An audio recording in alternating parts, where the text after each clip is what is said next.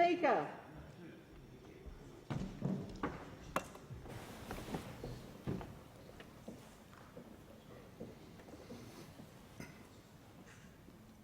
I acknowledge the Ngunnawal and Ngambri peoples who are the traditional custodians of the Canberra area and pay respect to the elders, past and present, of all Australia's Indigenous peoples. Almighty God, we humbly beseech Thee to vouchsafe Thy blessing upon this Parliament. Direct and prosper our deliberations to the advancement of Thy glory and the true welfare of the people of Australia. Our Father, which art in heaven, hallowed be Thy name. Thy kingdom come. Thy will be done in earth as it is in heaven. Give us this day our daily bread, and forgive us our trespasses, as we forgive them that trespass against us. And lead us not into temptation, but deliver us from evil. For Thine is the kingdom, and the power, and the glory, for ever and ever. Amen.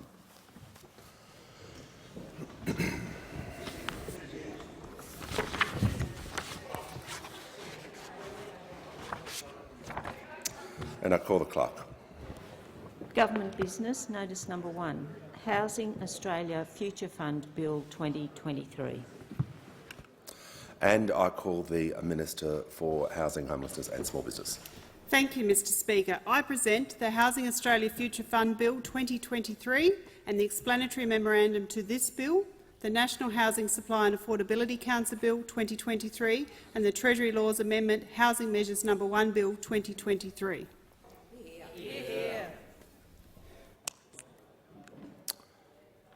And I call the clerk. First reading, a bill for an act to establish the Housing Australia Future Fund and for other purposes. And I give the call to the Minister for Housing, Homelessness and Small Business. Thank you. I move that this bill be now read a second time. Today marks a turning point. With the bills I introduce today, this government is turning the page on a wasted decade of national housing policy in Australia. A decade of dithering, a decade of delay, a decade of failing to address Australia's housing affordability challenges. The consequences of the previous government's failures to act seriously on housing has led to significant challenges right across the country. We know this because we see it and hear it every day. Rising rents, increasing homelessness and home ownership out of reach for ordinary Australians. Housing problems are now widespread and visible to all of us. And across our country's cities and towns, the dream of a secure home has become so much harder. Harder for the 116,000 Australians experiencing homelessness.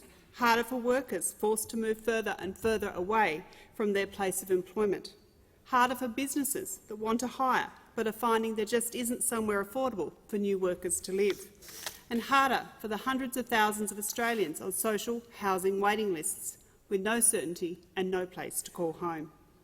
Behind these housing statistics are the devastating stories of people, Australians who don't have a place to call home. The growing number of older women who, through no fault of their own, can't afford to put a roof over their head. Vulnerable women and children who, escaping family violence, are being turned away from emergency accommodation. And some of our nation's veterans who have bravely served our nation abroad but can't find somewhere affordable to call home in Australia. For too long, these terrible stories have been ignored by the Australian government. But today is a turning point, because instead of another wasted decade, this government won't waste a day working to meet these challenges. Yeah. At the centre of our new government's housing agenda and enshrined in this bill is the creation of the Housing Australia Future Fund. The structure of the fund will protect it from the whims of future governments. The fund will generate returns over the long term, which will allow it to provide annual disbursements to deliver a secure pipeline of funding for social and affordable housing in Australia. This will provide critical certainty to Australia's community housing providers, and the scale of the investment will invite new contributions to social and affordable housing from institutional investors. This fund will be the end of the housing one-offs from the Australian government. It will be the end of the Australian government housing programs that make problems worse instead of better. Instead, the Housing Australia Future Fund will be the start of an enduring promise from the Australian government that more Australians should have a safe and affordable place to call home. Those of us on this side of the House came into government with another promise, and one of the Australian people which we intend to keep: a better future. The introduction of today's bills keeps faith with this promise. I'll now outline the functions of this bill. The Housing Australia Future Fund is one aspect of the government's commitment to improving housing supply and affordability. Central to this is the aim of increasing the supply of social and affordable homes and investing in more acute housing needs. As announced in the October 2022-23 budget, disbursements from the Housing Australia Future Fund will be used to fund social and affordable homes and other acute housing needs. In the first 5 years of operation, the government intends to use disbursements from the Housing Australia Future Fund to help build 20,000 homes to provide social housing, 4,000 of which will be allocated to women and children leaving domestic and family violence and older women on low incomes who are at risk of homelessness, and 10,000 affordable homes for frontline workers like police, nurses and cleaners who kept us safe during the pandemic. The National Housing Finance and Investment Corporation, which will be renamed Housing Australia, will be responsible for administering the majority of the disbursements from the Housing Australia Future Fund to help build the 30,000 social and affordable homes in the fund's first 5 years. Over the same period, the fund will also provide $200 million in repair, maintenance and improvements of housing in remote Indigenous communities, $100 million for crisis and transitional housing options for women and children leaving domestic and family violence and older women on low incomes who are at risk of homelessness, and $30 million to provide housing and fund specialist services for veterans experiencing homelessness or at risk of homelessness. The bill establishes the Housing Australia Future Fund and provides an initial credit of $10 billion. Disbursements from the fund will be made available for the purposes of funding social and affordable homes and other acute housing needs. Under this bill, annual disbursements will be capped at $500 million per annum to protect the balance of the fund and to ensure a sustainable source of funding into the future. The legislation will require 5-yearly reviews of the operation of the Act, which will assess the extent to which the fund is meeting its social, affordable and acute housing needs of Australians. The Housing Australia Future Fund will be managed by the Future Fund Board of Guardians, which has a proven track record of managing investment funds on behalf of the people of Australia and maximising returns over the long term. The bill requires the Treasurer and the Minister to Finance to issue directions setting out the government's expectations as to how the fund will be managed and invested by the board, including setting a new benchmark rate of return for the fund. Any disbursements from the fund will require formal government approval. As part of the annual budget process, the Housing Minister, in consultation with the Treasurer and the Finance Minister, will be responsible for bringing forward proposals for the government's consideration of the allocation of the disbursements to deliver on the government's targets for social and affordable homes and acute housing needs. The bulk of annual disbursements from the fund will be allocated to Housing Australia to deliver on the government's social and affordable housing commitments. Allocations to Housing Australia will recognise that a minimum annual amount over the long term is likely to be required to deliver on those commitments. In relation to the acute housing needs, the Housing Minister will also consult the other designated ministers, the Minister for Social Services, the Minister for Indigenous Australians and the Minister for Veterans Affairs. The Housing Minister will also consider advice from the National Housing Supply and Affordability Council before bringing forward spending proposals. The government established the Interim Council by administrative arrangements from 1 January 2023. The Council will be established in primary legislation as part of this housing package. The Council will be an independent and expert advisory body to the government to inform spending from the Housing Australia Future Fund and provide policy advice on housing supply and affordability. It has already begun building a strong evidence base to support the Commonwealth in developing housing policy and position the government to provide important leadership role in increasing housing supply and improving housing affordability in close collaboration with the states and territories. The bill will also establish the Housing Australia Future Fund Special Payments Account to make grants in relation to acute housing needs. Following a decision of government to allocate disbursements from the fund, The designated ministers will request that the agreed amounts be debited from the Housing Australia Future Fund special account and credited to the Housing Australia Future Fund Payments special account for the purpose of making grants. The designated ministers and the Housing Minister will also be able to request that a grant to a state or territory be channelled through the COAG Reform Fund. Payments to Housing Australia will be transferred to the Housing Australia Special Account for the purposes of making grants and loans for social and affordable homes and acute housing. All funding decisions will comply with the Commonwealth's established rules and guidelines of grants. Detailed information on grants under the Housing Australia Future Fund will be published online. Too many Australians struggle to secure safe and affordable housing, which is why we're committed to establishing the Housing Australia Future Fund, along with other significant housing reforms, such as the new National Housing Supply and Affordability Council, a National Housing and Homelessness Plan, and a Help to Buy scheme. The introduction of this legislation builds on the work we have already begun to address Australia's housing challenges. Our action to immediately unlock up to $575 million from the National Housing Infrastructure Facility for social and affordable housing. Our decision to bring forward the regional first-home buyer guarantee by 3 months, which has already helped more than 1,700 Australians into home ownership. The formation of the Interim Supply and Affordability Council, which has already begun its important work to deliver independent advice to government, and National Cabinet's decision to re-establish the Housing and Homelessness Ministerial Council, and the 3 meetings I have already held with my state and territory colleagues. Delivering on the establishment of the Housing Australia Future Fund, along with the other housing reforms, will mean more Australians will have a safe and affordable place to call home. Full details of the bill are contained in the explanatory memorandum. Home is the foundation from which we build our lives. Without a stable home, people, no matter their age, struggle to live in good health, stay in training or education, and to find or keep a job. It's not good for them, for their families, for their communities, or for our country. I know this because I have lived it. The Prime Minister knows this because he has lived it. It's why this government is serious about making sure more Australians have a safe, affordable place to call home. This is about working together. It's about partnerships. Yes, it's ambitious, because it has to be. It's the only way we'll tackle the challenges we face as a nation. Thank you. The debate must now be adjourned. I call the member for Canning. Be adjourned. The question is the resumption of the debate be made and order of the day for the next sitting. I'll put the question. All of those of the opinion say aye. Against no. I think the ayes have it. And I call the clerk. Government business. Order.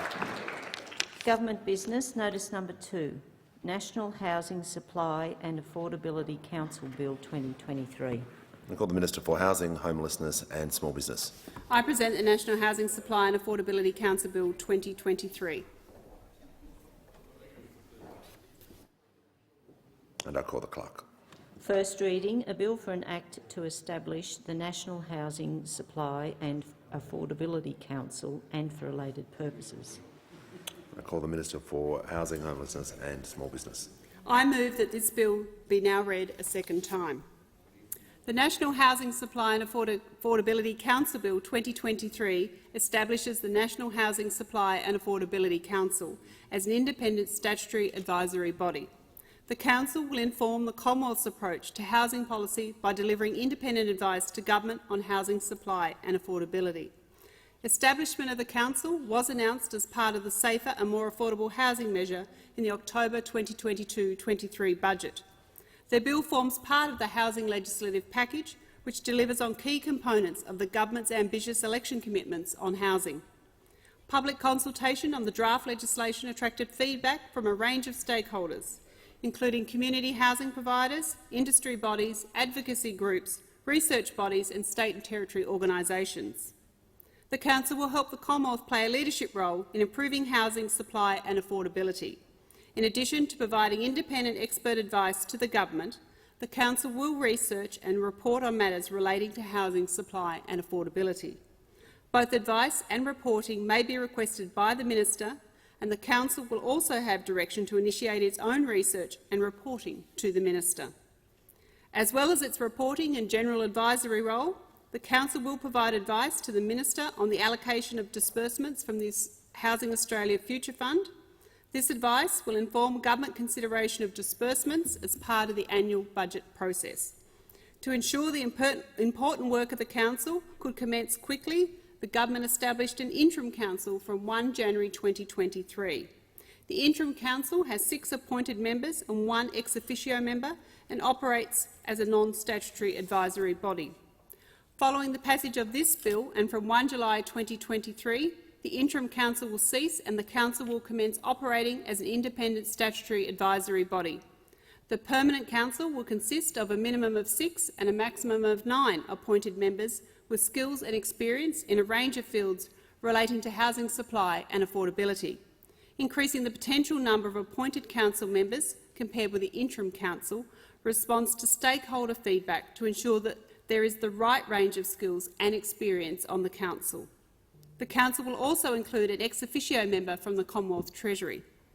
The bill enshrines the independence of the Council, ensuring it can provide full and frank advice and reporting on issues Council members consider important across the housing spectrum. The requirements as to skills and expertise will support the production of high-quality, targeted advice to the Commonwealth Government.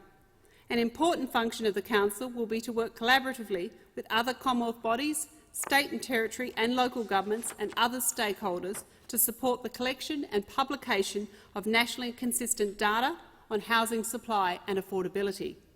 And this collaborative role will enable the Council to provide important input into the development of a national housing and homelessness plan, which will establish a clear national strategy to address the significant challenges we face to ensure that Australians have access to safer and more affordable housing. Full details of the measures are contained in the explanatory memorandum.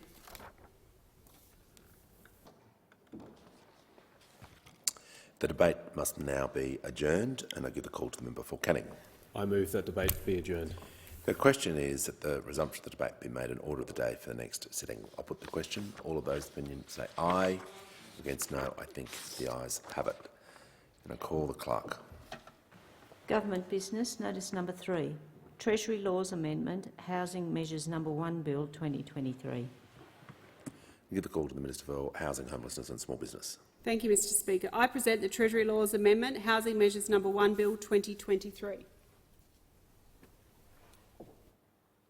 And I call the clerk. First reading, a bill for an act to amend the law relating to the National Housing Finance and Investment Corporation and to deal with consequential matters arising from the enactment of the Housing Australia Future Fund Act 2023 and for other purposes.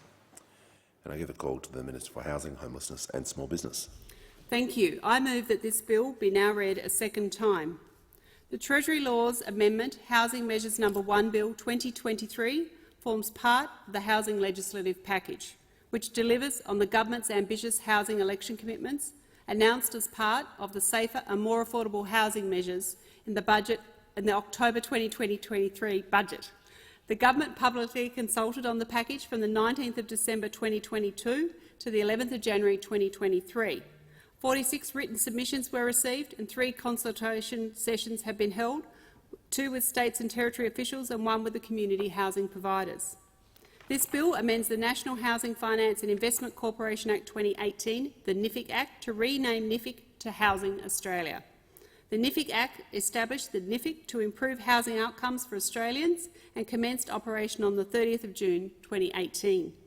NIFIC's responsibilities include the operation of the Affordable Housing Bond Aggregator, capacity building for community housing providers administering the government's home guarantee schemes, and the $1 billion National Housing Infrastructure Facility.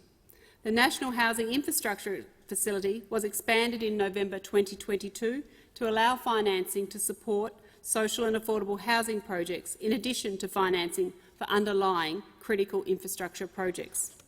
Housing Australia will continue to operate as a corporate Commonwealth entity governed by an independent board, reporting to the Minister for Housing. It will be directed in the performance of its functions by investment mandate direction issued by the Minister for Housing. In addition to the new responsibilities set out in the Housing Australia Future Fund Bill, Housing Australia will continue to administer the Affordable Housing Bond Aggregator, the National Housing Infrastructure Facility and the Home Guarantee Schemes. This will allow Housing Australia to build upon NIFIC's successes while supporting the government to deliver on key housing commitments. The bill also makes consequential amendments to reflect the change of the NIFIC to Housing Australia and ensure consistency across Commonwealth legislation. This bill also streamlines the functions of Housing Australia and establishes an annual review mechanism for the National Housing Infrastructure Facility. This will allow the government to regularly review the facility's performance against the objective of increasing and accelerating the supply of new social and affordable housing.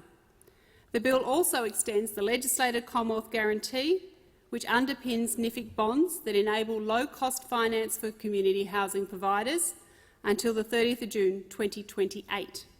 Extending the guarantee provides certainty to the community housing sector and investors in debt securities issued by the bond aggregator. Finally, the bill makes a number of further consequential amendments to legislation in the Finance and Treasury portfolios to enable the effective operation of the Housing Australia Future Fund. Full details of the measures are contained in the explanatory memorandum. I thank the Minister, and the debate must now be adjourned, and I give the call to Member for Canning. I move that debate be adjourned. The question is that the resumption of the debate be made an order of the day for the next sitting. I'll put the question. All of those opinions say aye. Against no. I think the ayes have it.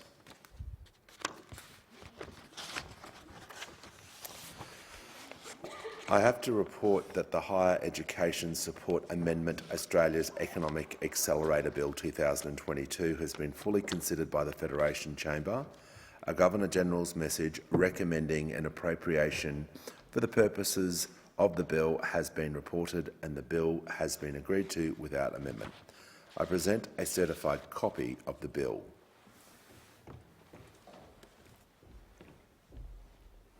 The question is that the bill be agreed to. I'll put the question. All of those opinions say aye. Against no. I think the ayes have it. This bill has been agreed to. I give the call to the Minister. I ask leave of the House to move to the third reading immediately. Is leave granted? I call the member for Canning. Leave is granted. I call the Minister. I move that this bill be now read a third time. I'll put that question. All of those opinions say aye. Against no. I think the ayes have it. And I call the clerk. Third reading, a bill for an Act to amend the Higher Education Support Act 2003 and for related purposes. We'll move to report from committees.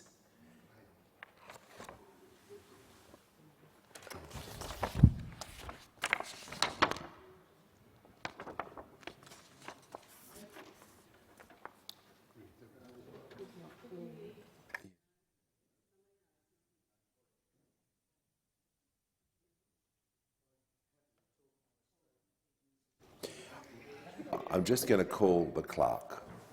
Government business, order of the day number 1, Ministers of State Amendment Bill 2022, resumption of debate on the second reading. The question is that this bill be now read a second time.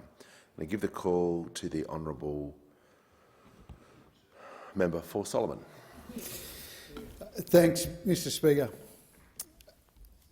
Mr Speaker, improving integrity and good governance was a major election commitment of the Albanese Labor government. And this was rightly one of the Australian people's top priorities at the last federal election. And if I can say so, your appointment to your position, Mr Speaker, has helped us get back on track. I've spent quite some time in this place talking about the need, after the last decade, for us to rebuild the ethical infrastructure of our nation, and that is what we are getting onto.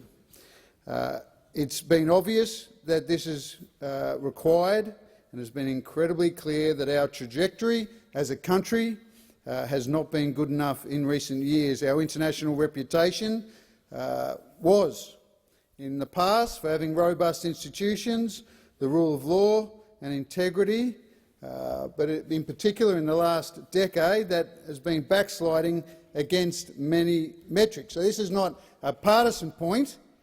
Let's hear what the different organisations have had to say. We've seen this backsliding in the last decade in the Transparency International's Corruption Perception Index, which measures trust in government. Now, that data showed that between 2012 and 2018, Australia slid to 13th place in the index. A 2018 Australia Institute report calculated that perceptions of growing corruption in Australia shaved 4% off our GDP due to the hit to business confidence. And that had a real cost to us of a massive $72 billion. But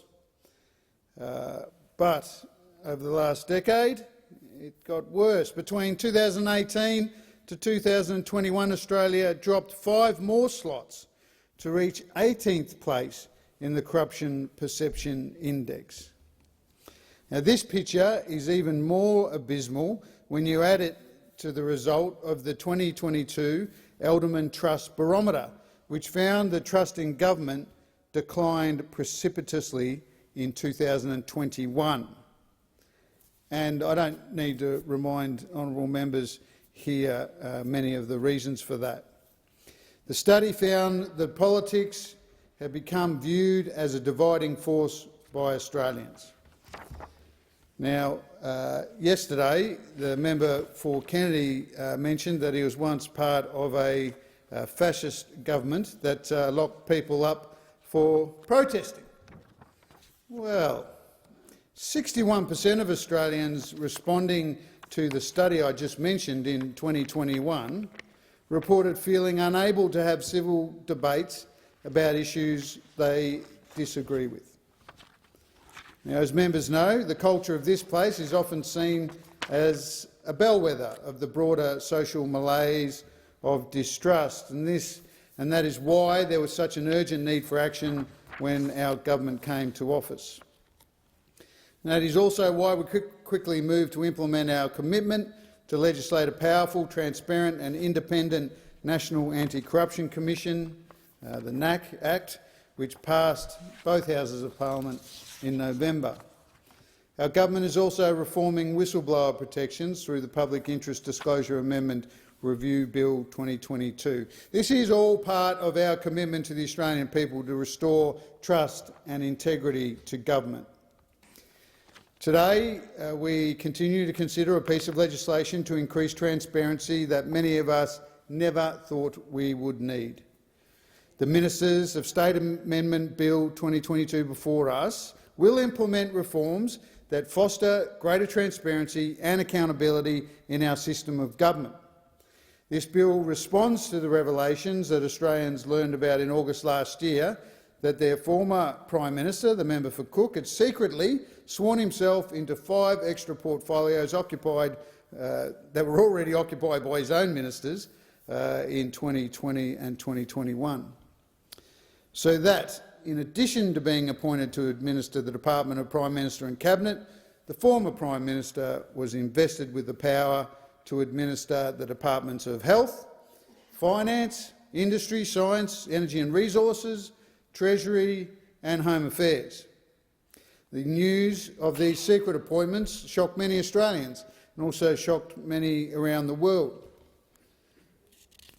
And it also goes without saying that it shocked many members on all sides of this parliament when it came to light, probably except for a select few that were in the former Prime Minister's circle.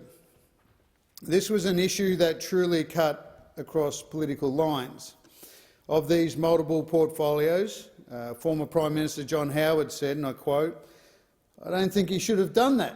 I don't think there was any need to do it, and I wouldn't have," end quote. And then the next coalition Prime Minister, Tony Abbott, said, and I quote, "I'm just not going to defend what was done. It is just highly unconventional, highly unorthodox and shouldn't have happened," end quote. The next coalition PM, Malcolm Turnbull, said, and I quote, "This is sinister stuff. This is secret government. This is one of the most appalling things I've ever heard in our federal government. I mean, the idea that a Prime Minister would be sworn into other ministries' secretly is incredible." End quote. It was in this context of widespread and bipartisan shock that the government acted to prevent this ever happening again. Our government referred these matters to the Solicitor-General, Dr Stephen Donoghue KC. As was clear from his advice, and again I quote, "The principles of responsible government are fundamentally undermined by the actions of the former government." End quote. Many who still sit on the opposition benches, on the benches opposite us today, were part of the government that allowed this culture, that allowed this behaviour to happen. In his advice, the Solicitor-General noted that, and I quote, "The Governor-General has no discretion to refuse to accept the Prime Minister's advice in relation to such an appointment." End quote. But while the Solicitor-General advised that Prime Minister Scott Morrison, the member for Cook, had acted lawfully and in accordance with the Constitution, he did so only because the current rules did not require notification of such an appointment to be valid. Now, that's obviously an omission that we learn can be misused to undermine transparency in federal parliament, at the very least, and to accumulate power in too few hands at the worst. Following the Solicitor-General's advice, it was also clear that an appropriate and swift inquiry was needed. So, on the 26th of August last year, the Prime Minister and the Attorney-General announced the appointment of former High Court Justice, the Honourable Virginia Bell AC, to lead the inquiry into the appointment of the former Prime Minister to administer multiple departments. The report was provided to our government on the 25th of November last year and has been published online. This is an outstanding, incisive report that goes to the core of this unfortunate story in vivid detail. And thanks to the report, for example, we know that Mr Frydenberg, the then Treasurer, was not informed of the then Prime Minister's appointment to administer the Department of the Treasury. The report draws on first-hand interviews with parliamentarians and officials involved in this case. Now, this inquiry, Mr Deputy Speaker, was not about the politics, but about how this happened, about why it happened, and about who knew about it. The Ministers of State Amendment Bill 2022 forms one part, an important part, of our government's response to Ms Bell's recommendations. Now, in response, the bill will require the Official Secretary to the Governor-General to publish a notifiable instrument registered on the Federal Register of Legislation as soon as reasonably practicable that the Governor-General has chosen, summoned and sworn an Executive Councillor to the Federal Executive Council, appointed an officer to administer a Department of State or directed a Minister of State to hold an office. It will also require notification when any of these positions are revoked. The notifiable instrument will include the name of the person, so we understand who's been sworn, the Department of State and the date on which they were sworn, appointed or directed. In the case of revocations, the notifiable instrument must include the name of the person, the name of the former office and the date that such membership, appointment or direction was revoked. This bill demonstrates the government's readiness to act promptly to restore the Australian people's confidence in our federal system of government and to rebuild integrity in public sector institutions, processes and officials. Transparency in government processes is not a nice-to-have.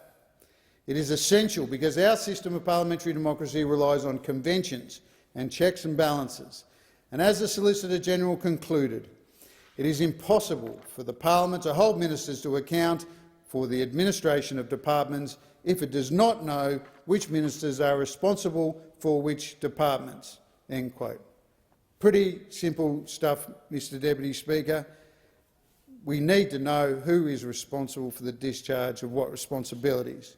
The measures in this bill will go some way to provide greater integrity and transparency around the process of appointing elected officials to high office, and especially to ensure we have a system of government where one person cannot again garner powers without adequate accountability to the Australian people and the Australian Parliament.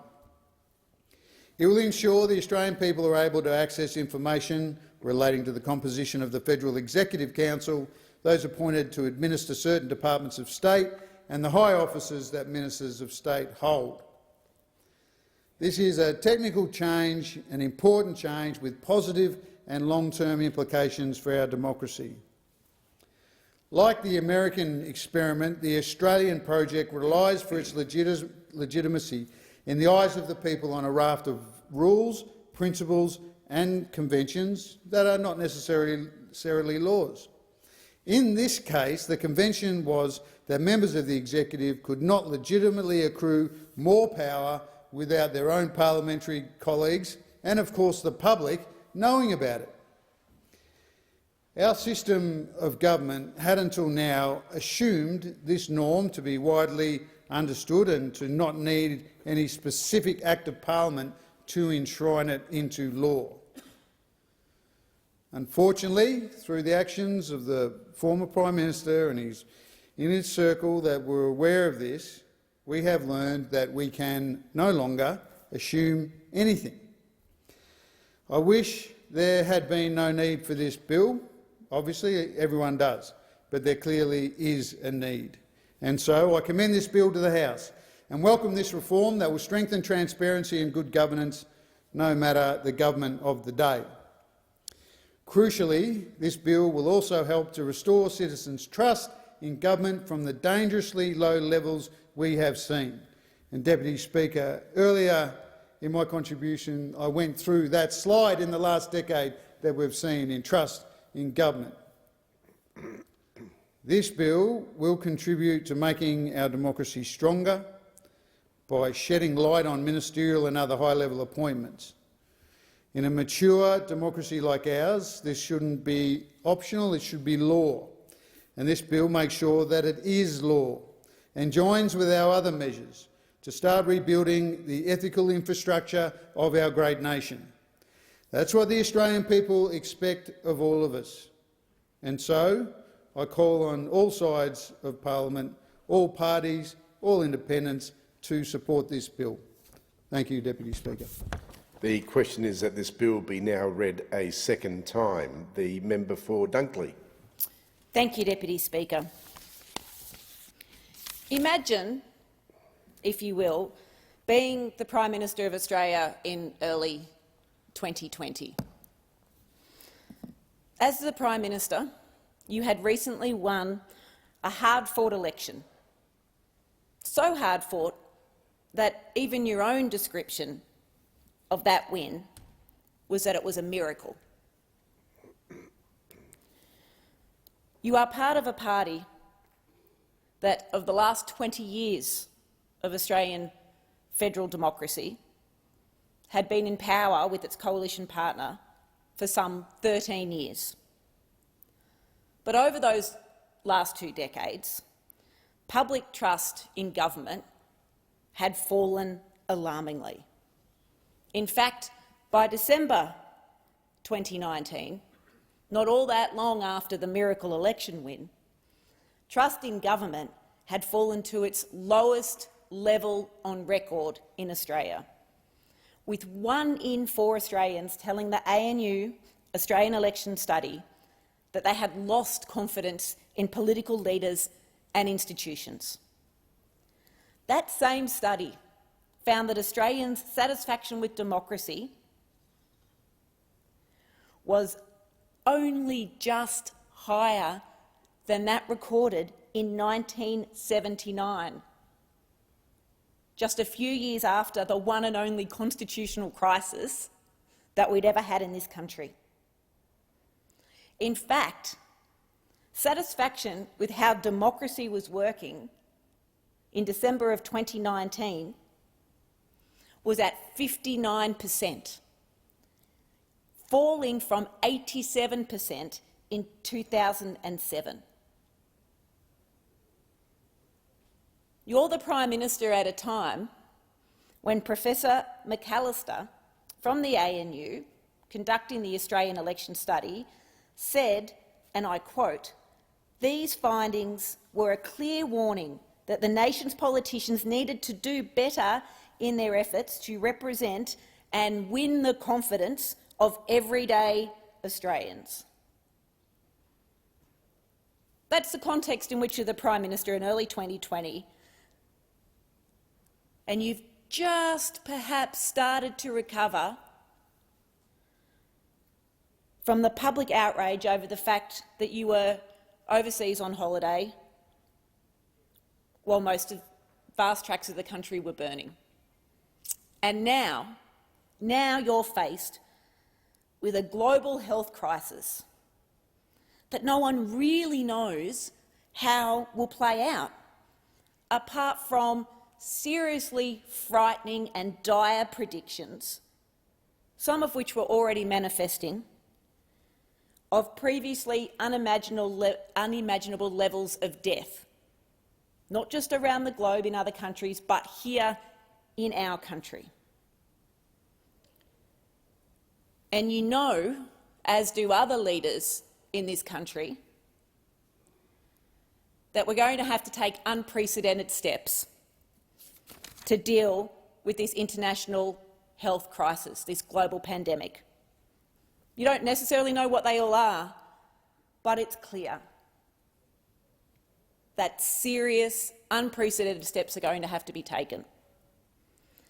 Actions that, on anyone's account, will absolutely require citizens to have confidence and faith in their governments, to support the people and the governments that will necessarily be implementing restrictions on their lives that they never imagined they were going to have to face. And we know that the power of government relies on the citizens supporting the democratic system that gives government power to do the everyday mundane things, let alone the extraordinary things that are required in a time of crisis. But then you're the Prime Minister who discovers that you personally don't actually have the legislative power to exercise some of those extraordinary powers. It's the Health Minister who does. So what do you do in all of those circumstances? Imagine that you are that person with the crisis in confidence, the global health crisis, the clear need to make sure that Australians understand what is happening and trust that the measures that are going to be put in place are being put in place for the best reasons to protect them and their families and their communities. And one of the most senior and experienced people in your cabinet has the legislative power to put in place some of those measures. As a reasonable, rational person who is in politics and government in order to make life better for Australian citizens, what do you do in all of those circumstances? What would you do where a crisis of trust in government was about to intersect with a crisis of life and livelihood, which at that time, in March of 2020, also had the potential to wreak havoc on the systems and the way of life that we all value? Well, we know what the Prime Minister at the time did. Secretly assumed the powers of the Health Minister and thought that the best way to take the Australian people with him was to not tell them what he was doing, was to take an extraordinary step that no Prime Minister had ever taken before, to give himself powers, extraordinary powers, but not tell anyone that he'd done it. Is that what you would have done if you were the person responsible at that time? would you want to go down in history as exercising powers in secret to yourself, giving powers in secret to yourself, being compared to Trump and others around the globe who took power for the sake of power, not power for the sake of delivering for other people? Or would you perhaps have said to the Australian people, in this extraordinary time, extraordinary measures will need to be taken, this is the minister standing next to me with the powers to do it, and you can absolutely be assured that as Prime Minister, I will be in the room at all times when decisions are made. I don't know about anyone else, but, well, I know about one person because he didn't take this path, but I think that's how you start to rebuild trust in democracy and institutions in this country. You are transparent, you are honest, you execute the powers that are given to you by legislation and the Constitution, and if you have to do something that has never been done in the history of our democracy before, you tell the Australian people what you are doing and why you are doing it.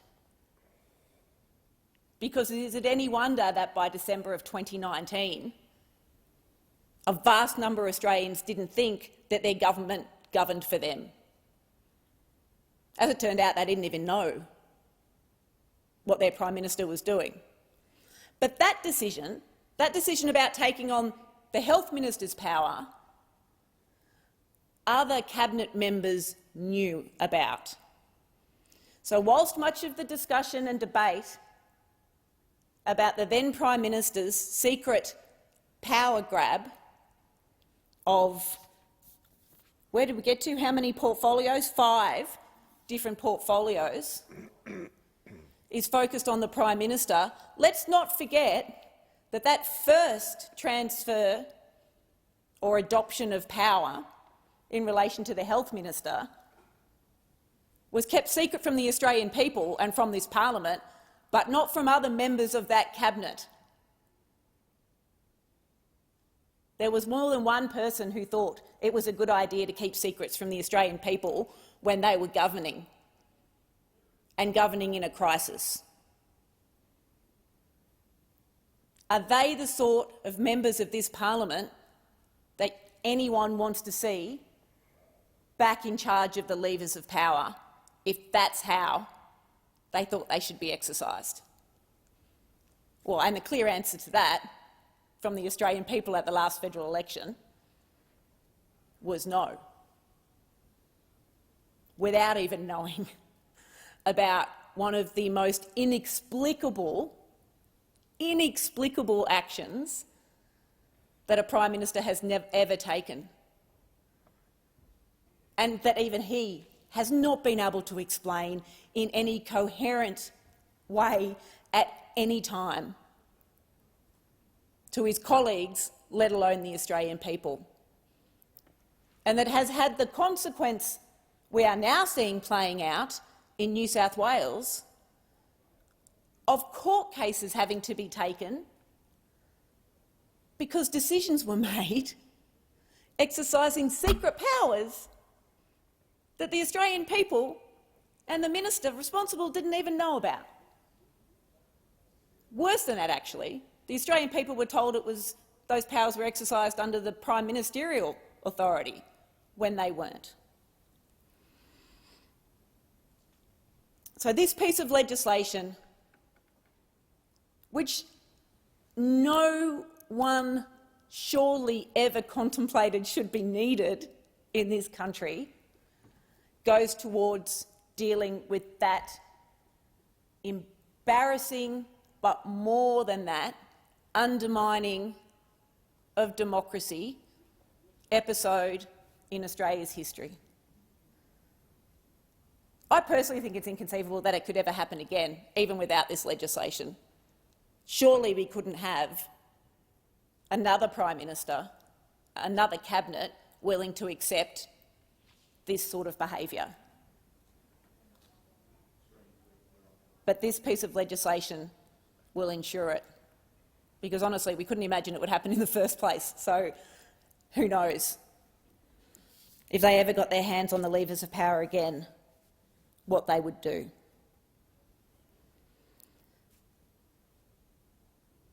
The crisis in democracy can be dealt with. And in fact, during COVID, we saw, for a brief period of time, Australians starting to believe again in democracy and their leaders, because they did see publicly difficult decisions being made in order to save lives, in order to save businesses and the economy. But it can't be restored unless everyone in this chamber and everyone involved in politics and everyone who cares about democracy and parliament and government are equally committed to restoring it. I'm proud, as is everyone on this side of the chamber, to be part of a government that went to an election saying integrity has to be restored and we want to be the government that does the hard work to start to do that. And as my colleague, the member for Solomon, said before me, and I'm sure others have said in this debate, this legislation, the National Anti-Corruption Commission, the way in which this government is putting in place proper guidelines for how funding should be delivered to organisations, the commitments to a code of conduct, the commitments to conducting ourselves as professional adults whose every action and decision is about making lives better for the people we represent. We are proud of being part of that, and we are committed to that. And I commend this bill, and I ask everyone to imagine what they would have done in March 2020. And when you come to the conclusion that it couldn't have been what the then Prime Minister did, admit that publicly, because there are too many people in this chamber who still want to be apologetic for Trumpish behaviour that has no place in Australia's democracy. Thank you, Deputy Speaker. The question is that this bill be now read a second time. The member for Bennelong. Thank you, Deputy Speaker, and I thank the member for Dunkley for her wise words and support of this very important legislation. There have been many seminal moments, historical moments in our short history of our democracy and federation, and there are moments that we just reflect on it and go, look, where was I when? You know, where was I when there was the moon landing? Is something you often hear people chat about. Where was I when Cathy Freeman won gold in the 400 metres? Where was I on the date of the dismissal? And now, in 2023, we reflect, where was I when I found out the former Prime Minister and member for Cook swore himself into 5 secret ministries? Where was I when I found out about the deep betrayal of our former Prime Minister? And as I was writing this speech, Deputy Speaker, I thought I would take myself back to that time and just think about everyone's shock and disbelief at reading this news. I remember the day in August last year, my phone was going off, messages from everywhere, and I recall one I sent to my partner Joe, which was just a link to the breaking news, and all I typed was, OMG, WTF. It was a truly extraordinary moment. OMG, WTF indeed. And as we speak on this legislation, I thought it would be useful to understand the history of this extraordinary moment. We need to remember and refresh our memories about this absolute betrayal by the member for Cook of parliamentary process and of our democracy. He further severed the trust that he held with the Australian people, and here's how it played out. In August last year, the current Prime Minister confirmed that between March 2020 and May 2021, the member for Cook appointed himself to Minister for the Department of Health on the 14th of March 2020, Minister of Finance on March 30, 2020, Minister for Industry, Science, Energy and Resources on April the 15th, 2021, Minister for Home Affairs on May the 6th, 2021, and the Treasurer on May 6, 2021. And this revelation came just hours after the member for Cook then said that he didn't recall whether he had been sworn into appointments other than Health, Finance and Ministry. I mean, imagine that. Imagine not recalling whether you were appointed a minister. Imagine that. And he went on the radio nationwide and just said, oh yeah, I don't recall being appointed. Extraordinary. Anyway, let's go through each one because it's important. As we try and fix the mistakes of the past, it's important we understand what happened and when happened. So March 14, 2020, the member for Cook appointed himself to the Department of Health as Minister for Health. At the time, Australia had recorded just 100 cases of COVID. 5 days later, Australia would close its borders to international travellers, and returning Australians would thereafter be ordered into hotel quarantine. In what we learned to be a rare exception, the member for Cook had the support of the then Health Minister, Greg Hunt, to appoint himself to the portfolio. We know that that's an exception to the other portfolios he appointed himself to. It's believed that it had been discussed with other members of the National Security Cabinet, and we learned also that the reasoning for it was a safeguard mechanism should Mr Hunt become ill or infected. Look, this one's kind of half understandable, totally not necessary, because we know that current processes mean if a minister is unavailable, we can appoint a new one quite quickly, so not needed, but sure, a few people talked about it, it seemed okay, those in the know knew. But what's not understandable and what's not okay is that the public nor the parliament were not informed of the member for Cook's secret appointment. That's not okay, and that didn't happen. Then, on the 30th of March, the member for Cook then appointed himself to the finance portfolio. On that same day, he announced the JobKeeper scheme, which provided a $1,500 fortnightly payment to about 6 million Australians. The member for Cook said of this appointment, he said that last year, he said the situation was unprecedented and extraordinary and that he needed a backup plan. Well, I'll tell you what was unprecedented and extraordinary. The fact that the then Finance Minister, the real one, not the substitute, the real Finance Minister, Matthias Cormann, did not know that the member for Cook appointed himself to the finance portfolio, and once again, the public and the parliament were not informed. Interestingly, the member for Cook said at the time that not informing the real Minister for Finance that he appointed himself to the same portfolio had been an oversight of his office. Not an oversight of his office. There's always someone else to blame for the member for Cook. Nothing's his fault. And also, no apology to the parliament, no apology to the Australian people for not informing us. It was just an oversight of his office not to inform the actual finance minister. On April 15, 2021, over a year later, the member for Cook appointed himself to the portfolio of Industry, Science and Resources. The member for Hinkler, who was the Resources Minister at the time, said he had a conversation at the time with the member for Cook, but neither of them made those conversations public. Again, the parliament or the public were not informed that the member for Cook also acted in that portfolio. And we now know, as the member for Dunkley just outlined, the absolute mess that has left communities up and down the New South Wales coast through that court case, something that has had real consequences by these terrible, terrible, terrible decisions of the member for Cook. And again, the public or the parliament were not made aware. On the 6th of May, the member for Cook appointed, he thought he was starting to get used to the process. Instead of appointing himself to one extra portfolio on one day, he appointed himself to 2 extra portfolios on one day.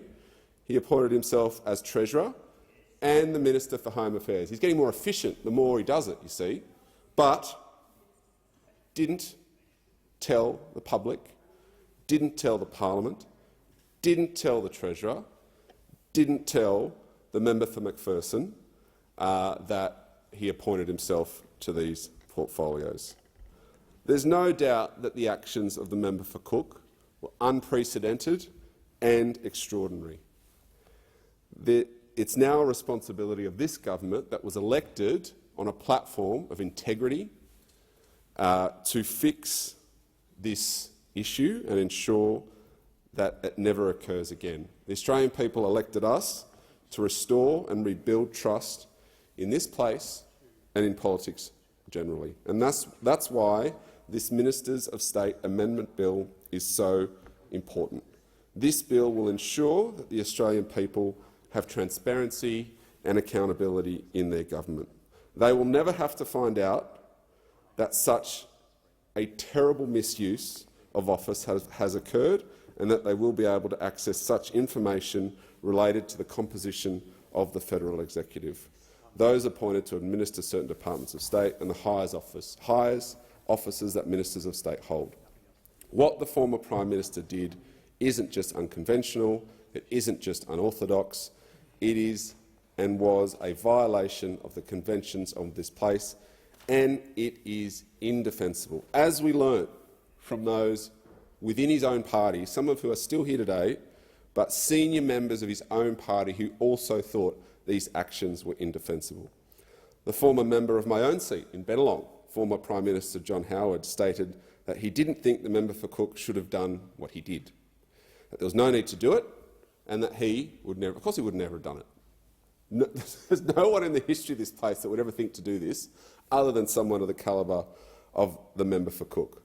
Former Prime Minister Malcolm Turnbull said, and I quote, "This is sinister stuff. This is secret government. This is one of the most appalling things I've ever heard in our federal government. I mean, the idea that a Prime Minister would be sworn into other ministries secretly is incredible."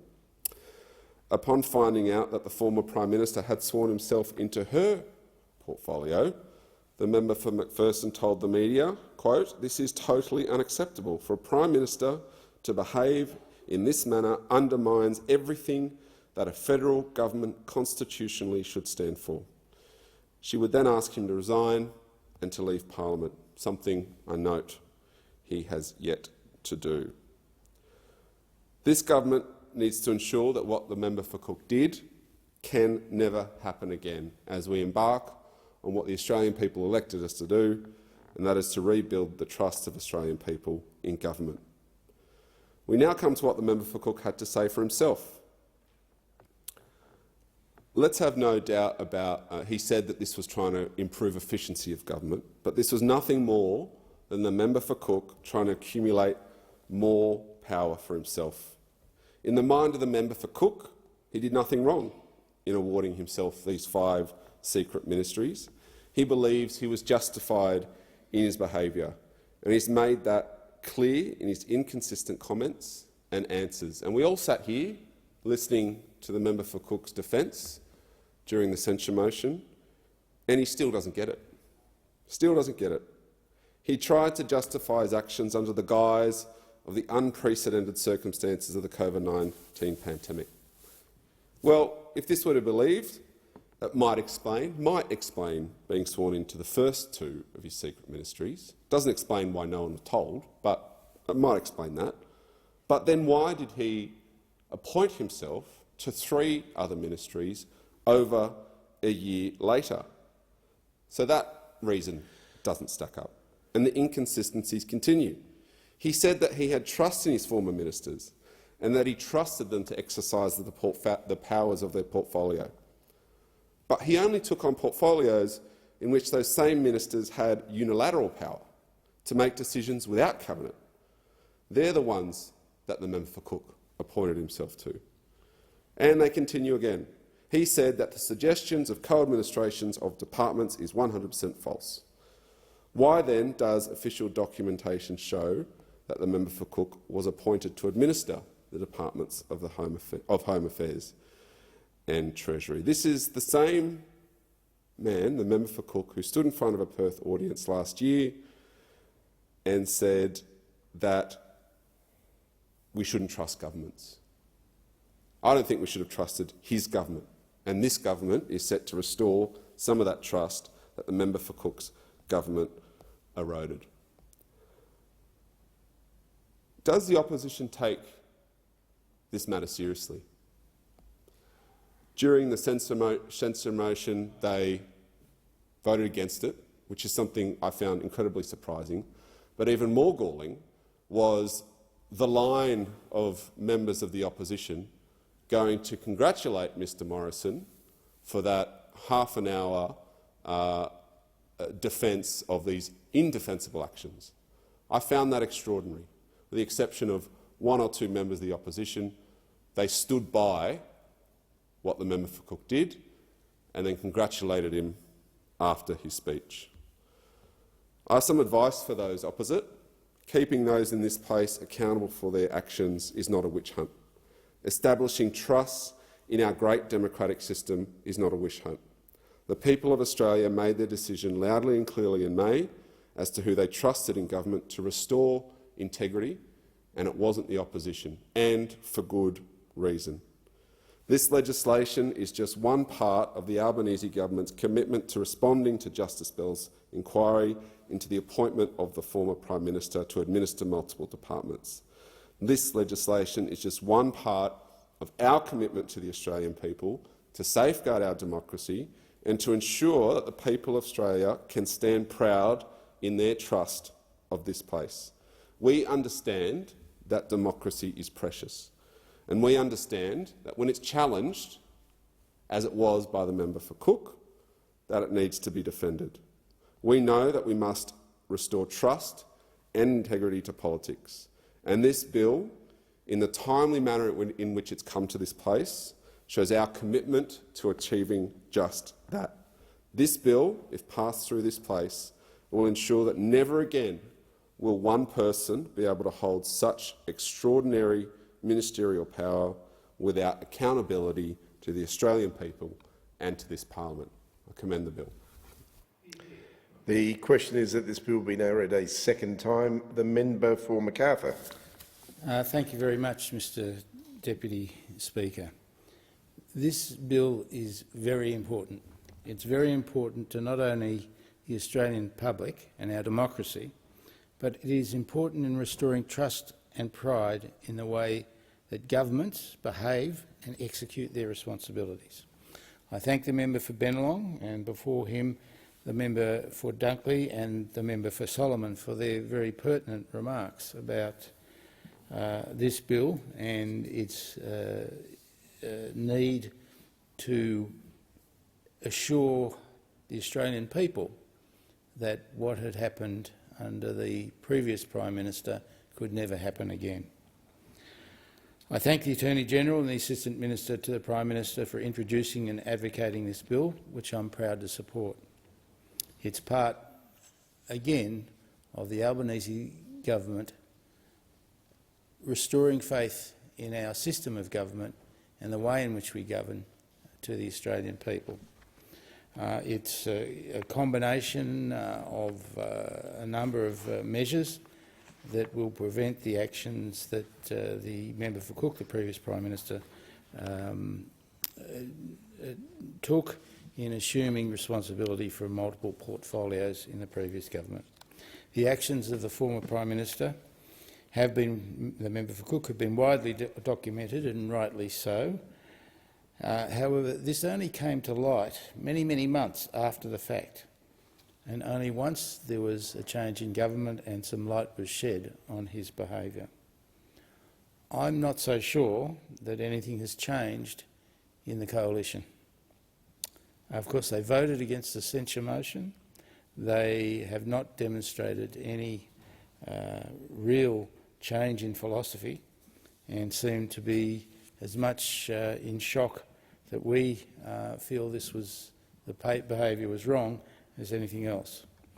It was a shock, and it was a shock to all Australians, to members of parliament, to constituents, and even to the many ministers that the former Prime Minister had taken portfolios from or had assumed responsibility for their portfolios.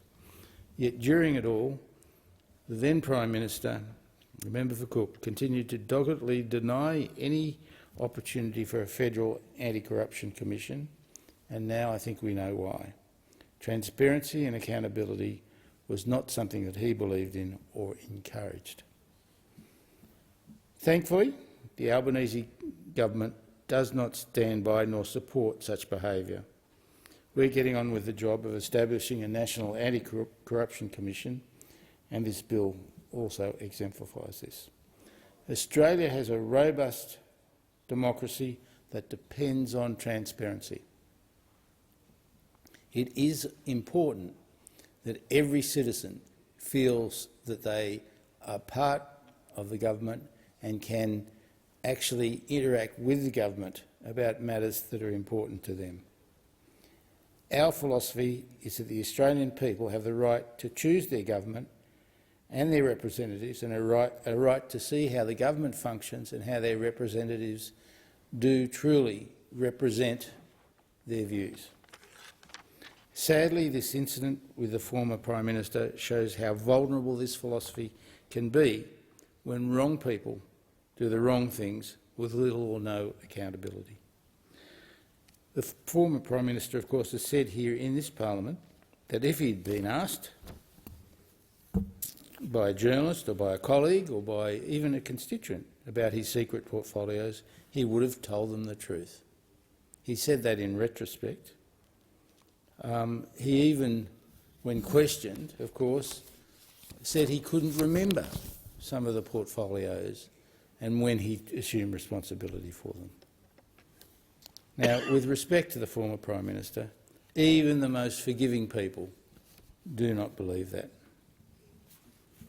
We saw over a decade of coalition government an erosion of transparency and accountability. I think this is a philosophical issue and a philosophical problem within the coalition. We see that in their very behaviour. We see that in their continual refusal to have a representative party that represents all Australians.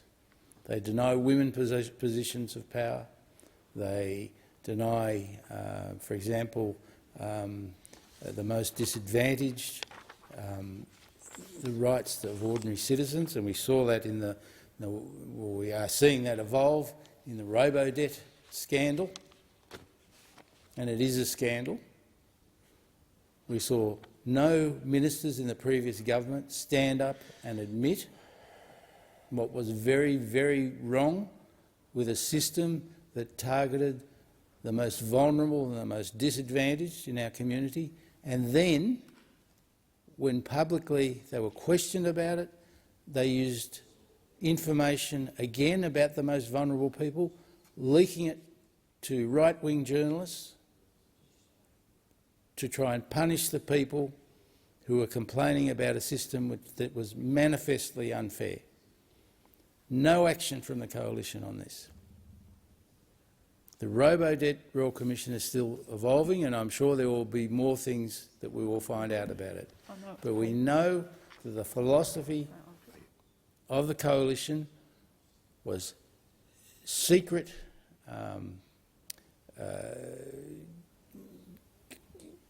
consultations that punished the most vulnerable, that didn't allow people to see what was happening to the most vulnerable in our societies, and the total lack of responsibility for these people in the previous government. Now, there's been a decade of other Prime Ministers, the previous Prime Minister, the member for Wentworth, and member for Warringah, etc., where manipulations, secret funding arrangements, etc., were foisted upon the Australian public in a very, very unfair manner. The actions of the former Prime Minister to secretly appoint himself to multiple ministries, with the Governor-General colluding with him without informing the Australian people, I think is very sinister, but it is also just a symptom of this secretive philosophy of punishing the vulnerable, of not allowing the Australian public to see the truth that continued for 10 years under a coalition government. And as I said, I'm not convinced that anything has changed. The actions of the former Prime Minister and his government were contrary to the spirit of an open democracy, and they should never be repeated, and this legislation is part of a remedy for that. It's not just Labor politicians who are saying that. Previous Prime Ministers, the previous member for Bennelong, John Howard, was critical of the Prime Minister's action, as was the member for Wentworth, etc. But it was a symptom of a government that really did not respect the democracy that we all cherish. And I think they are paying the price for it now and will continue to pay the price for it for some time. The Solicitor General, Stephen Donoghue, KC, who was tasked by our government to review the former Prime Minister's actions, his advice was that the principles of responsible government are fundamentally undermined by the actions of the former government, and I agree with him. I could not agree more. Our democracy depends on a form of government that allows every citizen to feel involved and to see how it works. The fact that this very building and this chamber allow the public to look at our debates, to view their representatives and can see how we debate different issues is in this spirit, and long may it continue so. The fact that our constituents can visit us in our office and question us about policy and our behaviour and how we represent their wishes is part of that open democracy. I am not convinced that the coalition even now understands that, and that is why this bill is so important. It will implement reforms to provide greater transparency and accountability at the Commonwealth level of government. It will stop things like the rorting of sports grants, the rorting of grants for flood relief, etc., during the previous natural disasters. It will stop that rorting. The previous coalition government saw nothing wrong with that. It was absolutely shameful, their behaviour. It's only now being exposed. But I don't hear anyone from the coalition apologising for that behaviour. And that behaviour is a fundamental undermining of our whole system of government. We've heard in New South Wales also the philosophy of the Liberal National Party was that rorting is okay. We heard from the previous leader in New South Wales of the Liberal Party that rorting's okay, everyone does it. We call it pork barrelling, but it's actually okay. Don't worry about it. How do you think people who are the victims of natural disasters, who have been left out of grants because they happen to live in Labor electorates, how do you think they feel about that? I mean, this is a fundamental issue, and I believe that the coalition will never recover from their last election loss until they actually understand that. The Robodebt Royal Commission, as I've said, is very, very important, but I think the findings are shocking even to me, who was expecting some bad things to be found out. It's even worse than I imagined. And I think those opposite should be absolutely ashamed of that. And I hope at some stage they will apologise for their behaviour. Over many years from the coalition, we've seen contempt for transparency and appropriate behaviour by many representatives in the previous government. It's not just about the Prime Minister.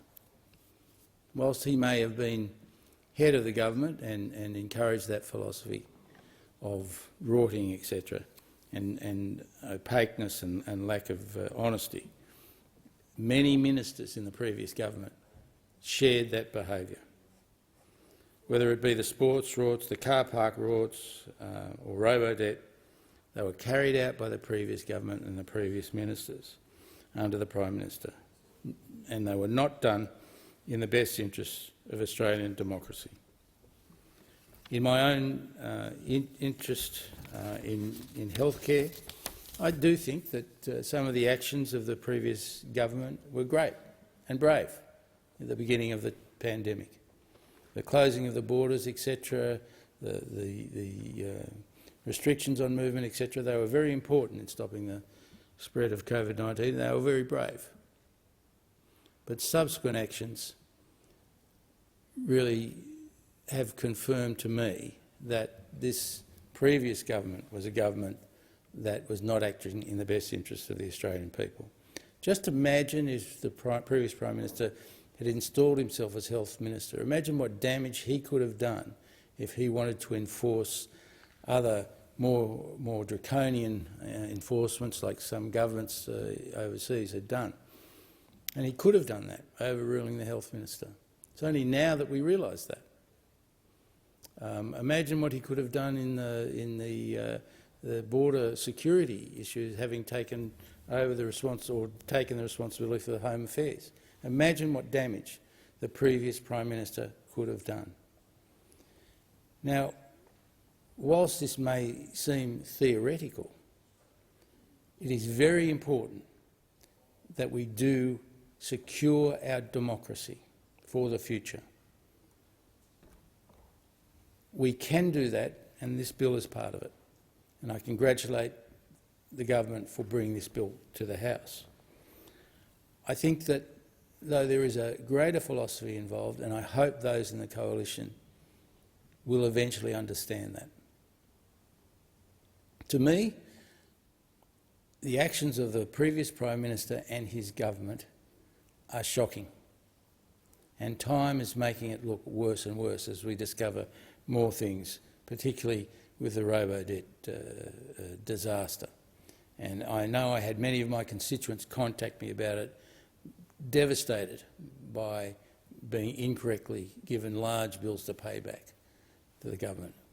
The Albanese Labor government is a more compassionate and a much better and open government, and I commend this bill to the House as a way of reinforcing that. Thank you. The Minister for Skills and Training. Thank you, Deputy Speaker. Well, after that powerful and compelling contribution by the member for Macarthur, I move that debate on this bill be adjourned. Is leave granted? It's granted. Sorry, go straight to the question. All those that opinion say aye. To the contrary, no. The ayes have it. Clerk. Government business. Order of the day number 2. Paid Parental Leave Amendment, Improvements for Families and Gender Equality Bill 2022. The question is that this bill be now read a second time. The member for Swan. Thank you, Mr Speaker. One of the biggest considerations that I took before I put my hand up before deciding to run for the seat of Swan was whether I could do the job to the highest standard while being there for my 2 young children. It's a hard decision to make, and one that many, particularly West Australian candidates, consider during their nomination process. It's something we all think about when we have children. We ask ourselves questions like, how can we balance our careers, our incomes, and remain present in the lives of our children? This is why I rise today to speak in favour of this bill on behalf of parents and carers and future parents and carers in my electorate, because I believe that parents shouldn't forego their careers just to be present in their child's early years.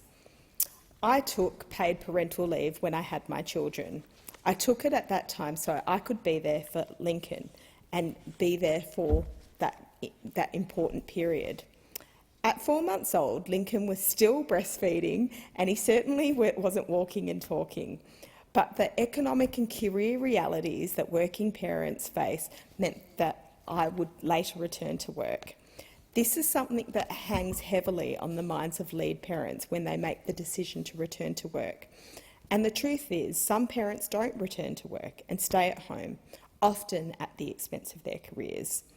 Typically, it's often mothers and female carers who make the decision to leave their job, foregoing income, superannuation and career experience. This is one of the reasons why the pay gap exists. This issue is a cost that deprives our nation of talent. It means that women, on average, are retiring with less superannuation. It means that women, on average, are earning less than their male counterparts in the same career. It's also the reason why we see that some women miss out on promotions. Parenting is not the sole responsibility of the mother. This bill recognises this fact. This bill gives families access to payment, gives parents more flexibility in how they'll take leave, and encourages parents to share the improved gender equality. My husband and I use the term lead parenting. This is because at one time you can change who is looking after the children, but it's not a thing that needs to be consistent. On some days, like today, Sam's in charge of parental responsibilities as I focus on my work, and on other days it's his. No one should feel that they have to be defined as the primary or the secondary carer in order to receive paid parental leave. In the child's eye, there isn't really a primary or a secondary carer. It's mum or dad, or maybe mum, or just mum, or only dad, or maybe mum or mum, and maybe dad and dada. It's useful to point out that the first version of this bill was rather heteronormative. Modern families look different, including the families of Swan, which reminds me of a fabulous gay couple in the electorate of Swan, Lana Snook and ex-gold Olympian medalist Tony Cronk. And they're people that have shown the different parenting models that exist, and that's something that this bill recognises. I don't want to just look at this bill from the perspective of lead parents and women getting greater flexibility. I also want to look at it from the perspective of providing fathers and male carers greater choice, a greater choice to be in the lives of their children and balance their careers. Kids love having their dads around. Last year, I met with the Fathering Project, who's doing great work on empowering dads to be the best parents that they can be. We spoke about how their work found that some of the children that had male MPs kids felt like they were second priority. Absent and busy fathers are a significant social issue and inadvertently affects the lives of Australian children and young people. Whether it's people or blokes working FIFO, long hours in the office, or sitting in this chamber, economic and gender-based expectations on men sometimes keeps them or prevents them from being as present as they would like to be in their lives. Giving fathers and male carers a chance to be there for the first moments of their child's life allows for that bond to be built, and that's something that has a lasting effect and is really important, particularly in the earlier years. The early years are known as some of the most formative years in a child's life, and they often say that it's the first 900 days that's really critical for a child, and for both parents to be present is really important. And the thing that we see that when dads are involved in the early years for a child, that actually sets them up for successful relationships for the rest of their child and teenage years. It's also something that helps them be well-adjusted adults. There's something particularly warming and historic about standing in this chamber and talking about parental leave in relation to making it more accessible for male parents. And the thing that I'd also like to point out is that it's the Labor Party that introduced this in the first instance, but it's also the Labor Party that's improving this policy as well. And one of the reasons for that is because the Labor Party is the party that it has better representation of what the Australian society looks like. The Labor Party has some of the best diversity on this side of the chamber, and that relates to women, but also men that are very present in the lives of their children. And the thing that I see with this particular bill is that this is a structural change which will ensure that dads will be more present. And the thing that I'm very lucky about from my family is that my grandfather, or not my grandfather, my children's grandfather, is very hands-on and very present. And the thing that I can see, because my husband Sam has had the opportunity to be at home during the earlier years, is that this means that my children have a strong bond with their father, and this is something that they will have for the rest of their lives. And I think that this bill will ensure that more fathers will be there. The other thing that I'd also talk about is the flexibility of this bill and the way that it's taken. I remember being in my electorate of Swan and being at the pool and speaking to a mother called Louise who was at the pool and was pregnant and was talking about her baby that was going to be born. She was very excited to hear about this bill, and the thing that she particularly liked is the flexibility as to which parent actually takes this leave. And the thing that she saw is that during her first child's birth, that they didn't have as much flexibility, and from a family circumstance perspective, it was harder to make sure that they actually realise the full benefits that actually exist. And so this was something that she was very excited about, but we also talked about our cheaper childcare bill and how that will be helpful when she returns to work. The thing that I would say is that the Labor Party is very supportive of women, and this is a bill that does that. But the other thing that I'd say is that we also want to make sure that dads are present, and that we also make sure that we have an understanding of what modern families look like, and they're not always heterosexual couples. The other thing that I'd also say is that this is also a wonderful time for children and their parents, and it's so wonderful, that particular time. And the truth is the Labor Party has always been at the forefront of this. In WA, Senator Pat Giles was a woman who had basically worked on negotiating union agreements to make sure that people initially had access to maternity leave, and that was initially 1 year of pay without 1 year of leave without pay, to make sure that women were guaranteed their jobs. The truth is that was legislative things that happened in the 1980s. That was like almost 50 years ago, and the truth is that as a society we are continuing to improve what we are doing. We are continuing to make sure that we think about the future and make sure children, like the children we see up there, have mums and dads and lead parents that are present in their lives. Thank you, Speaker. Thank you. The question is that this bill be now read a second time, and I call the Honourable the Minister, the member for Richmond. Plenty of time. Thank you so much, Deputy Speaker. And can I start by acknowledging the contribution from the member for Swan? That was absolutely outstanding, and it is you're making an incredible difference here in this parliament, and particularly to hear about your pride about this bill. And I think we all share that in terms of the historic nature. And I too am very proud to speak on the Paid Parental Leave Amendment, Improvements for Families and Gender Equality Bill 2022. And of course this bill implements the first tranche of the government's paid parental leave changes that were announced in the budget, and is a bill we are incredibly proud of. And that's because paid parental leave is an issue that has such importance to the Albanese Labor government in response to the many community concerns over a long period of time, and the many advocates in terms of having policies like this in place. And it really was the part of the centrepiece of our first budget, because we understand how important this bill is. And I am very, very proud to be part of a government that recognises the value of a policy that's not only good for women, but it's good for men, it's good for families, and it's really good for the economy.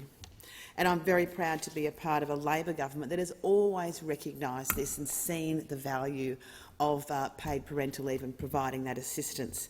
Of course, from the very first introduction of a similar such policy, the maternity allowance introduced in 1912 by the Fisher Labor government and its later reintroduction in 1943 by the Curtin Labor government and again in 1996 by the Keating Labor government.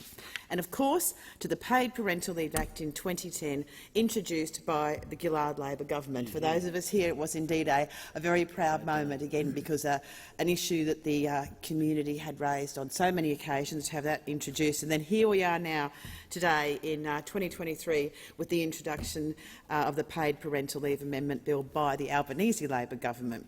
And this really does signify the most significant step to improve the scheme since its establishment in 2011. So our policies may have evolved over time, but history paints a very, very clear picture. It is Labor governments who have always been on the side of Australian families and providing policies like this, which increase participation and also are beneficial to our economy. And indeed, with this bill today, we very proudly continue that tradition. Now, the bill reflects the government's commitment to improving the lives of working families, supporting better outcomes for children and, very importantly, advancing women's economic equality. Around 181,000 families will benefit from the changes in this bill, including around 4,300 parents who will gain access that would have been ineligible under the current scheme, so it certainly opens it up so much more. And with this critical reform, the government is implementing paid parental leave conditions that reflects the needs of modern families, as we have heard from many speakers here today. We are reflecting those needs of contemporary families and their wishes in terms of accessing that leave. Now, from July 2023, the bill delivers 6 very important key changes. Firstly, combining the 2 existing payments into a single 20-week scheme. Secondly, reserving a portion of the scheme for each parent to support them both to take time off work after the birth or adoption. Thirdly, making it easier for both parents to access the payment by removing the notion of primary and secondary care. It's so important to do that for parents who, of course, are equally contributing to their children's upbringing. And for expanding access by introducing a $350,000 family income test, under which people can qualify if they don't actually meet the $647,000 individual income test. And number 5, increasing flexibility for parents to choose how they take paid parental leave days and transition back to work, having that important choice. And 6, allowing eligible fathers and partners to access the payment irrespective of whether the mother or birth parent meets the income test or residency requirements. And also, very importantly, Deputy Speaker, the changes in the threshold limit. We know that under the current scheme, when a birth mother earns under the $151,350 per year threshold and a partner earns more, the mother can access paid parental leave. However, if the mother earns more than the threshold and her partner less, the partner is not able to access the paid parental leave scheme. Clearly not a good situation. And of course, between 2010 and 2017 financial years, the numbers of women with taxable incomes of more than $150,000 has more than doubled. And indeed, in my own electorate of Richmond, since the 2011 census to the most recent 2021 census, there has been a more than 350% increase in the number of women earning more than $150,000, a huge increase in that time. So it's clear that the current scheme had to be changed and it needed reform to adopt to this growing trend. And of course, we've recognised this shift, and so this bill will introduce a much-needed family income limit of $350,000, operating alongside the current individual limit. And with these changes, a difference in earnings according to something like gender will not wrongly limit a couple's access to financial support. We need to look at a couple as a unit, working together, earning together for the betterment of their family, and that's exactly what this bill does. And of course, we need to have added flexibility. We know over the last few years, particularly through the pandemic and all of its challenges, we've heard so many Australians talk about the need for flexibility in their everyday lives. And we recognise this, and with this bill we are ensuring that paid parental leave is flexible to reflect those modern needs. The new scheme allows claimants to take the payment in multiple blocks, as small as a day at a time, within 2 years of the birth or adoption, and they remove the requirement to not return to work in order to be eligible. Very importantly too, Deputy Speaker, it removes the primary and secondary carers, the notion of that. And that's really important to do that because it allows all eligible parents to claim the payment. And this indeed reflects the needs and the reality of our modern society and the shift in community attitudes. And it really is indicative of this government and how much we understand the needs of Australian families today, and we reflect that in this House, which we should be doing as a representation of the people. And with the move to a single 20-week scheme, this bill allows fathers and partners to access the government payment at the same time as their employer leave. Under the current scheme, this is available to mothers. However, fathers are required to be on unpaid leave in order to receive the payment. Fixing this inequality removes the financial disincentive for fathers and partners to access the scheme to take time off work to care for a child. So whether you are a mother or father caring for your child, gender should absolutely not affect your access to parental leave payments. And, Deputy Speaker, this is one of so many measures that this government has very proudly brought in, particularly when it comes to gender equality and increasing women's participation, which of course is much better for our economy as well. And we're doing that through so many measures, particularly in terms of ensuring there's better wages and conditions, through our cheaper childcare initiatives, of course our 10 days paid domestic violence leave. We are absolutely committed to making sure that we do have that gender equality in place. And on top of that, Deputy Speaker, of course, last year, along with the Minister, we launched the National Plan to End Violence Against Women and Children. We outlined our shared vision to end gender-based violence within one generation, and we are very proud of that plan. It's our strong commitment to 10 years of sustained action to really work towards eliminating all forms of gender-based violence. And a major component of that plan is taking a whole-of-government approach to addressing the root causes of domestic and family violence, and one of those being gender equality. So this is one of the many initiatives that our government has pursued in terms of addressing gender equality. And this bill today does exactly that. It really is so important. So these changes that have come in this bill, the first stage of the government's reforms, really lay the foundation for our strong commitment to expanding paid parental leave. The government will bring forward more legislation, which will progressively increase the scheme by 6 weeks until it reaches 26 weeks in 2026, a full 6 months of leave. This is the largest expansion of paid parental leave since Labor established the scheme in 2011. So, Deputy Speaker, as I've said, the changes in this bill and what this bill means, that it sends a clear message that we treat parenting as an equal partnership that supports gender equality, and we value men as carers, and we want to see that reinforced in workplaces and in our communities and in the community attitudes right across the country. So the government's paid parental leave reform is incredibly good for parents, good for kids, good for employers, and very importantly too, very good for our economy in terms of increasing that workforce participation. And as a mother of 2 now adult children, I just am absolutely proud of how far we have come as a nation and how so much has changed in that time, particularly because of the actions of Labor governments. And very, very proud to be speaking on a bill that will really assist many families navigate an ever-changing world, and it will indeed help them in terms of their family and financial situations and their capacity to be able to work as well. And really proud to be part of a government that does value gender equality as a priority. I would like to acknowledge that this government has a strong commitment to it. And in terms of this bill, I certainly want to note and acknowledge the wonderful Minister for Social Services in introducing this bill. It is indeed a very proud, historic moment for all of us in the Albanese Labor government. And, Deputy Speaker, I commend the bill to the House. I thank the Minister. And the question is that this bill be now read a second time, and I call the Minister. Thank you, Deputy Speaker, and I would like to sum up this second reading debate by thanking all those who have contributed to this important debate, the Paid Parental Leave Amendment Improvements for Family and Gender Equality Bill 2022. As I've said before in this place, improving paid parental leave is a critical nation-building reform. It's critical for families, it's critical for women, and it's critical for the economy. Paid parental leave is a proud Labor legacy, and the Albanese government is building and expanding on that legacy.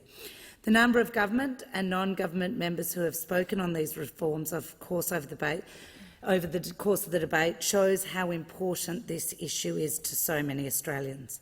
At the Jobs and Skills Summit in September, unions and businesses jointly articulated the importance of investing in paid parental leave, the benefits for women's workforce participation and economic growth.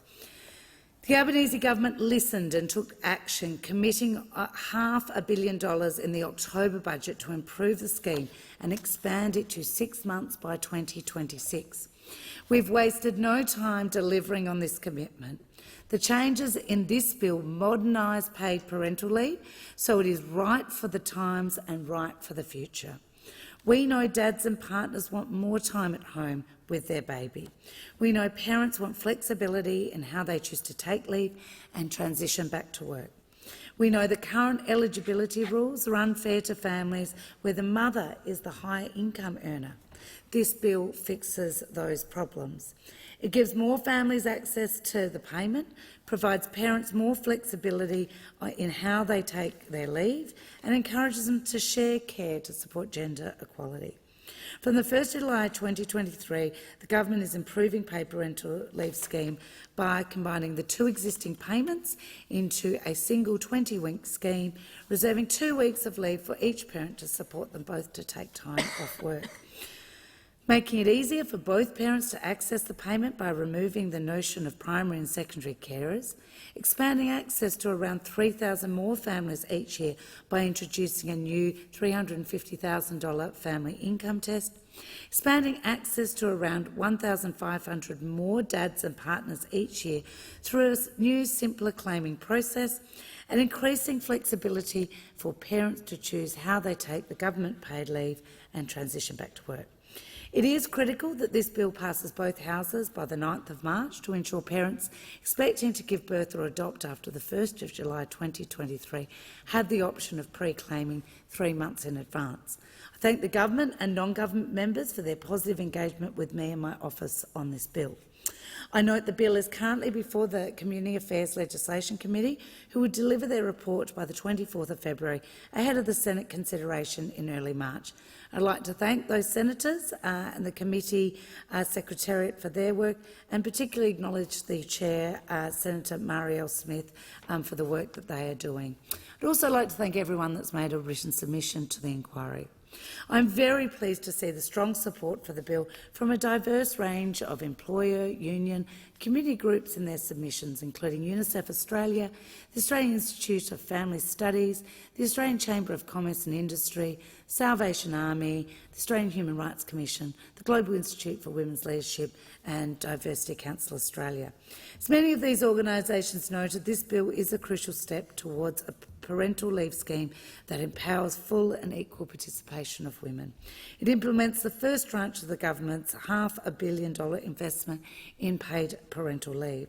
The reform is beginning legislated in 2 stages, so the critical structural changes in this bill can commence as early as possible, with families expecting to give birth on or after the 1st of July 2023 able to pre-claim from late March.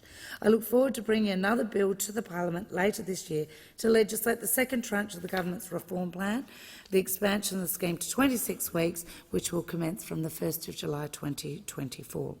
The Women's Economic Equality Task Force are currently examining the best model for the expansion to 26 weeks and will provide advice to the government later this year. The changes in this bill and the expansion to 26 weeks demonstrates the government's commitment to deliver better outcomes for families and advance women's economic equality. Around 180,000 families each year will benefit from a fairer, more flexible and more generous scheme. The Albanese government is committed to a paid parental leave scheme that supports modern Australian families. That's what this bill delivers, and I commend the bill to the House. I thank the Minister, and I'll now put the question. And the question is that this bill be now read a second time. Those of that opinion say aye. Aye. Those against no. I think the ayes have it. Clerk? No, you've received a message. I have received a message from His Excellency the Governor-General recommending, in accordance with Section 56 of the Constitution, an appropriation for the purposes of this bill. Second reading, a bill for an act to amend the law relating to paid parental leave and for related purposes. Is leave granted for third reading to be moved immediately? Leave is granted. Leave is granted. I call the Minister. Thank you, Speaker. Deputy Speaker, I move that this bill now be read a third time. And the question is that this bill be now read a third time. Those of that opinion say aye. Aye. Those against, no. I think the ayes have it. Clerk. Clerk. I have clerk. Yes, sorry. Third reading, a bill for an act to amend the law relating to paid parental leave and for related purposes.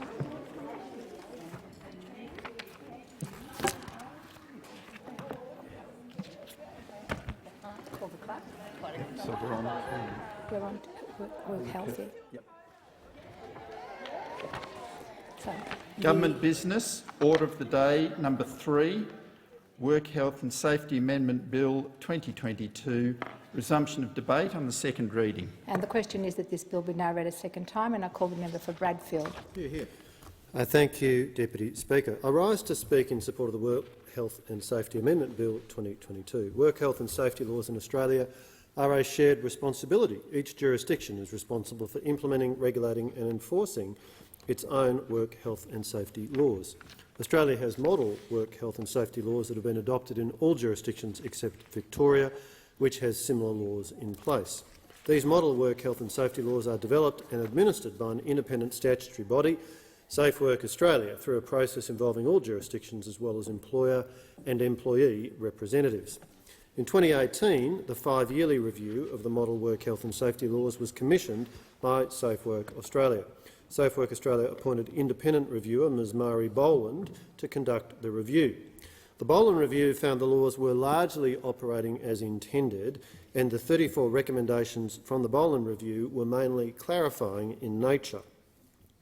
In May 2021, Senator Cash, as the then Commonwealth Minister responsible for work health and safety, convened a Work Health and Safety Ministers' meeting to consider the response to the Boland review. Ministers agreed on action for all 34 recommendations of the Boland review, reflecting the cooperative approach to the discussions. A key outcome of the meeting was Ministers' unanimous agreement to introduce gross negligence or equivalent as a fault element for Category 1 offences, which apply when a worker is killed or suffers a serious injury or illness, which this bill will introduce. This bill before the House introduces the first tranche of policy decisions that were settled in that ministers' meeting. These decisions were amending the model work health and safety laws to provide that a work group is negotiated with workers who are proposed to form the work group, recommendation 7B.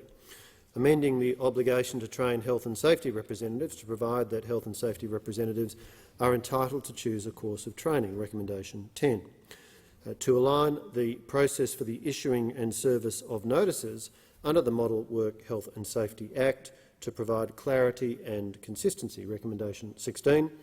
Providing the ability for inspectors to require production of documents and answers to questions for 30 days after the day they or another inspector enter a workplace, recommendation 17. Enabling and clarifying that work health and safety regulators can participate in cross-border information sharing, recommendation 19. Amending the Work Health and Safety Act to include gross negligence as a fault element in the Category 1 offences under the Work Health and Safety Act, recommendation 23A. Extending the 12-month deadline to 18 months for a person to make a request to the regulator to bring a prosecution for a Category 1 or 2 offence, recommendation 24. Prohibiting the insurance for work health and safety fines and inclusion of offences for breaching this prohibition. Recommendation 26. In this bill, the government is also setting the fines for the newly created offence for providing insurance for work, health and safety penalties. One of the most important aspects of this bill is the introduction of gross negligence as a fault element for Category 1 offences and extension of time. Any workplace death is a tragedy, and one death is one too many. Currently, Category 1 offences have a standard of recklessness, which requires prosecutors to prove any intent to disregard a risk of death or serious injury. This can be difficult to prove at times. The bill introduces Recommendation 23A of the Boland Review, which was the inclusion of gross negligence as a fault element in Category 1 offences. This recommendation was universally supported by all jurisdictions. Grossly negligent conduct as well as recklessness should attract the most serious penalties under our work health and safety laws. This is why, when in government, the Coalition supported the decision to introduce this change. By introducing the fault element of gross or criminal negligence, the change will ensure that the appropriate threshold is set to capture culpable conduct, but also preserve the current risk-based approach adopted in the Category 1 offence. A Category 1 offence is an offence by a person engaging in conduct that exposes an individual to whom a duty is owed to a risk of death or serious injury, being reckless as to the risk. For example, an employer in the construction industry does not provide safety equipment such as harnesses, netting or railing in an open-aired elevated workspace, and an employee severely injures himself or herself. The employer in this circumstance may be penalised under a Category 1 offence, as the employer was grossly negligent or reckless or both in their work health and safety duty, which led to a serious injury. This means businesses, as well as workers with a work health and safety duty, can be penalised if they are needlessly reckless or negligent in their duty. It also means where accidents do occur, businesses or workers with work health and safety duties will not be unfairly penalised when they have taken the appropriate steps to minimise the risk of death or serious injury. Importantly, it continues the key principle of a risk-based approach for the work health and safety laws, as opposed to focusing on the outcome that occurs. It is critical that prosecutions and higher penalties apply not only to when a death or serious injury or illness occurs, but when there is a near miss due to gross or criminal negligence. This is important if Australian workplaces are to become safer for all. The priority must be on strengthening the risk-based approach of the work health and safety framework, and to apply higher penalties equally to near misses and to serious injuries if they are due to the same underlying conduct, and these decisions in the bill do this. This bill will also extend the deadline for requests of regulators to bring prosecution for Category 1 and Category 2 offences. This was another recommendation of the Boland Review, which the former Coalition Government supported in the Work Health and Safety Ministers' meeting. This extension means that another 6 months will be provided before a person loses the ability to request a regulator to bring a prosecution. This gives more time for the person to provide information as to why, especially due to the likelihood in these incidences for significant recovery and or grieving, why processes presently could result in the missing of the deadline. This bill will also prevent a person being required to pay a penalty under the law from being able to recover that penalty under a contract of insurance. The banning of the provision of insurance or indemnity products for criminal fines and penalties is not uncommon in Australia. For example, the Corporations Act 2001, the Financial Accountability Regime and its predecessor, the Banking Executive and Accountability Regime, have similar provisions in place to prohibit the provision of insurance and indemnity for penalties. Under the Fair Work Act 2009, federal courts have the ability to make personal payment orders for breaches of that Act. This was an often used provision to require payment by members of the CFMMEU in matters brought to the court by the now abolished Australian Building and Construction Commission. The power to do this was reconfirmed by the High Court in Australian Building and Construction Commissioner and CFMEU 2018. The rationale given in the review is that the provision of insurance and/or indemnification for work health and safety penalties undermines the deterrence effect of imposing such penalties. This rationale makes much sense and is accepted in the similar scenarios to require personal payment for misconduct. This is the reason that the Coalition supported this recommendation. It is important to clarify for the record that this part of the bill will not criminalise access to insurance or indemnity arrangements for legal costs in defending a prosecution. The Boland Review expressly stated that companies and officers should not be precluded from accessing insurance or indemnity arrangements for legal costs in defending a prosecution. The legislation before us does not do that. It only prevents the provision of insurance and indemnity products in circumstances where prosecution has been successful and a penalty has been imposed. The bill would also amend the Safe Work Australia Act to clarify that information necessary to support Safe Work Australia's data and evidence functions may be provided to Safe Work Australia. Safe Work Australia is the national policy body for work health and safety and workers' compensation. Its members represent the interests of Commonwealth, state and territory governments, as well as employers and workers. As part of its role in developing these national policies and strategies, Safe Work Australia maintains and publishes national datasets to help inform policies which can improve Australia's workplace health and safety arrangements. Maintaining national datasets and developing evidence-based research relies on input from a range of sources, including the authorities of Australia's various states and territories, as well as the Commonwealth.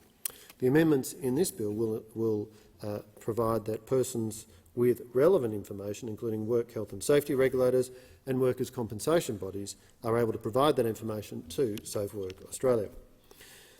The Work Health and Safety Ministers' meeting also recommended that the work health and safety regulations be amended to deal with psychological risks and injury. This was recommendation 2 of the Boland Review. Amending the regulations in this way represented a strengthening of our commitment to addressing and preventing psychological injury in Australian workplaces. This recommendation responds to stakeholder concern at the absence of specific regulation on this issue and should assist businesses, particularly small businesses, in meeting their obligations in relation to psychological health. Many recommendations agreed at the May 2021 meeting respond to concerns raised by families who have been affected by a workplace death, and they overlap with a number of recommendations contained in the Senate inquiry into industrial deaths. They never came home.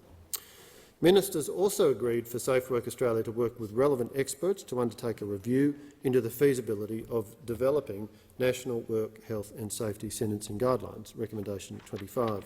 Ministers also endorsed the national principles to support families following an industrial death. These principles were developed by Safe Work Australia in response to the recommendations of the Senate inquiry into industrial deaths. They never came home. All ministers agreed to task Safe Work Australia to work with experts to undertake whether it was possible or feasible for there to be national work health and safety sentencing guidelines, which would help further harmonise regulatory responses to similar situations occurring in different jurisdictions. In the same meeting, all work health and safety ministers agreed that Safe Work Australia should produce and publish the Model Code of Practice managing the risks of respirable crystalline silica from engineered stone in the workplace. Other work that Safe Work Australia is undertaking as a result of the actions of the former coalition government include drafting amendments to the Model Work Health and Safety Regulations to prohibit the uncontrolled processing of engineered stone, publishing revised national guidance on working with silica and silica-containing products, and developing additional guidance materials on managing the risks of occupational lung diseases. Deputy Speaker, all Australians have a right to be safe in the workplace, and it is important to Australians, whether they be employers or employees, that there are consistent laws around workplace health and safety. This bill makes important changes that further strengthen that consistency and continue the principle of having risk-based workplace health and safety laws, while further clarifying and improving understanding of those laws. I commend the bill to the House. I thank the member for Bradfield and I call the Minister. Move the debate be adjourned. The question is that debate be adjourned until a later hour. All those of that opinion say aye. Those against no. I think the ayes have it. I call the Chief Government Whip. I declare that the Work Health and Safety Amendment Bill 2022 is referred to the Federation Chamber for further consideration. Thank you. The Clerk. Government business, order of the day number 4, Customs Legislation Amendment, Controlled Trials and Other Measures Bill 2022. The question is that this bill be now read a second time, and I call the member for McPherson. Thank you, Deputy Speaker. I rise to speak on the Customs Legislation Amendment, Controlled Trials and Other Measures Bill 2022. The bill before the House will allow for time-limited trials of trade and customs practices with approved entities in a controlled regulatory environment known as a regulatory sandbox. The bill contains 2 schedules. Schedule 1, which contains the provisions relating to the regulatory sandbox framework, and Schedule 2, which contains technical amendments which, amongst other things, relate to the process in which notices of intention to propose customs tariff alterations occur. In speaking to this bill, I note that the Coalition introduced the Customs Amendment Controlled Trials Bill 2021 in the previous Parliament, with that bill dealing with the same subject matter as this bill. The bill that the government has introduced is, for all intents and purposes, the same bill that the Coalition introduced, especially those provisions at Schedule 1, with the only additions being those technical amendments incorporated into Schedule 2. I'd like to thank the Minister for the government's ringing endorsement of our simplified trade system agenda, which this bill formed a part of. The bill encourages innovation in testing new business models and regulatory approaches with appropriate safeguards through allowing the modification or waiver of existing licensing, importing and exporting obligations under the Customs Act 1901. The Controller-General of Customs, under these amendments, will be provided with the power to vary, suspend or revoke an entity's approval to participate in a controlled trial, and in doing so, they must provide the entity with a written notice, along with a minimum of 7 days before the notice takes effect. Taking part in a controlled trial is voluntary, with the trials themselves restricted to a maximum limited duration of no more than 18 months, with no imposition of penalty or sanction for failure to comply with the trial. However, the Controller-General has the ability to suspend or revoke an entity's approval as previously outlined, and this is not subject to merits review. By placing the qualification criteria and rules for controlled trials in delegated legislation, it will allow for controlled trials to be undertaken with a greater degree of certainty and could be administered effectively and in a timely manner. I note that the previous bill was referred to the Senate's Legal and Constitutional Affairs Committee, which recommended that iteration of the bill be passed. Labor members of that committee at the time complained that aspects of the bill, such as the qualification criteria for participation in controlled trials, would be administered through delegated legislation rather than primary legislation. Despite belonging to the same party which voiced these complaints, the Minister has now proposed the exact same bill.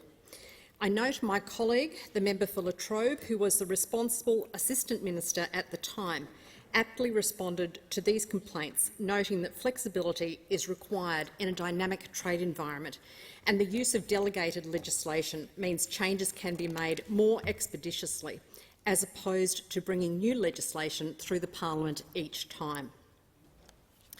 Delegated legislation is also subject to parliamentary oversight through disallowance processes. If we had come to this place to amend the Customs Act 1901 each time a controlled trial was being considered, it would defeat the very purpose of having controlled trials. So this bill marks the new minister's re-endorsement of the Coalition's simplified trade system, known as the STS agenda, and I appreciate that she's seen the value of a more flexible and productive trade system.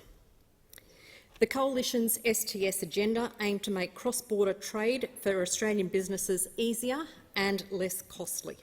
It means businesses are more productive, supply chains are more secure, and the ABF can direct more attention to addressing higher-order threats. The Home Affairs portfolio was leading a number of initiatives under the STS agenda and making a significant contribution to supporting whole-of-government efforts to simplifying the end-to-end trade environment for business.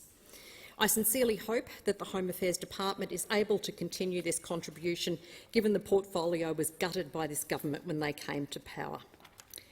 I sincerely hope that the work we did continues, but there has been very little legislation that has come through from this portfolio area, and we note that the minister responsible for this area has refused to back legislation, particularly in relation to ransomware, and as we've seen this week, she let the ball drop on a key pillar of Operation Sovereign Borders.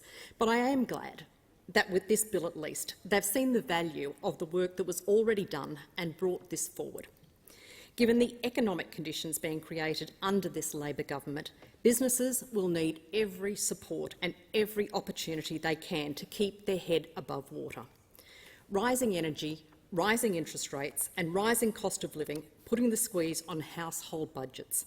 These will all have an impact on our businesses. We certainly are in for some challenging times under this new government. The Coalition, however, will always support good policy that seeks to make life easier for businesses, and for that reason I commend the bill to the House. I thank the member for McPherson, and the question is that this bill be now read a second time, and I call the member for Sturt.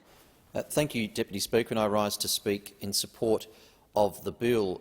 Just a brief contribution making 2 points. The first is I really hope that the adoption of this legislation and the flexibility that it creates for the department to look at a whole range of trials within the prescribed format of this legislation leads to broader change around the administration of export regulations within our government, because I think hopefully it will provide a good opportunity to show that we can simplify things, make things more straightforward for our exporters, and in particular, I suppose, look for ways to digitise processes and make things as smooth as possible. I've got a lot of experience in export documentation, and regrettably most of it are not pleasant memories. And we obviously understand the need for a very robust framework, particularly around things like biosecurity, and we want to make sure that all of our compliance is where it needs to be. But I do feel that, certainly in my experience, all of the general bureaucratic processes around export do tend to lag way behind technology, and this is clearly an opportunity for the department to proactively take opportunities that are suggested to them, undertake these trials within the sandbox that the legislation envisages. And I just hope that what we see out of this is that drives broader change within the way in which the bureaucracy operates. We're here as a government to make it as easy as possible for people to export out of our country. So obviously any opportunity that we can have to learn from this and make that easier for everyone, I really urge the government and the department to undertake. I just want to secondly make sure, because it's an opportunity in this debate, that we're always remembering how common it is for our other nations, I won't name any of them, to use bureaucracy and administration to frustrate market access. and this is something that happens very regularly. And we think from a policy point of view that we've got free trade agreements in place, or we've got World Trade Organisation rules and framework that mean that there's certain market access going on. But I've dealt both in my previous career and since being a member here of many, many examples of Australian businesses where the markets that they're exporting to, the governments there and their bureaucracies are taking every opportunity they can to frustrate and limit opportunities for good Australian exporting businesses to access their markets who are legally entitled to do so under the international trade frameworks that we're all part of.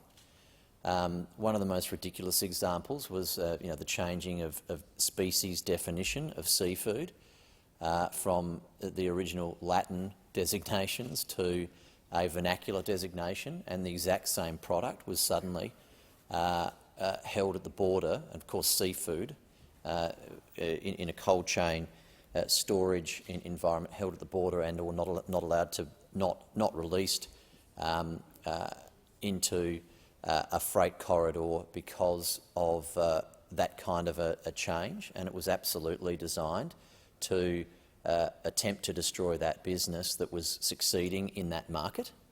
And I think that government absolutely did what they could to punitively make an administrative change that could have meant, and thankfully it didn't, that business was going to go to the wall and that they were going to therefore be implementing some protectionism around their domestic producers through that underhanded way. And because this really talks about export measures, I just also, in conclusion, ask the government to reflect on, with these changes, how we're looking at when we're negotiating our free trade agreements, when we're doing the important work we do at the World Trade Organisation at a multilateral level, that we certainly think about and pull together these examples of the frustrations that are put in place at the border, at the points of entry, by certain nations that are not playing within the spirit of the agreements that we've got. And that's relevant to this legislation because obviously we're looking for opportunities to make it easier and streamline processes for our exporters, and there's absolutely opportunities to put some stronger and more robust frameworks in place and some consequences for our partners in all of these agreements to make sure that, on the one hand, they're purporting to want to provide market access to certain producers like we do in return, and we're never guilty of this in our country, I might add, despite some of the outrageous claims about our important, strong biosecurity framework that we've got. We absolutely have a very clear, transparent set of rules and procedures around that, but I think we should be looking for ways of putting a bit more pressure on some of these markets that are using that sort of trickery, like the example that I have just outlined, to frustrate market access. We all want to play by the same rules. We all want it to be fair, open competition. Australia has never been frightened of a fair contest when it comes to the industries that are so successfully exported from our nation. All we want to do is play by the rules. And with those comments, I commend the bill to the House. I thank the member for Sturt, and the question is that this bill be now read a second time, and I call the Minister. Thank you, Speaker, and could I thank the previous speakers on the bill that's before the House at the moment. I think the member for Sturt gave a really interesting contribution there, and I know he comes from a state where exports are just a critical part of the local economy, in particular in relation to food and produce. And the points he makes are really valid. We do face really significant issues around non-trade barriers in our dealings with other countries. We have furious debates in this parliament and around the world about trade agreements, but often it's the things that are not in those agreements that are used to inhibit our great exporters in this country from selling their goods to the world, and it's a really important point that I'm glad he's raised in this debate. I caught part of the contribution of the Shadow Minister for Home Affairs there, and if you strip out some of the political rhetoric from it, I think the Shadow Minister made some really good points. I would hope that as a parliament we have our fierce disagreements about various things, but making sure that basic functions like our customs and border control work for Australians and work for Australian businesses is an area where we don't have to fight. And I'm really glad that we've got strong bipartisan support for the direction that the government is taking, which was is the direction that was also supported by the previous government. So in that vein, I'll just quickly outline the bill. The Customs Legislation Amendment, Control Trials and Other Measures Bill 2022 will amend the Customs Act 1901.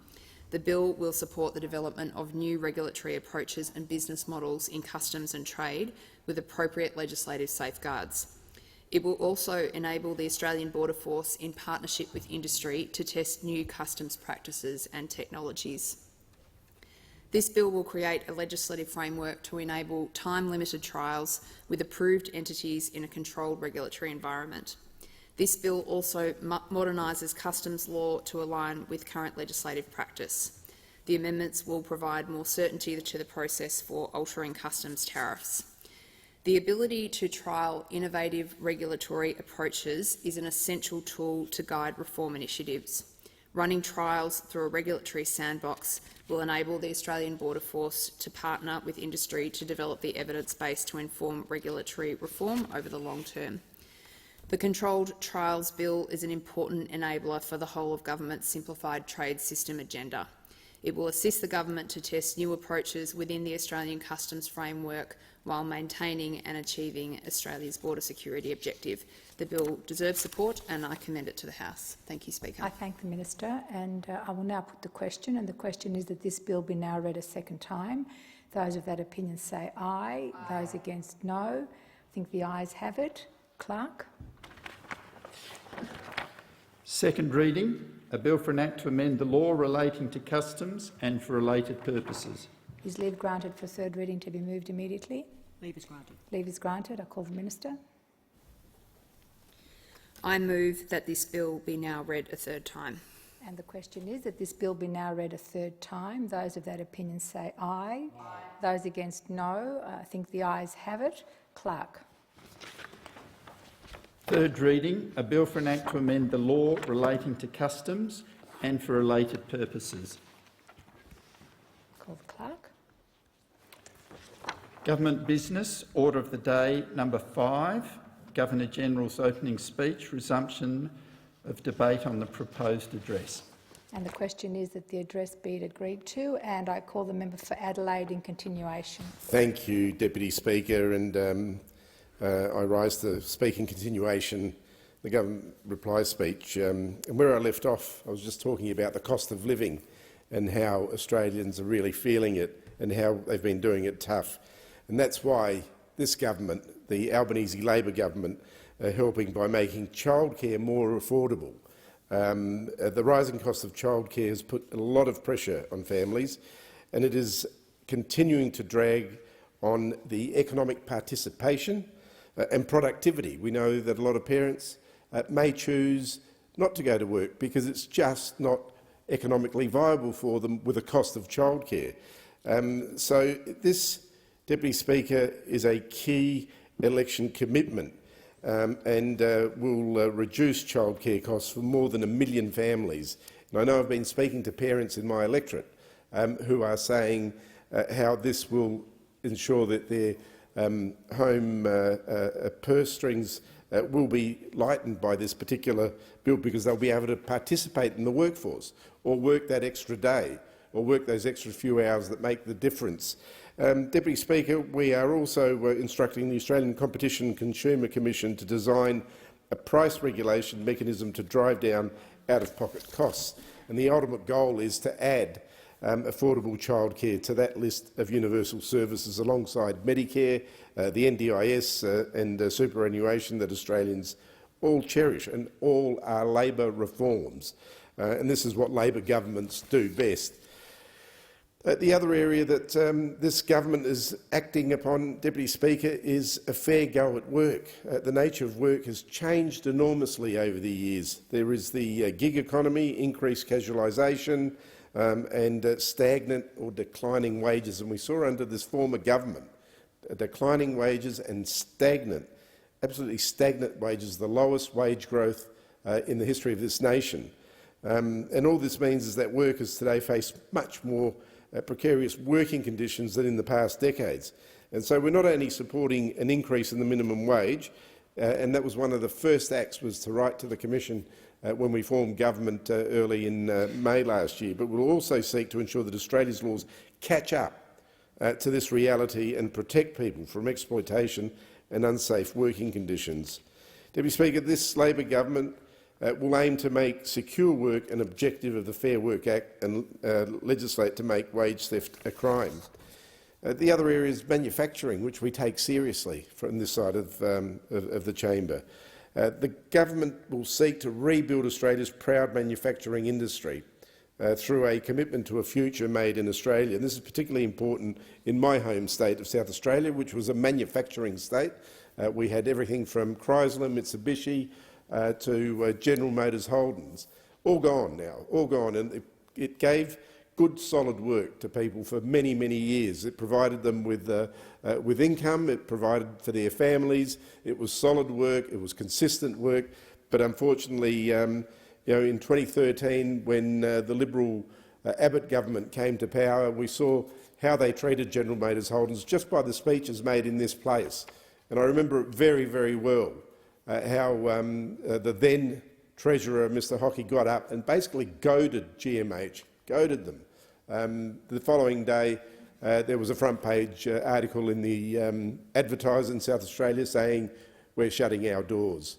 And that speech had a lot to do with it, a lot to do with it. We had a company in South Australia manufacturing vehicles, one of the only 13 places in the world where it was from design to the showroom that it could be done in South Australia, and we've lost all that. So that's why we're taking manufacturing seriously. It's very important to my home state, and we need to ensure that the investment in skills does not go to waste. All those skills through car manufacturing and other manufacturing, then we need to ensure that those skills don't go to waste and that future submarines are built in Australia. And we're seeing work already being done down there. We also need to support and foster our wonderful space industry, and I'm very proud to have the Space Centre right in the middle of my electorate in Lot 14 in Adelaide, and it's providing already great research, great jobs, and I'm glad the minister's here in the room. We've actually visited a few times together down at Lot 14 and saw some of the great work that's being done in conjunction with Defence and the Adelaide University. And we visited some incredible companies based in SA that were attracted to our state because of the investment commitment that we have shown to this industry. So I truly welcome this Labor government's proposed $15 billion National Reconstruction Fund to grow and diversify Australia's industrial base. The fund will take as its mission supporting new and emerging industries. It will help our economy transition to reach net zero emissions by 2050 and create secure, well-paid jobs for Australian workers, driving the regional economic development and building on our sovereign capability. Deputy Speaker, I'm also proud of the achievements in my own electorate of Adelaide, and I spoke briefly about some of them. But, Deputy Speaker, we've been able to assist many schools and organisations in my electorate. But I am pleased, really pleased, about the Challa Gardens Primary School, St George College and Richmond Primary School, who were successful in receiving funding commitments, and they're being rolled out currently. Each of these schools were successful in their applications for funding as part of the $440 million the government is investing in local schools around Australia. Challa Gardens Primary School will receive $50,000 towards the establishment of an outdoor learning area. This funding would be used for the construction of a veranda to connect the school buildings. St George College has been allocated to receive $50,000 towards their classroom upgrade project, and Richmond Primary School is allocated to receive a combined $40,000. $10,000 of this investment is for the establishment of an outdoor learning area, specifically for the purchase of settings on the southern side of the school, and the remaining $30,000, Deputy Speaker, is for upgrading of laptops and a charge, store and secure station. And I was down there before the last federal election, and they showed me where they would go and the current facilities that they had, and they are due for upgrading. So I'm very pleased that Richmond Primary School will be receiving this grant. And I'm certain that the children attending these three schools that I've just mentioned will enjoy these new facilities. My electorate of Adelaide, Deputy Speaker, also has many deserving sporting clubs and community clubs, and I was pleased to support a number of these of these social groups, community clubs, sporting clubs in my electorate to receive funding to help them undertake much-needed upgrades for their communities. And these included the Adelaide Ammonia Cobras Football Club and the Adelaide Bowling Club. The Adelaide Bowling Club is one of the oldest in South Australia. In fact, its first premises were on the site where today's South Australian Government House is. But when they built Government House and expanded the land, they had to move and are now on the Eastern Parklands. Deputy Speaker, the Cobras Football Club plan to build a new electronic scoreboard which would have video and audio broadcasting capabilities, and they also need a perimeter fencing at their soccer precinct at Weagle Oval in order to be able to go to the next level in the competition. They're a great club, Mr Speaker, who have juniors from under 10s, under 8s, right through to a senior First Division football league, and are doing quite well, and a great community club as well that works in the community very high, promoting football, but also reaching out to the community to get kids to participate. And we know how important it is for kids to participate in sport. And it's wonderful to go down there on practice nights or training nights and to see families with kids of all ages participating. Deputy Speaker, the Adelaide Bowling Club, South Australia's oldest lawn bowls club, as I said, are in dire need of new kitchen facilities to meet the club's growing needs. So, Deputy Speaker, it is one of the best aspects of my work as a Member of Parliament is to assist and help such deserving clubs in our electorates, as all of us try to do. So I was very pleased to support these funding requests. My electorate will also benefit from a significant funding injection in the health space. $77 million will go towards comprehensive cancer centres in my electorate, and these centres will be co-located with the Australian Bragg Centre for Proton Therapy and Research at the South Australian Health and Medical Research Institution. And these cancer centres are expected to result in 2,000 cancer cases prevented, diagnosed early and treated in South Australia annually. So the centre will also assist patients from the NT, and this is fantastic news for South Australians and our world-class research and medical services. Deputy Speaker, in addition, one of the 50 urgent care clinics that was announced will be located in the electorate of Adelaide. These urgent care clinics will take the pressure off emergency departments. In 2020-21, 47% of presentations in emergency departments were classified as semi-urgent or not urgent. So people end up going to emergency departments, as we hear, because they often do not have an alternative. And the urgent care clinic that will be in my electorate will now provide an alternative so that people can access the urgent care that they need. And urgent care clinics will provide a place where people can get timely and appropriate care and take the pressure off our emergency departments. Deputy Speaker, we have also announced in addition 1,645 university places for South Australians to train as teachers, nurses and engineers. This corresponds to an investment of $48 million for South Australian universities, the majority of which are located in the electorate of Adelaide, University of South Australia and the Adelaide University.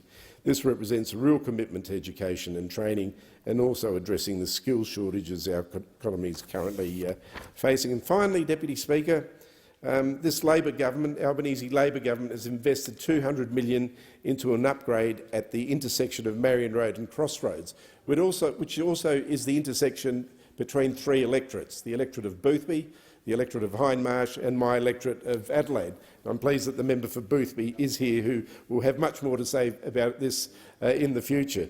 The project will see grade separation of the tram level crossing and a widening of Anzac Highway Marion Road intersection.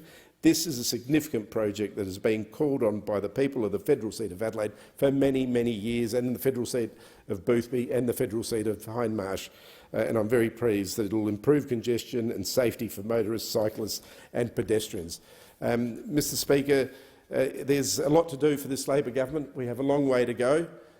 We are doing everything we can to take the cost of living pressures of families. Today we saw paid parental leave. We've put the childcare in place. These are things that will really have an effect on families. We lowered the cost of medicines on the 1st of January, a real drop in the price, which has an effect on people's pockets in a good way. These are the things, and you'll see many more things coming out of this Labor government, because it's only Labor governments that really help and support working families, to assist people to have a future, to be able to pay their bills, to be able to pay their mortgages, send their kids to school, ensure that they've got a good health service. These are the things that Australians are crying out for, and these are the things that we will be doing. I thank the member for Adelaide. The question is that the address be agreed to, and I call the member for Forrest. Thank you, Deputy Speaker. I'm very pleased to rise.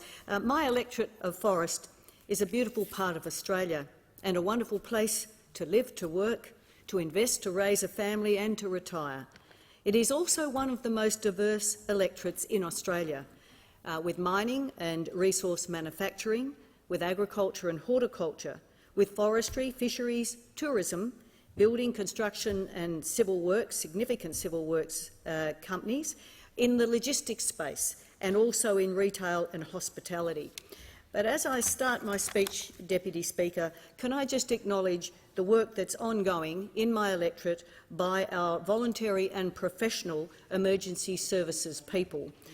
They do an extraordinary amount of work, and right at this moment throughout my electorate and much of, or parts of Western Australia, there's been a great need for the work of our voluntary and professional emergency services, from the floods in the north that we've seen to a range of bushfires right throughout our part of the world and in my own electorate of Forrest. So I wanted to say a special thank you to those people, and not just those, but when it's a bushfire, often if it's a neighbour, it's our local farmers with their own fire units on the back of their ute that will front up for a neighbour. And this is how the regional small communities and the farming sector work together and constantly contribute to the community. So I want to acknowledge and thank that, and I've seen a fair bit of it with the significant lightning storm in our part of the world. But in government, we had a very effective and clear regional, rural and remote set of programs that actually delivered real sound results, not just in Forrest but right around regional Australia. And one very strongly supported program, particularly with local governments, and the one that they've been seeking most, was the Local Roads and Community Infrastructure program.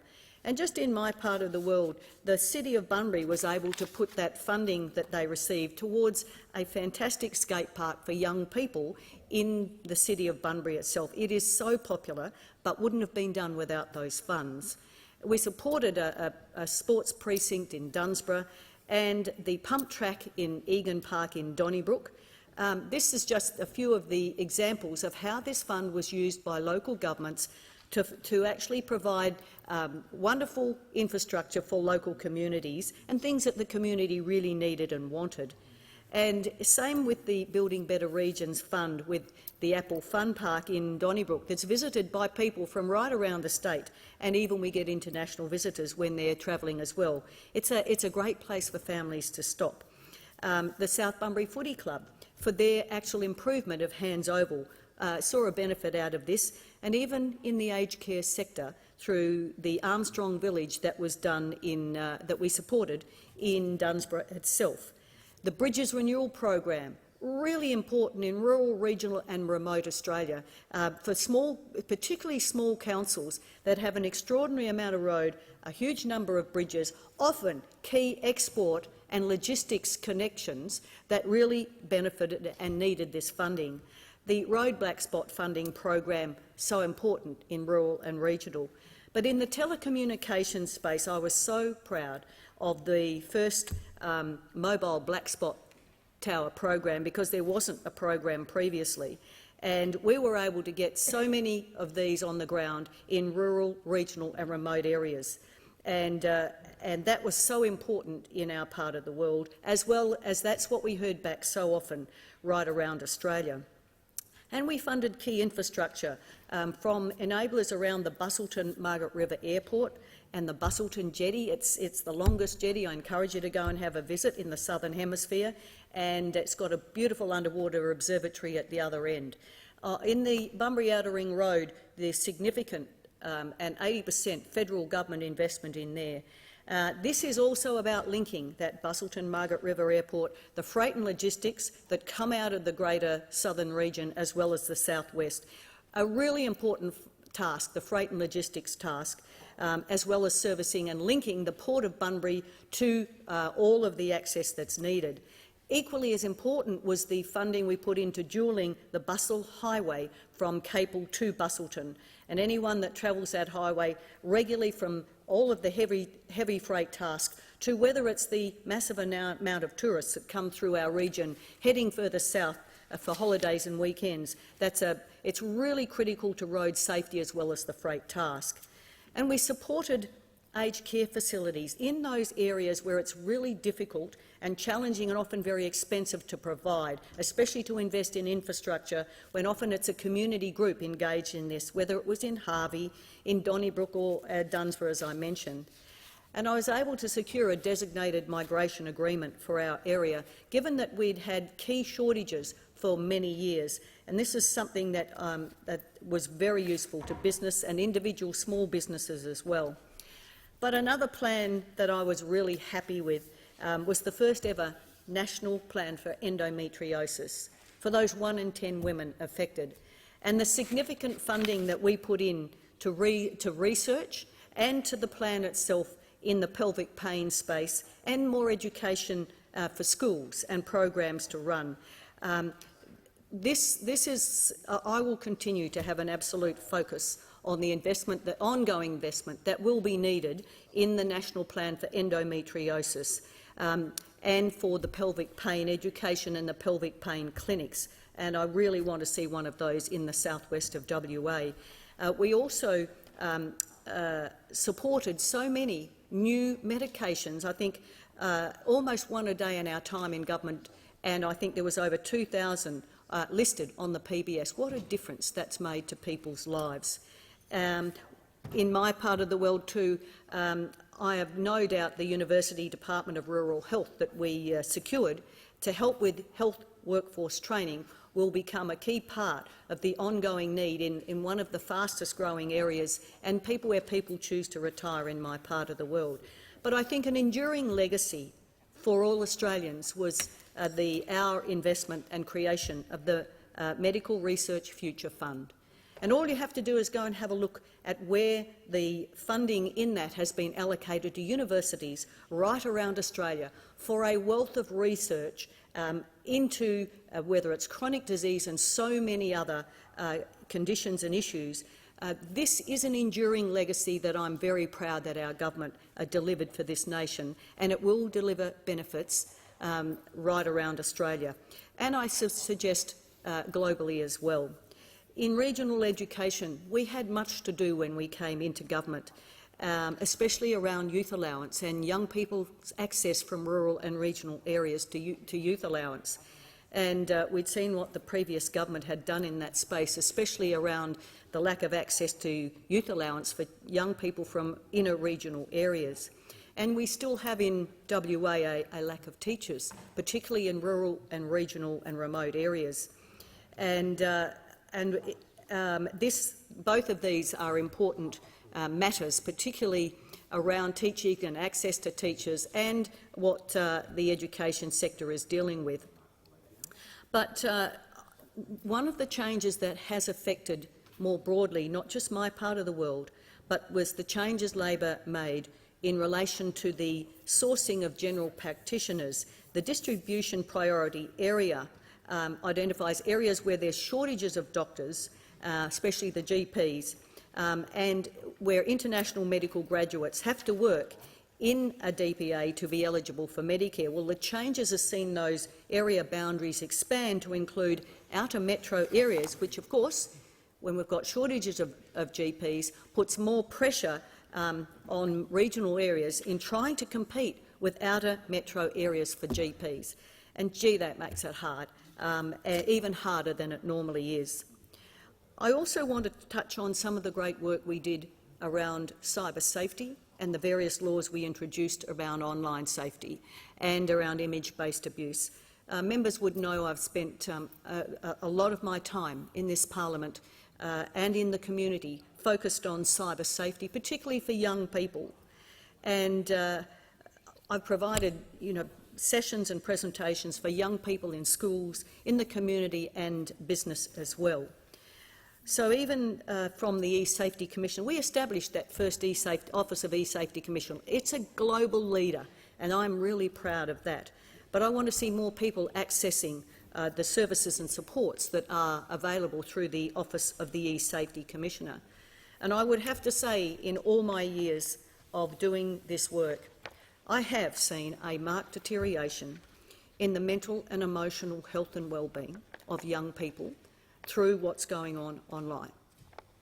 And the amount of issues I deal with, you struggle to find the time to deal with all the issues that come forward from this, and I see so many young people affected. And recent information from the E-Safety Commissioner shows that 30%, for instance, of young teens have been contacted online by a stranger. And that's beside the basic bullying, the body image issues, and also the challenge for them in this space of managing simply to get enough sleep. They're gaming often for many hours during the night. And one principal, when I asked him what was affecting the mental health and well-being of his students the most, he held up the mobile phone and he said, "My young people are simply not getting enough sleep, and it's affecting how they manage everything else in their life, whether it's relationships, whether it's their school, whether it's the challenges that young people have to manage. If they're not getting enough sleep, then everything is so much harder." And even adults find the same thing.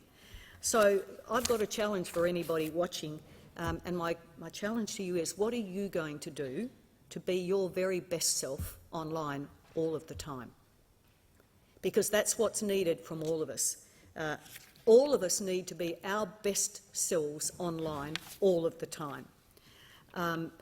But when I look at the challenges currently existing and emerging in my part of the southwest of WA, like so much of rural and regional Australia, it's struggling with the shortages of workers and accommodation. And I think the current rental availability in WA is about 0.6%, I think, if that's right. And so we've got so many businesses, small businesses as well as larger ones, and including aged care providers, who've had to buy homes simply to house their workers, if they can get them, or provide their own on- or off-site accommodation. And that goes right down to some of our vegetable growers who've had to invest significantly. Simply they need the workforce, and they need somewhere to house them, so they're investing in this space. And I know that that problem exists whether you're the lithium producer Albemarle in the Kemerton light industrial area, through to agriculture, horticulture, small businesses in the hospitality sector. And there's a real shortage of workers and tradespeople with what's happening in our southwest. And many businesses of all sizes are paying extraordinary wages just to retain or attract or keep workers. One hire company in Bunbury recently said to me they're currently paying their heavy-duty mechanic $162,000 to keep him there, as opposed to going into the mining sector in the north. And the challenge for the business comes when the hire company, we know what's happening with cost of living and issues in inflation across business, when they actually can't increase their equipment hire rates to reflect those extra costs through wages and other matters in their business. That puts that business in a very difficult position ongoing. And many hospitality and tourism operators have struggled to get staff. Now, it's during COVID we saw this happening really badly. Some of them shut their doors, and they are small to medium enterprise. A lot of our small business people are absolutely exhausted because they've carried the load themselves and filled the gap throughout COVID, and even now it's ongoing for them. And some cannot afford to open on days that attract penalty rates, particularly if there's two of those in one pay or weekly pay cycle. And they are personally exhausted and frustrated. And they're dealing with constant inflation, increased cost in input costs with what they're doing, and with their customers often unwilling or unable to pay the extra prices for their items. Some of them are changing actually what they're putting on their menus so that they can afford to stay in business and that the people who come into those premises can afford to pay for what they're selling.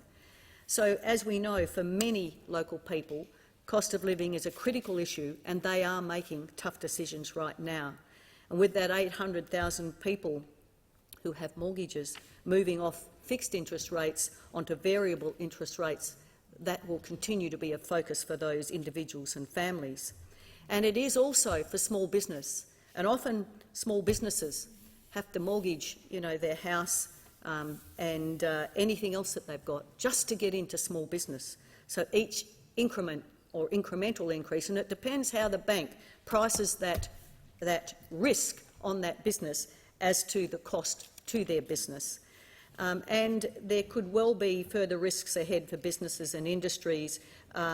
We don't want to see the southwest being overlooked for federal government investment. There are great concerns in my part of the world around the Road Safety Remuneration Tribunal and how Labor applies the safeguard mechanism, and challenges for building and construction sector ongoing. That increase in inflation and input costs from the time of signing a fixed-price contract to the completion of the construction.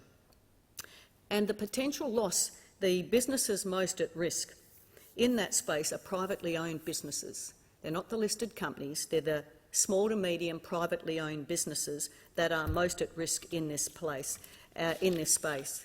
So I don't want to see those local businesses lost, because they're so often the ones that underpin our regional economy, the ones who train local people and local tradespeople who will stay ongoing in our regional communities and be wonderful, for a start, tradespeople, and sometimes they get to a point where they start their own business.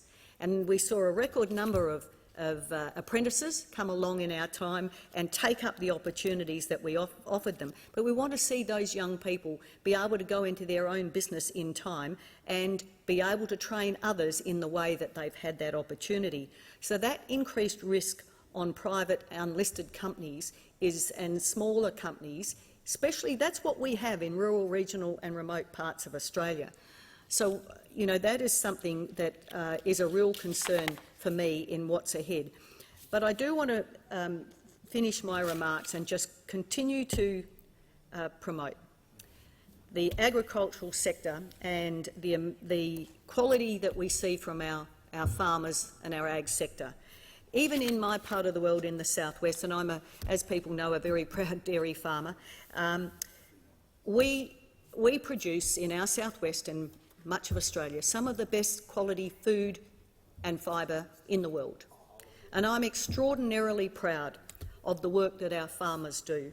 And I want to encourage every one of them. And I know for some young people trying to get into farming and trying to get into, say, the dairy industry, there's real challenges in finding a financial institution and an opportunity with what's required to actually get your foot in the door. And so I want to encourage great young people. Our farmers compete in a global and export environment, and they do it very well because often we're seen we are low-cost producers and have to be simply to compete, given that there is a high cost to doing business in Australia, and that applies even in the farming sector, where we're expected to be producing more production, basically from less land, less water and less fertiliser, in one of the driest continents on earth. So I want to just also focus on the importance of the southwest irrigation system in my part of the world. It is a critical piece of regional infrastructure. I think it could be the only gravity-fed irrigation system that we have, certainly in WA in this way, but with the dams in the hills and the way that the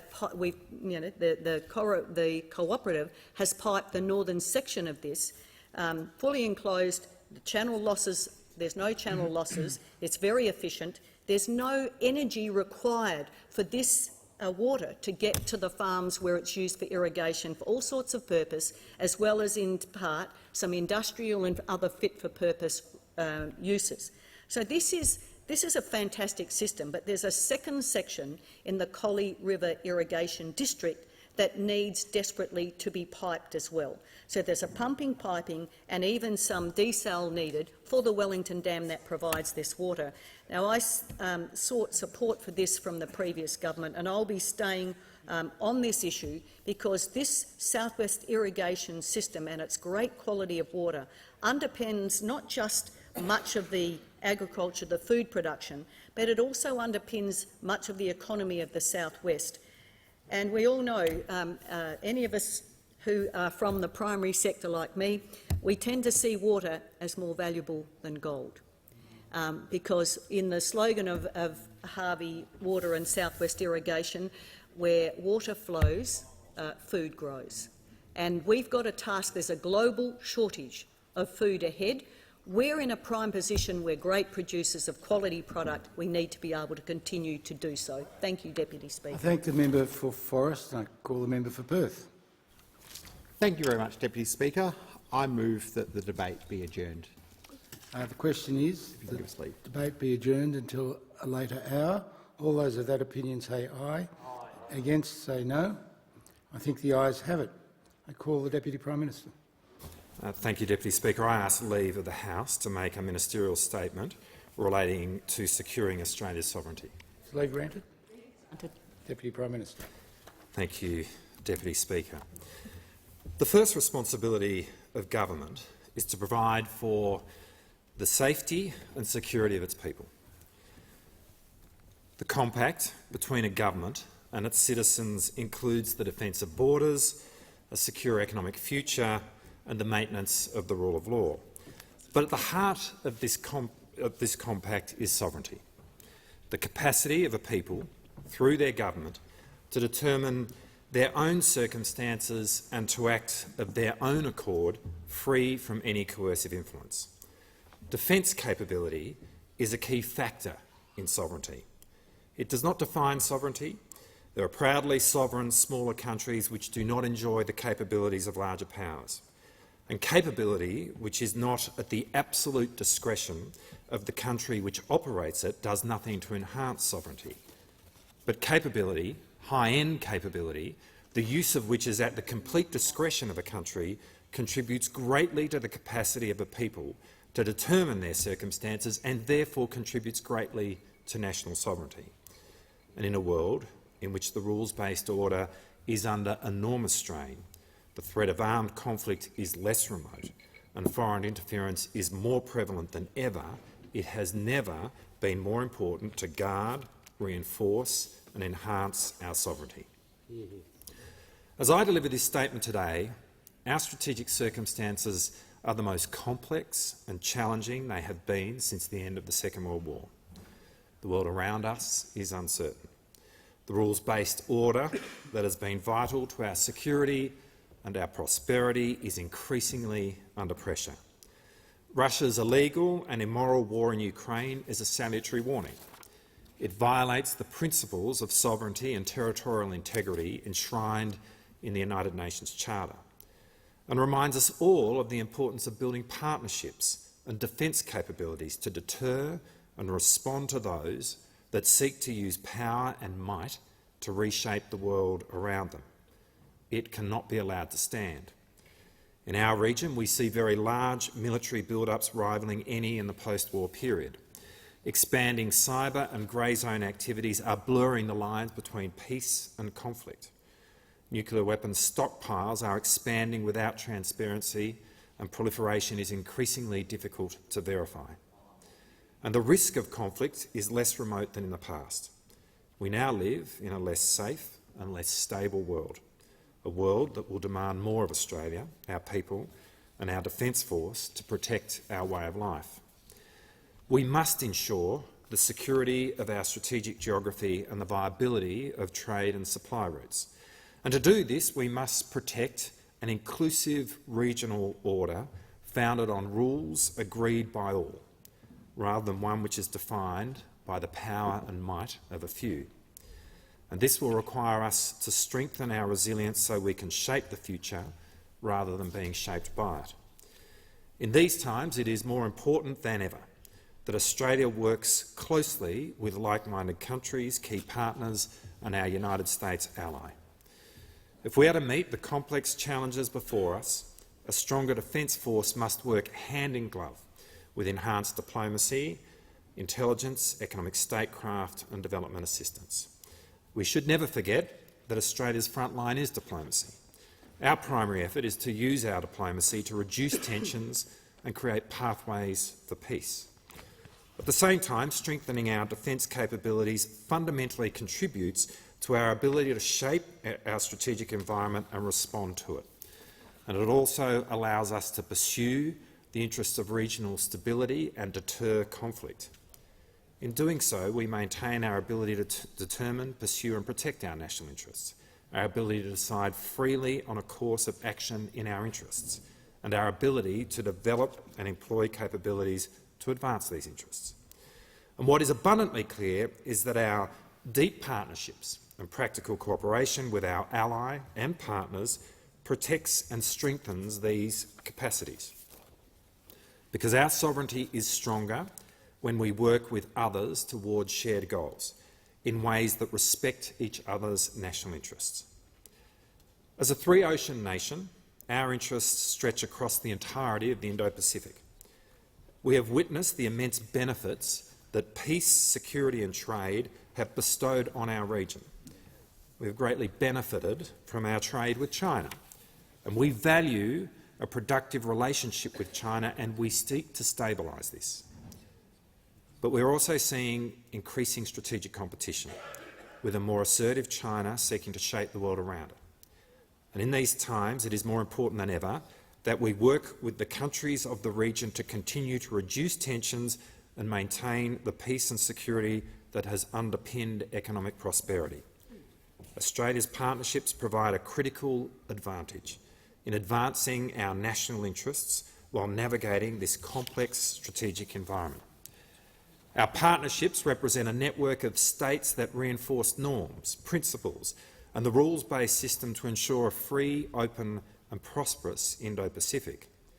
By pooling resources and combining strengths, we can shape our future, reduce our vulnerability to coercion and help deter conflict.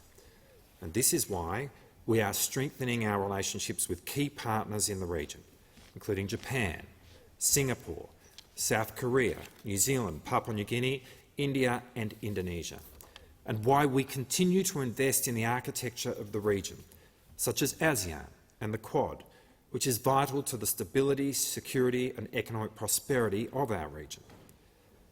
It's also why our broader defence partner cooperation with regional partners such as Singapore is essential. Singapore shares our commitment to an open, inclusive, rules-based and resilient Indo-Pacific region, with ASEAN centrality at its core. Since April 1971, we've also shared a joint commitment to close collaboration under the Five Powers Defence Arrangements, along with Malaysia, New Zealand and the United Kingdom. For over 30 years, our Singaporean friends have trained in Australia to our mutual benefit, from major exercises at Shoalwater Bay to helicopter training at the Oki Army Aviation Training Centre and pilot training at RAF Base Pearce. Australia has been proud to support Singapore to build its capability, and this cooperation contributes to our shared security. Singapore's training in Australia has also brought significant advantages, including investment in ADF facilities and economic benefits to Australian businesses. And it's helped us in our time of need. We will never forget the contribution Singapore's armed forces made during the Black Summer bushfires in 2020 and the floods in 2022. All of these activities are consistent with the requirements of both countries, while respecting Australia's sovereignty. We're also deepening our relationship with Japan, with whom we share an enduring commitment to maintaining peace and stability in the region. Our special strategic partnership with Japan is evolving to meet growing risks to our shared values and mutual strategic interests. At our annual 2+2 dialogue in December last year, Japan and Australia committed to expanding and deepening our practical security and defence cooperation. The joint declaration, agreed by Prime Ministers Albanese and Kishida, commits our nations to consult each other on contingencies that may affect our sovereignty and regional security interests and consider measures in response.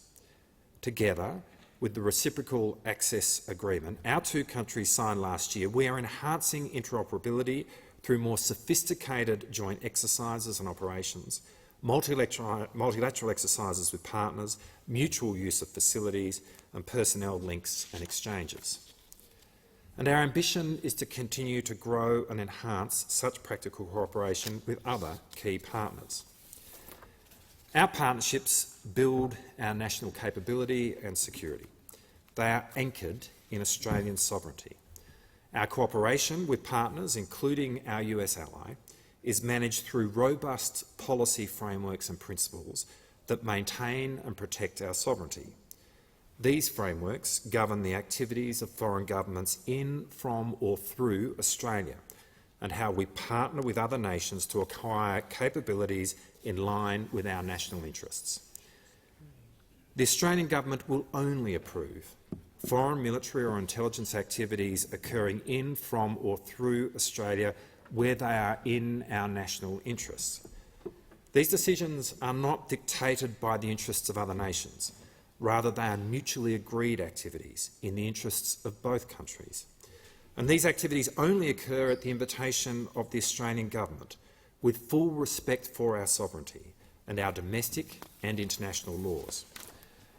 A fundamental principle underpinning these activities is the long-standing bipartisan policy of having no foreign bases on Australian sovereign territory. And this means partner activities occur on a rotational basis within Australian facilities or as part of jointly operated facilities. Australia's national interests are also paramount in the government's decisions about defence capability acquisitions.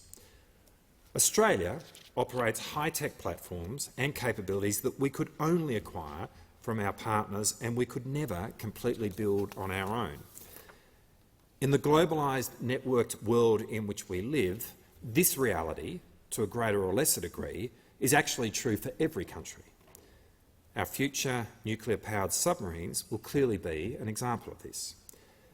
Yet whether our defence assets are developed indigenously, acquired from abroad, or developed in partnership, Australia will always make sovereign, independent decisions as to how they are employed, because we will not trade sovereignty for capability. To do so would be illusory. For the only point of increased capability is to strengthen sovereignty. And most importantly, any decision for Australia to go to war or to use Australian territory or assets in an armed conflict remains solely a decision for the Commonwealth Government of the day. Hear, hear. More than 80 years ago, Prime Minister John Curtin laid the foundations of the US alliance, declaring that we look to America. Mr Speaker, the United States has been central to our national security ever since. Our alliance has strong bipartisan political support within this parliament, as well as broad Australian public approval. That support is based on a foundation of trust, a long record of achievement, and a shared vision for upholding the global rules-based order. The Albanese government is committed to building on those achievements in the years ahead. To that end, it is vital that the Australian public and this parliament understand the direction of our security cooperation with the United States, particularly in relation to activities in, from or through Australia. It's also equally important to understand what this trajectory means for Australia's sovereignty. Now, to those that argue countries like Australia would be better off to go it alone, I say that our US alliance fundamentally strengthens rather than diminishes our sovereignty, because the alliance affords Australia capability, technology and intelligence advantages we simply could not acquire or develop on our own. And this expands our strategic options, makes us less vulnerable to coercive action and enables Australia to pursue our national security interests far beyond what we could achieve alone. Mr Speaker, Australia's cooperation with the United States through joint and collaborative facilities is one of our most long-standing security arrangements. Australia jointly operates 3 facilities with the United States: the Joint Defence Facility Pine Gap, the Joint Geological and Geophysical Research Station and the Learmonth Solar Observatory. These facilities provide critical functions that directly support our national security, which we would not be able to realise by ourselves.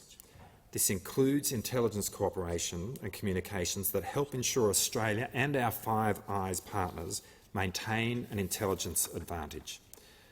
The insights and intelligence gained through the Five Eyes partnership play a vital role in informing decisions that protect and strengthen our sovereignty. These facilities also contribute to global counter-terrorism efforts, verification and compliance monitoring of international arms control and disarmament agreements, as well as early warning of ballistic missile launches. The Joint Geological and Geophysical Research Station in Alice Springs, for example, plays a crucial role in the detection of nuclear weapons testing across the globe, helping to enforce compliance with the Comprehensive Test Ban Treaty and contributing to counter-proliferation efforts.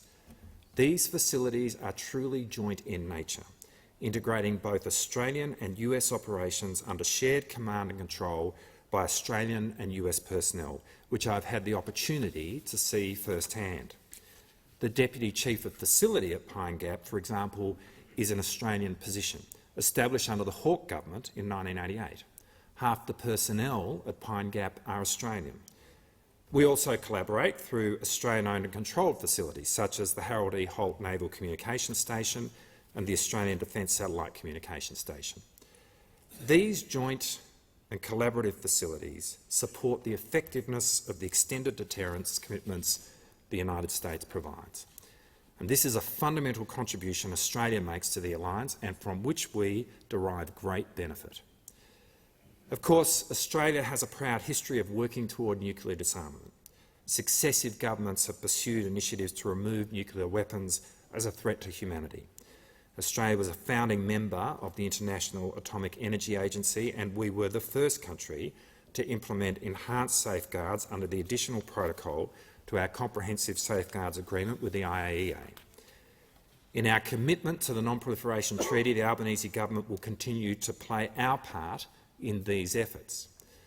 But as Prime Minister Hawke first acknowledged in 1984, and successive governments of both sides have acknowledged since, in a world where nuclear weapons exist, Australia cannot rely on the full protection of the extended nuclear deterrence from the United States without contributing to the alliance. In this era of great power competition, and with undeclared proliferation on the rise, this protection is more important than ever. Mr Speaker, a fundamental element of our cooperation with the United States at these joint collaborative facilities is our long-standing and bipartisan policy of full knowledge and concurrence as articulated by the Hawke government. Full knowledge means Australia has a full and detailed understanding of any capability or activity with a presence on Australian territory or making use of Australian assets. Concurrence means that Australia approves of the presence of a capability or function in Australia in support of mutually agreed goals. These principles protect Australia's right to know, understand and agree to foreign government military and intelligence activities conducted in, from or through Australia and through the use of our assets. Full knowledge and concurrence does not necessarily mean Australia approves each individual activity or task undertaken. Instead, what it means is we agree to the purpose of activities conducted in Australia, we are aware of the capabilities being used and understand their expected outcomes. By necessity, the details of these activities cannot be revealed, but I can assure the Parliament today and the Australian public that we maintain appropriate levels of oversight for the activities undertaken. Australia is consulted about any proposed new purpose for activities, as well as significant changes to an existing purpose or expected outcome. The mechanism by which we achieve full knowledge and concurrence at these facilities are pragmatic, such as data sharing and joint operations and activities. Our full knowledge and concurrence framework is not set and forget. It evolves in line with advancements in technology and with emerging opportunities, threats, risks and trends that affect Australian and US capabilities. But what remains constant, and which is regularly evaluated, is the alignment of these activities with our national interests and the maintenance of our sovereignty which I reaffirm here today. Mr Speaker, beyond the joint and collaborative facilities, a significant step change in our security cooperation with the United States was the establishment of the bipartisan force posture initiatives by the Gillard government in 2011, which began the first rotation of Marines to Darwin and has expanded ever since. Successive Australian governments have held the view that a strong and active US military presence in the Indo-Pacific is vital for deterring actions that would threaten the stability and prosperity of the region and the rules-based order upon which we rely. And from relatively small beginnings, this force posture cooperation has expanded to initiatives across the air, maritime, land and logistics domains. At the recent Australia-United States ministerial consultations last December, I was proud to announce that we will further enhance our force posture cooperation with the United States. And this will continue the rotational presence of US capabilities in Australia, including US Bomber Task Force rotations, fighters, and in the future US Navy and US Army capabilities. And we are working with the United States to upgrade our infrastructure and enhance our logistics networks to support these initiatives. Importantly, these initiatives also provide a platform to enhance our ability to work together and increase our interoperability with our valued Indo-Pacific partners. For example, we have recently invited Japan to increase its participation in these initiatives in Australia. And we already exercise, together with Indonesia, Malaysia, the Philippines and Timor-Leste, leveraging the presence of the Marine Rotational Force Darwin. The force posture initiatives expand our security by enhancing Australia's capacity to cooperate with partners, deter coercion and respond to a full range of potential scenarios in the Indo-Pacific. These initiatives take place under the 2014 Force Posture Agreement. The activities are mutually determined and only ever occur at the invitation of the Australian Government with full respect for our sovereignty and domestic and international law. Now, some wrongly argue that our cooperation on joint activities and facilities provokes potential adversaries, but we undertake this cooperation in a transparent way, which builds stability in our region, deters conflict and enhances our own security. And we will continue to work with the United States to enable the increase in breadth and complexity of force posture initiatives consistent with our strategic environment. The Albanese government will ensure that future cooperation initiatives in Australia with the United States will occur within these established and robust frameworks and principles, including the Force Posture Agreement.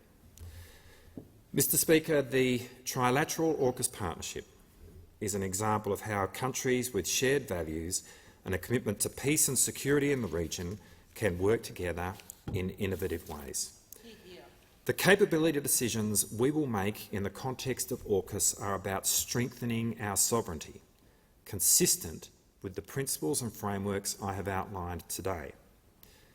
Some argue that Australia's reliance on our partners for the acquisition of naval nuclear propulsion technology gives rise to a dependence that undermines Australia's sovereignty. Yet the reality is that almost all of Australia's high-end capability is developed in cooperation with our partners. Submarines are no exception. And that dramatically enhanced capability dramatically enhances our sovereignty. We need to leverage expertise from the United Kingdom and the United States to help us along our optimal pathway. And building capability with them means we are better able to shape, deter and respond within our strategic landscape. The AUKUS partnership will also guide the accelerated development of advanced defence capabilities under Pillar 2. These capabilities will help us hold potential adversaries' forces at risk, at a greater distance, and increase the cost of aggression against Australia and our interests. Through AUKUS, we are building Australian capability and expanding our strategic options. This represents a long-term commitment to building our self-reliance and, in turn, will enhance Australia's agency to pursue our sovereign interests, and that is the essence of sovereignty. And while there will be much more to say on AUKUS in the weeks and months ahead, Australia will always make sovereign, independent decisions on how our capabilities are employed. Australia is no longer blessed with a benign strategic environment as we have been for much of the post-Cold War era. Mr Speaker, in the months and years ahead, we will continue to deepen and evolve our security cooperation with key partners and our US ally to address shared challenges in our strategic environment and advance our mutual security interests. This cooperation will continue to take place in a framework of policies and principles that enables practical cooperation while maintaining and enhancing Australia's sovereignty. Mr Speaker, sovereignty is at the heart of national security. It is at the heart of Australia's way of life, and protecting this will always be the first priority of the Albanese government. Thank you. I give the call to the honourable member for Canning to speak in response to the minister's statement. Thank you, Mr Speaker. And let me begin by saying that the opposition shares the minister's view that our sovereignty, our territory, our values and our way of life are a sacred duty of the Australian government and indeed of this parliament. And on this question, the coalition are of one mind and spirit with the government.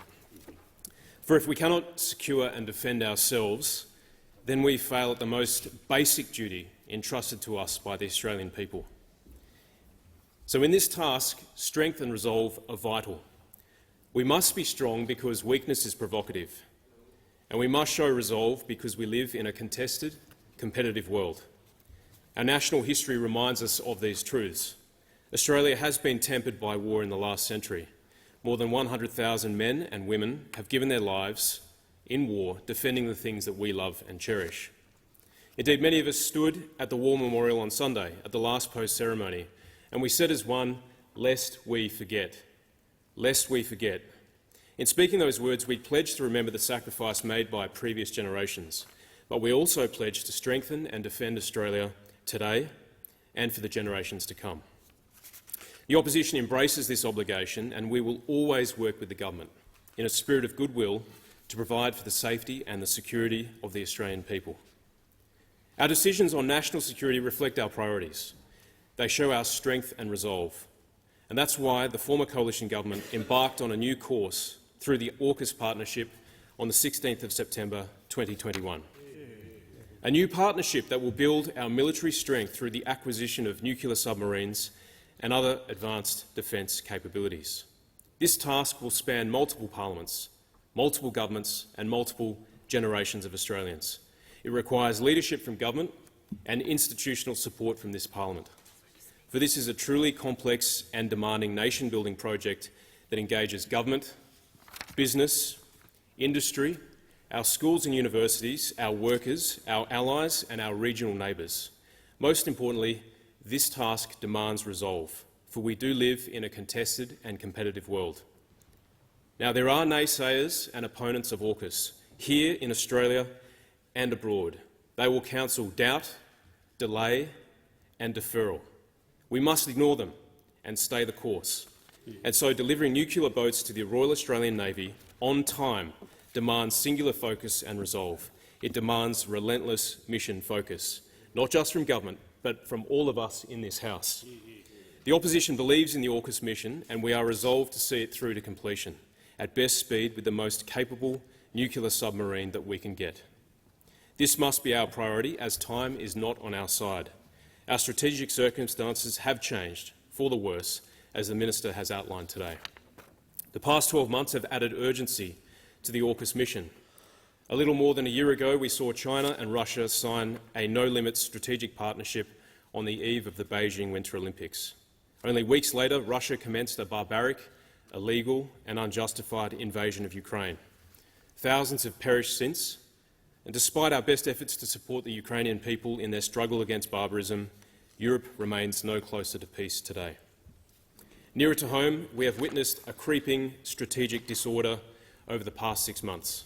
PRC rockets streaked across the skies of Taiwan in August, and PRC spy balloons breached sovereign airspace in the United States and Central America.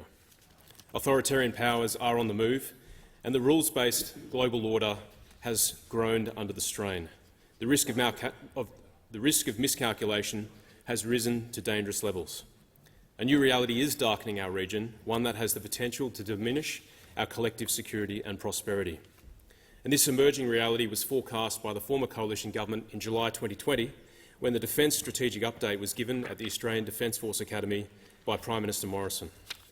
Great power competition, military modernisation, grey zone operations conducted below the threshold of war, it was all forecast in the DSU in 2020. And even then, authoritarian powers were on the move. It was this assessment that led the former coalition government to act, to see the world as it was, not as we wished it to be. It meant that we had to take a tough but necessary decision to cease the attack-class submarine project with our French friends and to pursue a new trilateral agreement with the US and UK that would deliver the most cutting-edge, capable nuclear submarine. This was not easy, but tough decisions never are. And the Leader of the Opposition knows this better than most in this House, and I acknowledge his leadership as the former Minister for Defence. The Coalition acted in the best interests of the Australian people because we believe in that national defence is a sacred duty of government. We can't afford to be weak in this new reality, and nuclear submarines will make us strong. It will change the balance of power in the Indo-Pacific region in favour of those who want peace, security, stability and prosperity. For those of us who want a bright future for Australia, for our children and for our neighbours in the region. But relying on submarines is not enough. Even as we build our strength through AUKUS, we must redouble our frontline diplomatic efforts, as the Minister said. We must build our friendships to reduce tension and create pathways for peace. We are blessed to live in a colourful, dynamic region of many countries and cultures. Modern Australia reflects this regional diversity with our multicultural society. This is a strength as we step out into our Indo-Pacific neighbourhood. We understand and respect differences as we encounter them. Our neighbours are important to us. Friends such as Japan, Singapore, New Zealand, South Korea, India, Papua New Guinea and Indonesia, among many others. We benefit from their strategic insights and perspectives, and we uphold their sovereignty with the same zeal that we wish to safeguard our own. But we all share the same desire for a brighter future, and on that common ground we must work together to avoid conflict, disorder and strife with all nations in our region, sometimes with outstretched arms towards those who wish to remain aloof. We must stay engaged and we must maintain a bias for dialogue. The Minister touched upon our alliance with the United States. He mentioned our joint facilities and covered the perennial questions of full knowledge and concurrence. And I will not cover the same ground, except to say that there is no space between the government and the coalition on the critical importance of those capabilities to our national security, nor on the need to maintain them for the challenges ahead. A few words in closing about our closest security partner, the United States of America. The Indo-Pacific region has benefited greatly from the US since the Second World War. On a personal level, I wouldn't be standing at this table if a US medic from Virginia had not saved the life of my grandfather under fire in the Indonesian archipelago on the 31st of March 1945. On a national and geopolitical level, US investment in regional security and trade has helped to build our common peace and prosperity for more than 80 years. And as a trading nation, our lives depend upon it. We wish to see this continue, as do other nations, and we urge our American friends to retain an outward-facing posture, to stay engaged in the region, and to be responsive to the needs of allies, particularly when it comes to the liberalisation of defence and technology transfer. The US Congress, the UK Parliament and the Australian Parliament must work together to realise the host of legislative changes that will enable the smooth operation of AUKUS beyond respective governments of the day. This might require institutional experimentation, and I encourage the Minister to consider all options going forward. In closing, we look forward to next steps with AUKUS and the Defence Strategic Review announcements, and we will offer robust support from the opposition with the national interest as our guiding star in the best Westminster tradition. Mr. Speaker, I thank the House.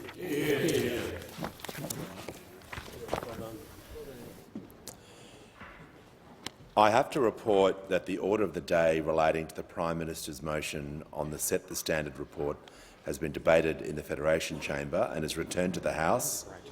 I present a certified copy of the motion. I understand it is the wish of the House to consider the matter immediately. The question is the motion be agreed to. I'll put the question. All of those opinions say aye. Against no. I think the ayes have it. I have to report that the order of the day relating to the Prime Minister's motion on the anniversary of the national apology to survivors and victims of institutional child sexual abuse has been debated in the Federation Chamber and is returned to the House. I present a certified copy of the motion. I understand it is the wish of the House to consider the matter immediately. The question is that the motion be agreed to. I put the question. All of those opinions say aye. Against no. I think the ayes have it. I have to report that the Work Health and Safety Amendment Bill 2022 has been fully considered by the Federation Chamber and has been agreed to without amendment. I present a certified copy of the bill. The question is that the bill be agreed to. I'll put the question. All of those opinions say aye. Against no. I think the ayes have it. This bill has been agreed to. I give the call to the Minister. Thank you, Speaker. I ask leave of the House to move the third reading immediately. Is leave granted? I call the member for New England. Absolutely. I call the Minister. Thank you, member for New England. I move that this bill now be read a third time. I'll put the question. All of those of the opinion say aye. Against no. I think the ayes have it, and I call the clerk. Third reading, a bill for an act to amend legislation relating to work, health and safety and for related purposes. I have received advice from the Chief Government Whip nominating members to be members of the Parliamentary Joint Committee on the National Anti-Corruption Commission. Give the call to the Minister. Thank you, Speaker. I seek leave of the House to move a motion to appoint members to the Parliamentary Joint Committee on the National Anti-Corruption Commission. Is leave granted? I call the member for New England. Mr Speaker, yes. Leave is granted. I call the Minister. I move that Mr Burns, Ms Murphy and Mr Zapier be appointed to members of the Parliamentary Joint Committee on the National Anti-Corruption Commission. I'll put the question. All of those opinions say aye. Against no. I think the ayes have it. And I give the call to the member for Fraser. Speaker, on behalf of the Standing Committee on Economics, I present the committee's report entitled Review of the Reserve Bank of Australia Annual Report 2021, together with the minutes of proceedings, and I ask leave of the House to make a short statement in connection with the report. Is leave granted? Leave granted. Leave granted. Please proceed. Thank you. The Australian economy is experiencing challenging conditions. Over the past year or more, a number of global factors have contributed to an environment of rising global inflation. Australia, along with all major economies, has been affected by this. I know from speaking to many people in my electorate that individuals and families are feeling cost of living pressures. It is timely that the House of Economics Standing Committee on Economics review of the Reserve Bank of Australia Annual Report 2021 be tabled at this time. Over the past 12 months, Australia has experienced rising inflation and, in turn, rising interest rates. This is affecting household budgets. The government has responded with a range of targeted measures, including an increase in the minimum wage, cheaper medicines and more affordable childcare. Today, I would like to focus on monetary policy over the period covered by this report. In setting the context of the current situation, the RBA Governor identified that the macroeconomic challenges and uncertainties for Australia largely originated in the global economy. These included rising inflation and a risk of economic slowdown in major economies, including the US, the EU and the UK, continued risks surrounding production levels and supply chains in China, and the consequences on global food and energy prices of the ongoing illegal war in the Ukraine. One of the policy issues the committee explored was the RBA's conduct of monetary policy. In particular, at the time of the publication of this report, there had been a number of interest rate rises since May 2022. The committee asked the RBA how, when considering further rises, the bank took into account the fact that the rate rises would take time to work through the economy. The RBA acknowledged that there could be considerable lags before interest rate rises had their full impact on economic activity and that this factored into their decision-making. The committee also explored aspects of past monetary policy implementation, including forward guidance and yield curve control. In both cases, the RBA acknowledged that it would have done things differently with the full benefit of hindsight. Based in part on reviews that the RBA has undertaken, the RBA has identified a number of lessons to be learned from that episode. The committee explored the inflationary pressures being experienced by the economy. The RBA agreed that inflationary pressures are a combination of demand-side and supply-side factors. The committee noted this and is keen that the RBA continue to take into account when making decisions around rates that supply and demand-side pressures affect the economy differently. Another aspect of monetary policy is that the interest rate rises that we are experiencing affect groups of people differently when responding to demand-side pressures. The committee expects that the RBA will continue to analyse the distributional determinants from which demand-driven inflation is emanating and that this be reflected in interest rate decisions. The committee also explored the interplay between fiscal and monetary policy. In other words, whether the decisions of the RBA and the government are supporting each other's goals. The RBA agreed that it was important that fiscal and monetary policy work together. The government was asked about the government's current fiscal settings, and he indicated that the bank was comfortable with them in terms of their inflationary impact and that he did not expect that spending priorities would put upward pressure on interest rates. In summary, our economy has experienced rising inflation over the last 12 months. The independent RBA has responded to this with a sequence of interest rate rises. The House Standing Committee on Economics continues to monitor the conduct of monetary policy given its impact on members of the community and the important role that the RBA and its monetary policy conduct plays in broader economic management. Call the member for Groom. Thank you, Speaker. I speak leave to make a short statement on the report.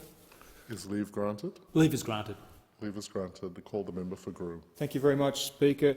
And I'd like to begin by commending the Chair on his fine efforts in leading this most important of committees. I think it has never been a more important time, Speaker, for this committee to do its work of holding the RBA to account. In fact, I think it is back until maybe 2007 when a House Economic Committee oversaw such a rapid change in monetary policy. I'd like to thank the committee members for the collegiate way that they've addressed things, but I think most importantly thanking the Secretariat for helping us through. We're rather a young committee on such an important role, so I thank them for their fine work. I would make one personal comment. The Chair and I have made extensive efforts to keep an open conversation about the importance of keeping a focus on the RBA's work here. And I think there's never been a more important time for us to do that. And I'm very grateful that he's engaged in the way that he has. So thank you to the member for Fraser. What I would note very quickly is reading the report, it feels very dated, given that it's only 3 months old. And that's because so much change has happened in the economy during that time. It's very interesting to read the Governor's comments at the time saying that the outlook was uncertain but positive. And I think that is very reflective, but I'm not sure we'd make the same statement now. And that shows how much change was happening during the decision-making of the RBA at that time. We must remember the household spending was still very, very strong, but very interestingly, consumer confidence was quite weak. So a unique sort of situation.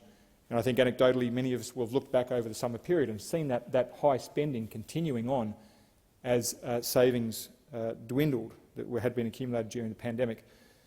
And I guess what I'm reflecting upon there is that there is certainly not an end to the change that we're going through. We'll probably see this focus continue, and no doubt in the next meeting with the Governor of the RBA. One of the points that I would take up, and the Chair's done an excellent job of summarising the report, we went into prolonged discussion and have since carried that on around the forward guidance provided by the RBA Governor that has become the subject of significant media scrutiny since. And I think it is important that we did delve into that. I think it's important that we do hold the RBA to account on future statements that they make, particularly because these are statements that impact households, aspirational Australians, mums and dads, young people, right across the economy, who make decisions based upon these statements, and it's crucial that we make it clear to the RBA who is impacted by these decisions, by these statements. And I think that going forward, that's something that will be a continued theme of our investigations. And I would follow up with the last point I think that was very well raised around the convergence of fiscal and monetary policy. The Governor made a statement about those two working very well together during the pandemic period in terms of achieving a set outcome. I think it's important upon us to continue a focus on that, particularly keeping an eye on potential future fiscal expansion and what that would mean. As the Chair pointed out, the Governor was comfortable with where things are, and I'd like him to remain comfortable, and that's the best way possible for us to alleviate those inflationary pressures on households that we were observing. But, Speaker, I'd go back to the start, thank the Chair, thank the committee very much for their hard work, and thank the Secretariat. I call the member for Fraser. I'd like to reiterate my thanks to the Deputy Chair, the member for Groom, and other members of the committee who are here. It's been a very collegial and well-functioning committee. And can I move that the House take note of the report? The debate is adjourned, and the resumption of the debate will be made in order of the day for the next sitting. I call the member for Fraser. I move that the order of the day be referred to the Federation Chamber for debate. I put the motion. All of that opinion say aye. Aye. To the contrary, no. I think the ayes have it. I call the clerk. Government business. Order of the day number 5. Governor-General's opening speech, resumption of debate on the proposed address in reply. The question is that the motion be agreed to, and I call the honourable member for Perth. Thank you, Deputy Speaker.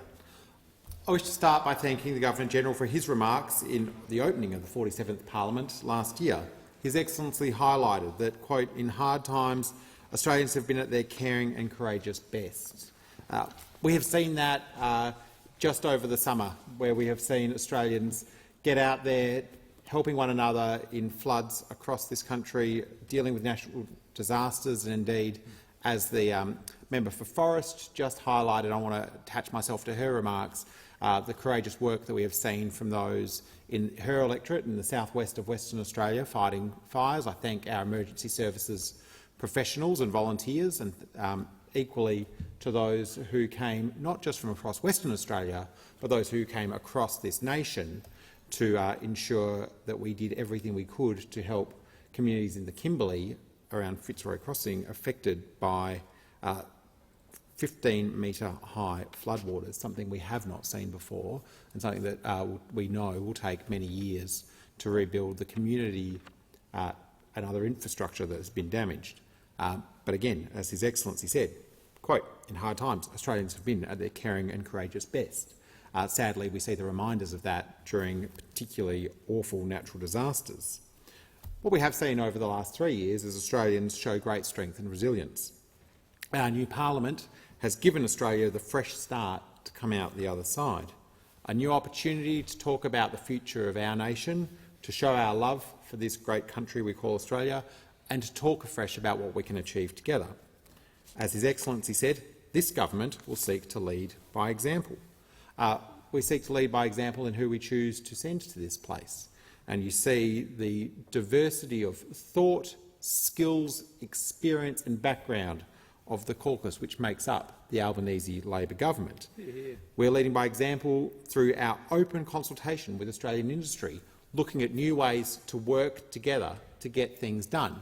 And we've seen that in the parliament this week with the progression of the paid parental leave expansion, an idea that came out of working together across industry, unions, the community sector, out of the Jobs and Skills Summit that was held here in September last year.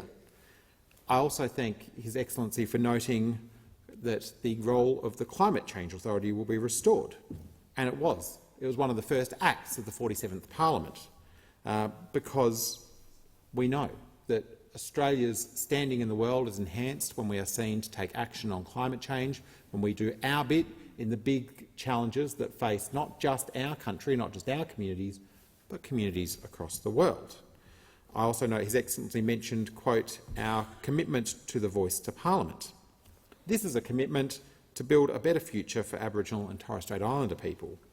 It's a better future for all of us, and it's an opportunity for every Australian, not just the 151 people who serve as representatives in this place, but all 17.2 million Australians, giving them the opportunity to have their say on writing the next chapter of our Constitution and writing a shared future for Australia through both constitutional recognition and making sure that we have a voice that can speak in all its diversity to this Parliament, to the Executive, to make sure that we improve the quality of policy design. We also had His Excellency highlight the economic policies of the Albanese government, policies that are to, quote, promote growth that creates opportunities for more Australians and, quote, to steer Australia through the issues we are facing. I think that is worth recognising as well. And it's an honour to be a part of this Parliament, a part of this government, and to see the changes that have started in this place. I was recently reading Senator Margaret Reynolds' valedictory address from 1999, where she remarked about the Senate and how diverse and enlivened it had become over her career from the 1980s to the 1990s. Well, I think if you look at the Parliament now, in 2022 and 2023, we have the most women in history in both chambers, 43 in the Senate, 58 in the House. More work to be done, but an absolute step change in what we saw, even when Margaret Reynolds was talking about the change that had been made back in 1999. We have 11 First Nations members of Parliament. We have so many different faiths, backgrounds being represented in this place, and it is always a joy, a privilege and an honour to work in this place, but I feel that that joy, privilege and honour only deepens as we expand the breadth of this Parliament to ensure it looks as much as possible like the Australia which we represent. It's a sign of the fairer Australia that we all seek to build, and it gives us the opportunity to make sure that we have all of the policy ideas necessary to deliver the big, lasting change we need. And we are determined not to waste this opportunity.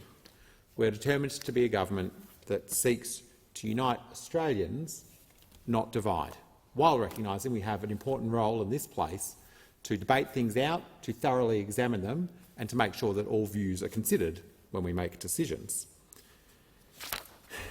And when it comes to the capacity of this Parliament to make decisions, one of the most fundamental things that we need to be able to make good decisions in this place is to have all the information available.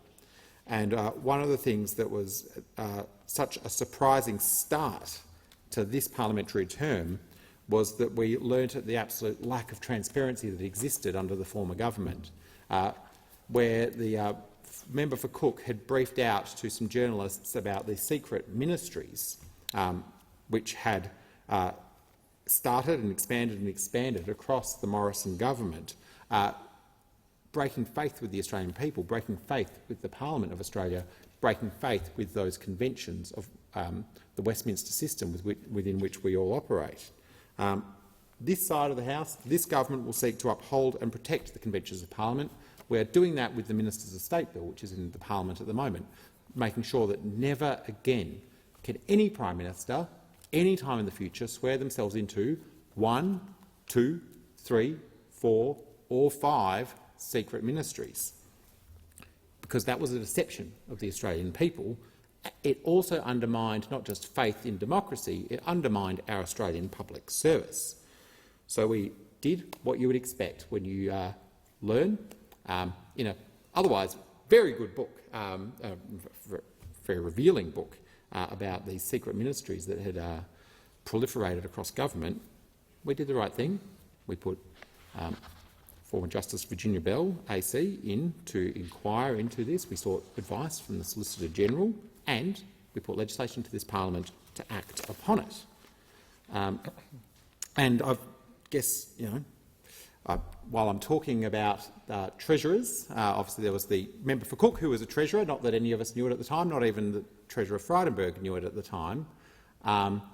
But maybe it does mean that the $1 trillion of debt that former Treasurer Frydenberg left should only be— There wasn't $1 trillion of debt. There was $1 trillion of debt, but I'm going to be generous. I'm going to allocate $500 billion of debt to the member for Cook and $500 billion of debt to who I understand someone who may become the new member for Aston. Because what we have seen in reports today is that we might be having a member of the shadow executive walk out the door and be replaced by former Treasurer Frydenberg. The former member who gave Australians $1 trillion of debt is now going to come back to finish the job. I don't know, try to add an extra $1 trillion of debt. Order. Order. The member for New England. Regards misleading the House. There is not $1 trillion of debt then. They're not now. You just can't say things that are not right. Call the member for Perth. Will you correct your reference?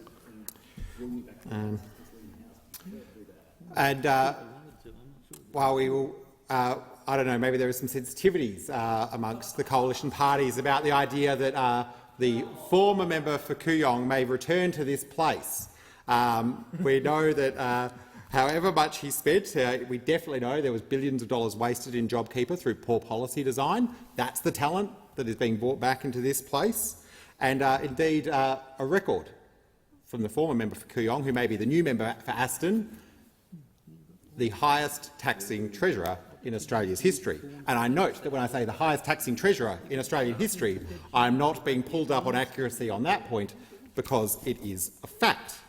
The other thing that we have sought to do as a government, where we deal with a decade of inaction presided over those opposite, was to make sure that we once again look to the future when it comes to the important work of acting upon climate change.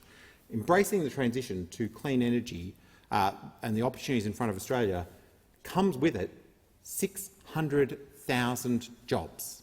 And what we know is that those jobs are good, well-paying, secure jobs, jobs that have a very bright future and ones that we should be looking to do everything we can to encourage to come here, to Australia, as we seek to be that renewable energy superpower that will not just power Australia and Australian industry into the future, but will also help provide the energy and resources of the future for our neighbours and our friends abroad. Australia has always had a proud history of being an energy exporter. That's a history that we embrace, and it's our present role in helping many of our friends and allies around the world with their energy security needs. And if we want to make sure that we can continue to do that for many, many, many decades to come, we need to be serious about embracing action on climate change and serious about embracing the opportunities that are presented through further expansion of our critical minerals industries. What we also saw was a change in how we develop policy in this place. When it came to the climate change bill, we saw a government that was happy to take sensible suggestions from other parts of the parliament to improve the legislation in front of us. That's what Australian people expect, for us to work together to make sure that we do grab those good ideas wherever they should come from. And it was pleasing to see that legislation become law last year. But after some cooperative work, I do note that we now have the coalition that designed the safeguard mechanism now refusing to implement policy they have previously supported in terms of helping act on climate change. And again, policy that's been developed in partnership with industry, talking to industry about what they need, how do we make sure that we work together to reduce emissions while supporting Australian jobs and Australian industry. That's what this legislation is all about. But in an interesting change from the party that for many years did not support net zero by 2050, then under the former Deputy Prime Minister, I commend him for shifting the coalition along towards a net zero by 2050 proposition, but now, in opposition, backtracking from all of those commitments by trying to block action on the safeguard mechanism. And when it comes to making sure that Australians have that reliable, clean, secure energy supply, we need to make sure that we are putting in place those good long-term measures that will ensure energy security, job security for all. And so I urge those on the opposition benches to do everything they can to work with us to deliver those sensible improvements to their safeguard mechanism. When it does come to the question of walking together and looking about how can you find those big shifts in policy that will help support the future of this country and make sure that we do walk as one, there is no more simple proposition than that put forward by the authors of the Uluru Statement from the Heart, a statement that was written in 2017, handed in generosity to the previous parliament, handed in generosity to the previous government, seeking to find a way to work together based on feedback from Prime Ministers Abbott and Prime Minister Turnbull about what is needed, what is that sensible constitutional amendment that would enable us to do recognition and respect and work with the First Nations of this country. This is a huge opportunity.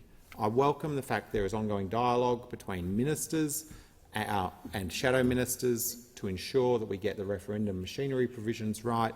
I welcome the fact that the Leader of the Opposition has met with the referendum working group.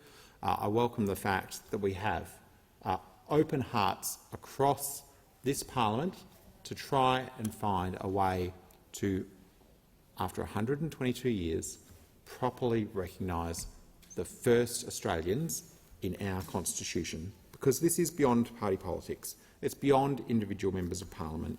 It is something for the 17.2 million Australians to have their say on. It's something that has been worked on in one form or another for 15 years. And in the words that the Prime Minister released more than 6 months ago at the Garma Festival, there is a basis for every member of this place to have a say on what that constitutional amendment would look like, and once we've had our say, it is then over to the Australian people to have their say. I'll echo the words of the Prime Minister, which he said about this question on the first day of the 47th Parliament. You can either have a source of pride or a source of regret. When we look to next Monday, which is the 15th anniversary of the apology to the stolen generation, that was a moment of immense pride, not just for this parliament, but for this nation. We have an opportunity this year to put another moment of immense pride for our people into our national history books and write a brighter future for all Australians. Hear, hear. And we do find ourselves not just inheriting the $1 trillion of debt and the interest rate rises that began under the coalition. So we had interest rate rises start under the coalition. We had $1 trillion of debt racked up by former Treasurer Frydenberg, and on top of that, we enter the choppy waters that come with the emergence of China out of COVID restrictions, the changes that come to our energy markets as a result of Russia's illegal and immoral war in Ukraine, and we have to work with our partners about the increasingly challenging strategic environment which we find ourselves, as the Deputy Prime Minister has so ably outlined in his remarks to this House, which is why we need a government that has policies that are focused on spending that creates growth, making sure that every dollar is spent effectively, that every dollar we spend has an economic benefit to the people of Australia. Doing things like boosting participation, lifting productivity, doing what we can to increase wages and ensure that people get those secure, well-paid jobs that enable them to further invest into our economy.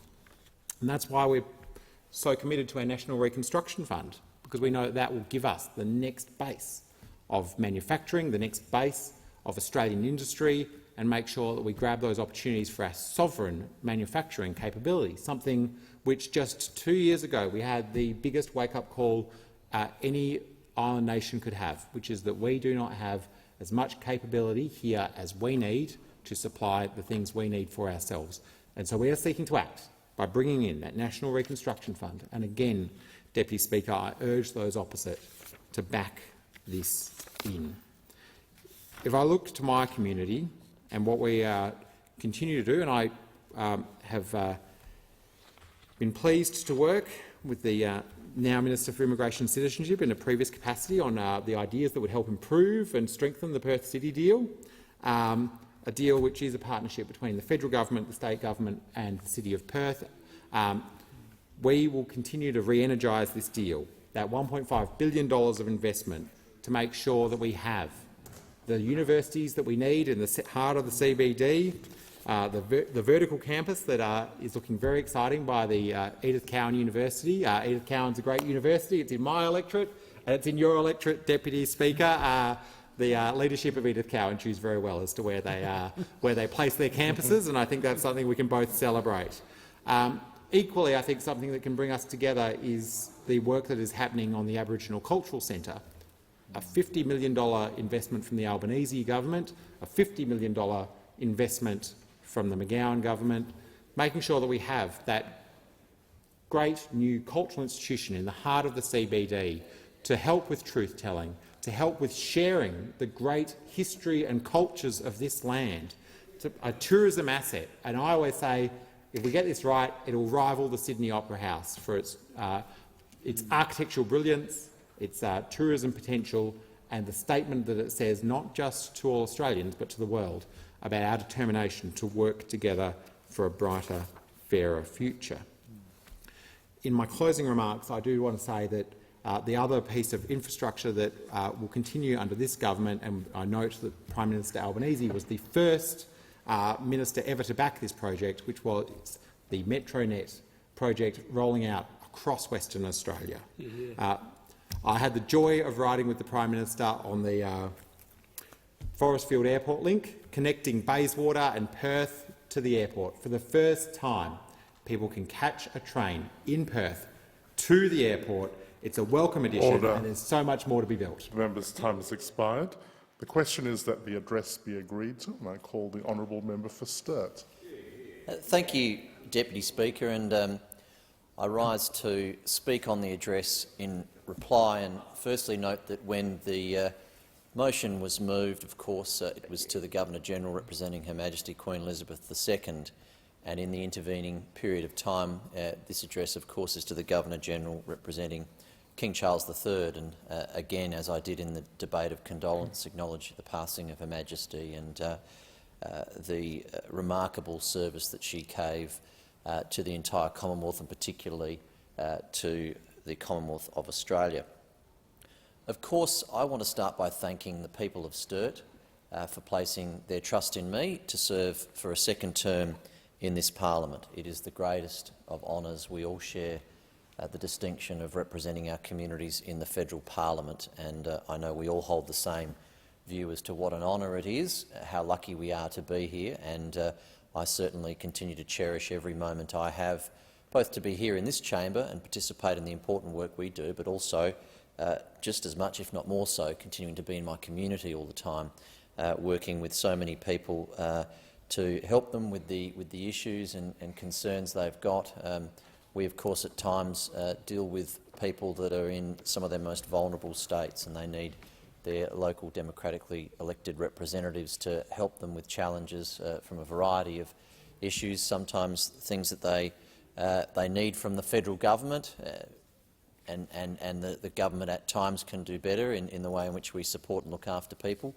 Also hearing their issues and that they have more generally, and it certainly informs the perspective that we have in coming to this chamber and contributing to the debates and decisions we make. So my deepest thanks and appreciation to the people of Sturt in the eastern and northeastern suburbs of South Australia, and I hope to live up to the very high standard of representing you again for the next 3 years, or perhaps 2.5 years as it is now. Of course, equally, this is an opportunity to talk about the election campaign. I just want to thank all of the unbelievable volunteers that contributed so much to my campaign for re-election, all of the staff in my office, all of the members of my FEC, the many volunteers beyond Liberal Party members that helped and contributed in the campaign. We are at least the equal greatest and most vibrant democracy on the planet in Australia. Election campaigns remind us of that, of course, when we're out there door-knocking, phone canvassing, holding our supermarket stalls, meeting with people, attending events, and in a campaign all of that goes on to onto top volume, and of course a whole range of other things in the heat of the campaign, debating other candidates, participating in the great contest of ideas. And I also acknowledge all of the other candidates that contested the seat of Sturt. We had 11, which I don't know, a couple of colleagues have mentioned that they came close to that or had 11 candidates. That's a great thing. I think we welcome as many people as want to contesting their local electorates. And so to the other 10 candidates who contested the seat of Sturt, thank you very much for putting your hand up and wanting to represent your community and making sure that there were many options for the people of Sturt to consider. And I think the more candidates helps to make sure that there are more ideas about both our local community and how we run our nation, and that's an excellent thing. And of course, again, to my team, I really do appreciate the sacrifices and the work that's done by staff, by party members and volunteers, the team in the Liberal Party campaign, the headquarters. Andrew Hurst, of course, is the campaign director. Of course, the member for Cook, former Prime Minister Morrison, is our party leader. Party leaders do an enormous amount in election campaigns, and I've seen up close leaders of parties in campaigns and the hectic schedule that they have, campaign directors and all the senior ministers, etc., then ministers, and thank them so much for the enormous effort they put into contesting elections, and it should be acknowledged. At a local level, we made some important commitments that a re-elected government would have delivered, and I was very proud of those being things that were very worthy, locally developed ideas that were brought to us and that we made commitments to support. Particularly from the local governments in my electorate. I always find local government really do an excellent job in my area of identifying really worthy projects that they are prepared to invest in themselves, but they equally, of course, can only do so much within their budget envelope, and there are always opportunities for us to partner with local government. And so we made a series of announcements during the campaign that we would have committed to. Some of those are ongoing, despite the fact that we were not re-elected, because they were committed before the caretaker period. And in particular, the new government has reconfirmed, and I'll certainly be holding them to this, that the allocation of funds to the Parkinson Oval redevelopment at the Kensington Gardens Reserve that was in the pre-election fiscal outlook will be proceeding, and that's a vital co-investment between the Commonwealth. The state government had already committed funds. In fact, surprisingly to me, deposited them in their bank account before we had finalised our commitment, and the local council also. So the three levels of government committing to that $8.5 million redevelopment, and it's been indicated that that will still proceed because it was in the pre-election fiscal outlook document. So I'm pleased about that. I'm disappointed that other commitments that I made won't be proceeded with, in particular the Campbelltown Urban Village. The Campbelltown Council will attempt to proceed with that without federal funds, and I hope that they can, but of course if they can, because they'll have to be using more of their own resources, that just means other things they could have done with those funds won't occur in our community, so that's disappointing. But also a project that I'm very passionate about, which is investing in the River Torrens Linear Park precinct throughout the City of Adelaide. And this is something that doesn't only benefit my electorate of Sturt, it absolutely benefits every riparian electorate, every community along the Torrens, which is from the beach right up to the source of the Torrens in the hills. And I'm still committed to making sure that we are delivering an investment in that project, that very important piece of environmental investment that also has very significant recreational outcomes. The Torrens, like most major cities in this country, were colonised on a river. The Torrens, as everyone would know, is the river that runs through Adelaide, from the Adelaide Hills, through the eastern and northeastern suburbs of my electorate, through the city and down to the beach. And of course we didn't always have the highest of standards in the early days of urban development throughout that catchment.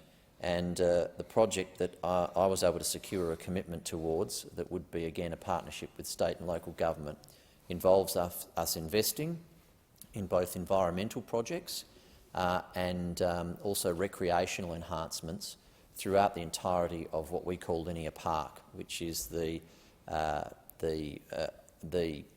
either side of the River Torrens. Linear Park runs all the way from the beach up to through my electorate into the Adelaide Hills, and so Linear Park and the River Torrens are really one and the same thing, and there are opportunities to improve from an environmental point of view that corridor and also more broadly the Torrens catchment, and there are equally opportunities for us to put higher standards and more consistent recreational investments throughout that corridor, things like better and wider paths so we can use and share that track across a variety of recreational pursuits, more and better and safer public toilets, lighting, etc. from a safety point of view, a whole range of things that are an opportunity if we invest in that, and I'm going to keep very much focused on that throughout this term and hope to take a similar commitment to the next election.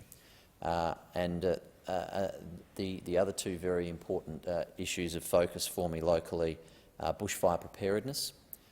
We had a bushfire on the cusp of my electorate only a couple of weeks ago in Montacute, and residents in my electorate, some had to evacuate their homes, and it's a really significant reminder that we have to be ever vigilant at the risk of bushfires and the need to be prepared. And I want to make sure I'm doing a lot within my community to keep that awareness as heightened as it needs to be in the suburbs that must have a bushfire plan, must know what to do when a risk develops that may mean that they have to leave their property, and also make sure that their property is in the best condition it can be in to assist our heroic firefighters and volunteers where there is a risk, and make sure we're keeping fuel loads low, make sure people have got their bushfire plans, etc., and make sure that the resources are there for our local country fire service brigades and also the other emergency services that engage in protecting my community, our community, from the very real risk and threat of bushfires. Next week is the 40th anniversary of Ash Wednesday, which was a devastating bushfire in the Adelaide Hills, transversing the electorates of Mayo and also coming into my electorate of Sturt. And that's a good reminder to all of us of the need for bushfire preparedness. And the third is regarding local recycling and making sure that we keep a very high awareness in households and businesses in my electorate and of course across the nation, but I can do my bit locally to make sure people understand how they can maximise recycling in the household in particular. And of course we work with local government who have responsibility for waste collection, and East Waste, who are the alliance predominantly in my electorate that do waste collection. I've had the privilege to, on the behalf of the then Minister Lee, attend the opening of a major recycling facility in suburban Adelaide. in late 2021, which was a great example of government investment in increasing and enhancing our capacity to recycle. But I'm very passionate about improving even further the amount of recycling that we do, and trying to reduce as much as possible what goes to landfill and increase as much as possible what we can reuse, and get that circular economy principle as broadly as possible. Those are three very important things locally in my electorate. The other thing that's extremely important in my electorate, but to the whole state of South Australia, is the full implementation of the Murray-Darling Basin Plan. Now, there was a terrible mistake when the Australian Constitution was ultimately finalised and adopted, and that was that the Commonwealth does not have the power over interstate waterways, and they absolutely should. And I'd love in my lifetime to see the Constitution amended so that the Commonwealth has power over interstate waterways, because obviously water resources that flow from one state to another, one of the great advantages of our Commonwealth government is that we are in the best position of anyone to manage competing interests. Nonetheless, the Murray-Darling Basin Plan is something that we should all be very, very proud of, and it is something that addresses the deficiency in our Constitution of the Commonwealth not having responsibility for interstate waterways, and through agreement of those that do, being the constituent states and the ACT territory within the Murray-Darling Basin, creates a Commonwealth-supported, funded entity, the Murray-Darling Basin Commission, develops a plan, being that plan, and is implementing it. And it's something to be proud of. It's something that a lot of people around the world actually look at and come and say, you know, how have you done this as well as you have in Australia? There are clearly parts of the world that struggle with this, and even though we have our challenges, most look to the Murray-Darling Basin Commission and the Murray-Darling Basin Plan as being world's best practice in managing the challenges of securing the water that is absolutely necessary for the environmental sustainability and health of the Murray-Darling Basin against obvious competing interests of human sustainment, economic use. This is a problem for water courses around the world, but fully implementing the plan is something that hopefully we achieve and that we'll be able to get right. And the now government made a big deal about this in my home state of South Australia, that they would be implementing it in time and on full, and I absolutely expect them to honour that promise, and I intend to be a part of holding them accountable for that. The plan, of course, involves the was basically a process that first looked at all the water that was being diverted out of the system, the baseline diversions. It then, of course, took a science-based approach to saying how much is a sustainable amount of water that can come out of the system, and the gap between the baseline and the sustainable is what is the water that has to be recovered, and that is now the 3,200 gigalitres of water. And everything that the now government needed to know about where the plan was at and what needed to be done to complete the full implementation of that was well known during the campaign when they made the commitments they made. So I absolutely wish them well in honouring that promise and keeping that commitment. It is going to be a challenge, and there are competing interests, and it's something that I hope we do not in a way that involves descending into battles about who's more worthy of having what is a scarce resource. We all understand that there's a challenge in competing interests, but the commitment was made. It's very important to South Australia, and there will be no excuses acceptable for not implementing that on time. Now, obviously, I make these comments at a time when we've got flooding through the Murray-Darling Basin system, and the last thing on people's minds at the moment is scarcity of water in the basin. But people in the basin know full well that whilst we are having floods right now, and we always hope to have excellent rainfall consistently we are going to have drought times, and we are going to have tough times for the basin, and the point of the plan was to make sure that once fully implemented, and that's by 30th of June 2024, so less than 18 months' time, once fully implemented, regardless of the point in the cycle that we're at between heavy rain and drought, that we've got a long-term plan to sustainably manage the basin, and that's why it absolutely must be implemented. In conclusion, I just note that in the last few months in particular, in my community, like every other community in this country, no doubt, the most consistent thing people are raising is cost of living pressures. And we are in a cycle of significant wealth reduction in our economy right now, which is absolutely terrible. We have people whose home value is reducing, their mortgage repayments at the same time are going up, and their real wages are decreasing. And the current rate of real wage reduction is really frightening, and it's at a level that I've never seen in my adult lifetime. Inflation running at 7.8% and wages growth at 3.1%. So people are really going backwards out there. It is really, really tough. And I urge everyone in this chamber, particularly the government, to prioritise these really tough times that people have at the moment.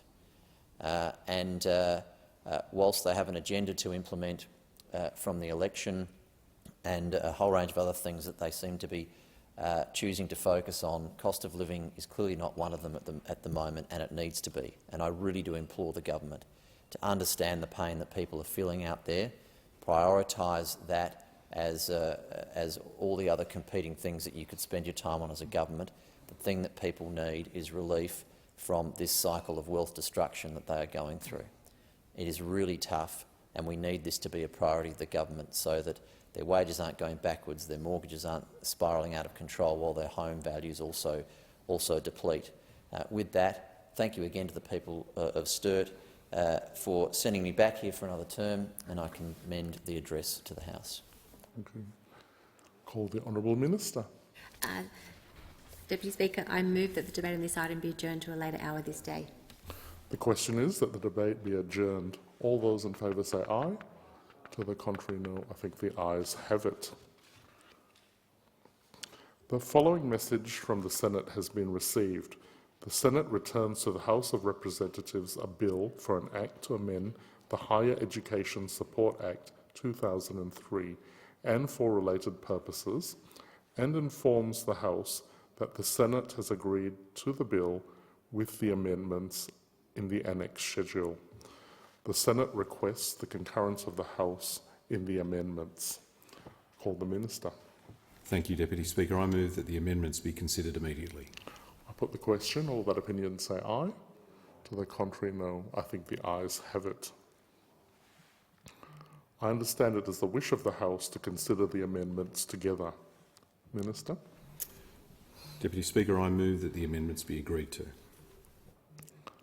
I put the question. All of that opinion say aye. To the contrary, no. I think the ayes have it. I call the clerk. Next message, yes. The following message has been received from the Senate. The Senate passed a bill for an act to amend the Migration Act 1958 to provide for the treatment of aggregate sentences and for related purposes, and transmits it to the House of Representatives for its consideration. Concurrence, sorry. I call the clerk. First reading, a bill for an act to amend the Migration Act 1958 to provide for the treatment of aggregate sentences and for related purposes. I call the Minister. Deputy Speaker, I move that the second reading be made an order of the day for the next sitting. I put the question. All of that opinion say aye. To the contrary, no. I think the ayes have it. Call the clerk. Government business, order of the day number 5. Governor-General's opening speech, resumption of debate on the proposed address in reply. The question is that the address be agreed to, and I call the honourable member for Caldwell. Thank you, Deputy Speaker. I want to begin by thanking the people of my electorate, the electorate of Caldwell, for re-electing me as their representative in the 47th Parliament. It's a great privilege, and I'm sure other colleagues would feel exactly the same. It's a great privilege to serve in this House, and I will continue to work each and every day to put our community's interests and needs firmly on the national agenda. Deputy Speaker, we have a Labor government because in times of change, as well as in times of crisis, people come to rely on the role of government. And we as a party actually believe in governing in the interests of our constituency and in the broader Australian community. And we put forward a plan, Deputy Speaker, that speaks to and delivers on the needs of ordinary Australians, and they are largely the people of my electorate of Caldwell. We put forward a plan that appeals to our sense of optimism and hope, and in Prime Minister Albanese, someone who leads a government that has set the policy framework for a better future. In thanking the people of Caldwell, I want to also thank the many volunteers who helped in my campaign. There's a lot of work, Deputy Speaker, that goes into these campaigns, and I'm grateful for the support of each and every person, each and every volunteer, and to all those who have helped contribute to my re-election. I'm grateful and heartened by their generous support and by their solidarity, and I will work hard not to let them down, and I will work hard to ensure that their interests will be paramount in my work throughout the 47th Parliament.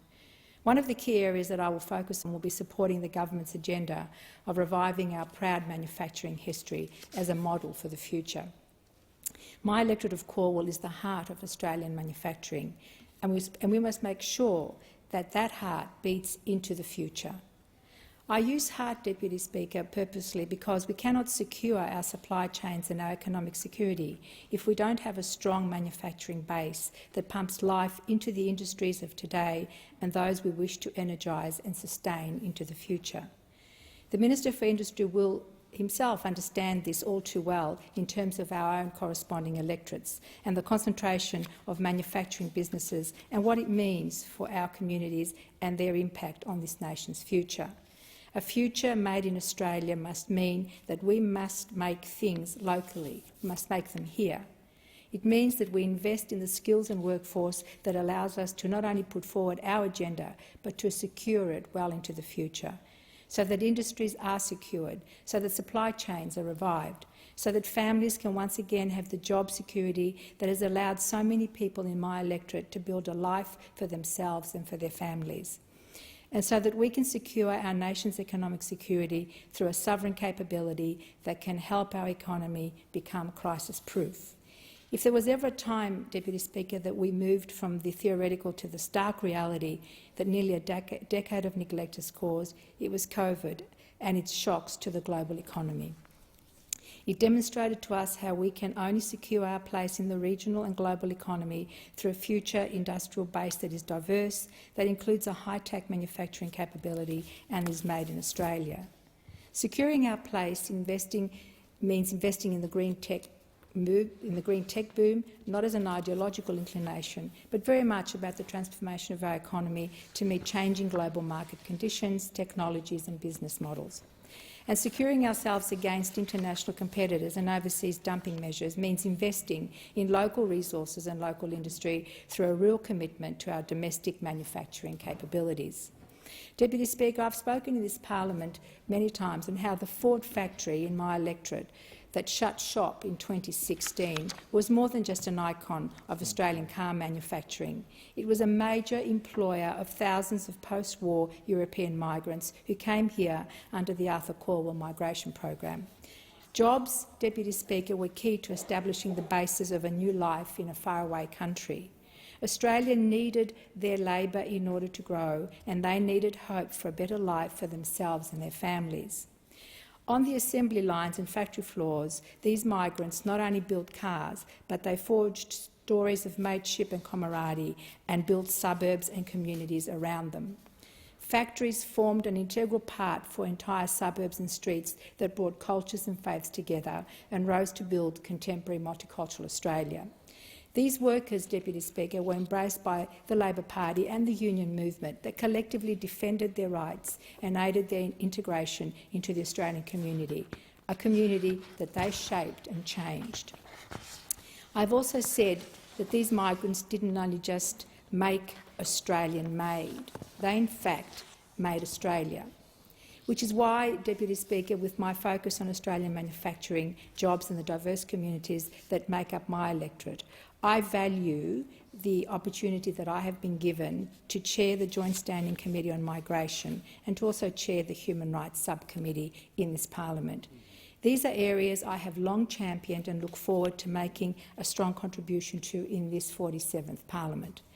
Because, Deputy Speaker, migration and human rights speak to two key areas I'm most passionate about. What do we want our modern Australia to be, and what do we want Australia's place in the world to be?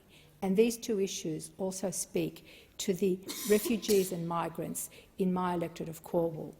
Deputy Speaker, we don't want to see the entrenchment of a two-class system in Australia, whether that be a migration system based on guest workers masked as skilled migration and open to exploitation, or people living here in Australia lingering indefinitely and cruelly on protection visas. Our government's commitment to abolishing temporary protection visas marks a fundamental shift towards hope and common sense, away from the previous government's approach that discredited us as a country and denied our sense of community. I'm proud to be part of a government that will restore humanity to those long denied, and government that will grab hold of the opportunities and human potential already amongst us in our community. The potential from all the untapped skills critical to our economy at a time when skill shortages are becoming an increasing threat to economic growth. Thank you. And sorry that the debate is interrupted in accordance with Standing Order 43, and the debate will be resumed at a later hour. And as you were interrupted, you will be able to seek leave to continue speaking when the debate is resumed. And on that note, I give the call to the member for Maranoa. Thank you, Deputy. Oh, sorry. Are there any statements by honourable members? Yes. Give the call to the member for Maranoa. Thank you, Deputy Speaker.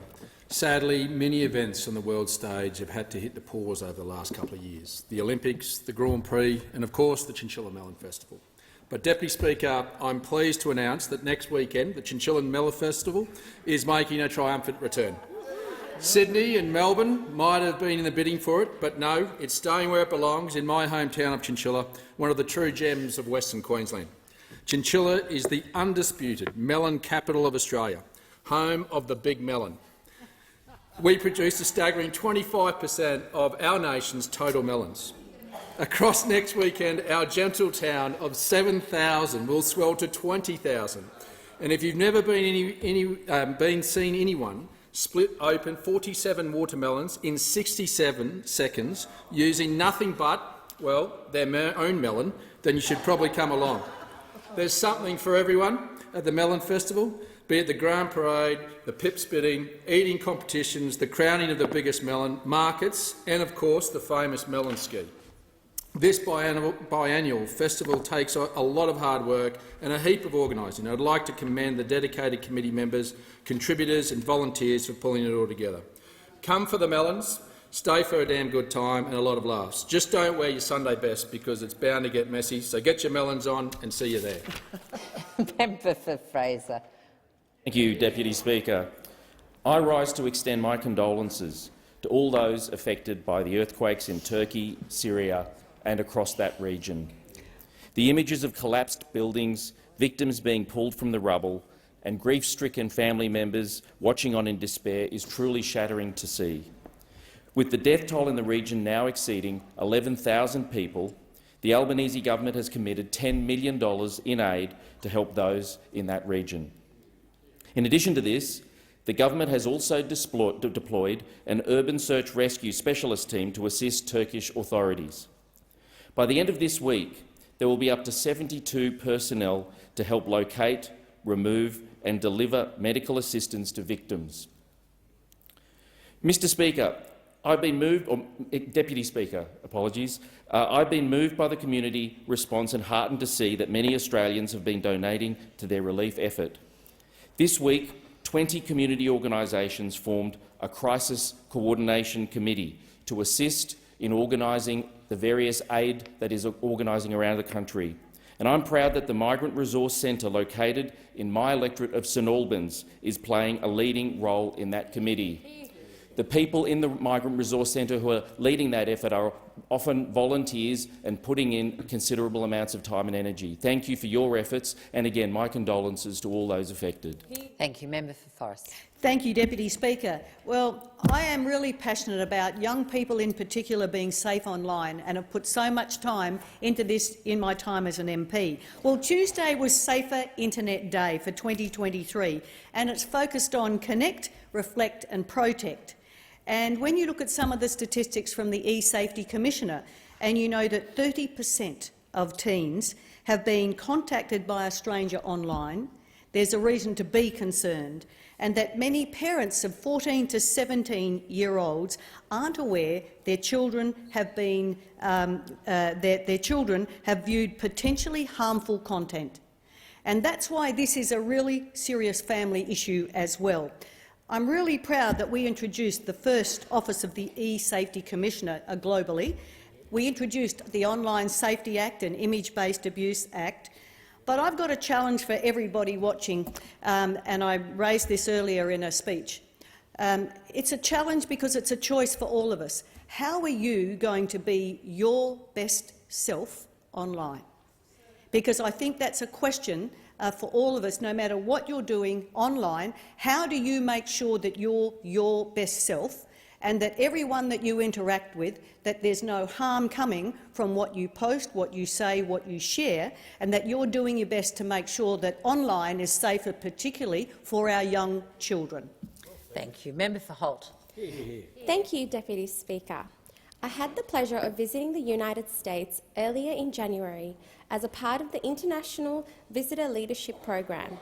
It was my first time in the United States, and their comprehensive agenda ensured each participant made the most of their time there. The week-long program helped me gain a deeper understanding of the US foreign and defence policy, study their strategic engagement in the Indo-Pacific, and most importantly, develop a renewed appreciation for the firm and long-lasting ties between our two countries.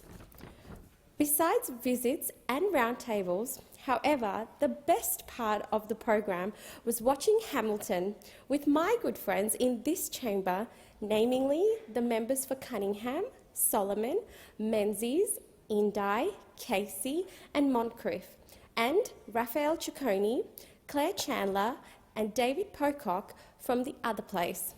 We were also fortunate to visit the Australian Embassy in Washington, DC, with the Ambassador, the Honourable Arthur Sinodos, being a wonderful host. Thank you to the US Embassy and the Department of State for organising such a well-rounded learning experience. I look forward to seeing the cooperation between our two countries grow more substantially. Thank you. Thank you. Member for Kooyong. Thank you, Madam Deputy Speaker. Last week I met with two members of the Doctors Reform Society, Drs John Furler and Tim Woodruff, who shared with me their deep concern about the state of Medicare and our primary healthcare network. I share their concerns. We discussed the government's recent Strengthening Medicare Task Force report and our disappointment that the Albanese government has no immediate vision for the current healthcare crisis. The task force has come up with a 12-page report with some nice rhetoric, but no plan. We need more GPs in rural and regional centres and more incentives for GPs to bulk bill. We need to consider innovative solutions like socio-economic-based funding of GP clinics. We need primary healthcare clinics providing multidisciplinary care to keep patients out of emergency departments. This government has kicked the can down the road. It has no immediate measures to take even a small degree of pressure off our medical system.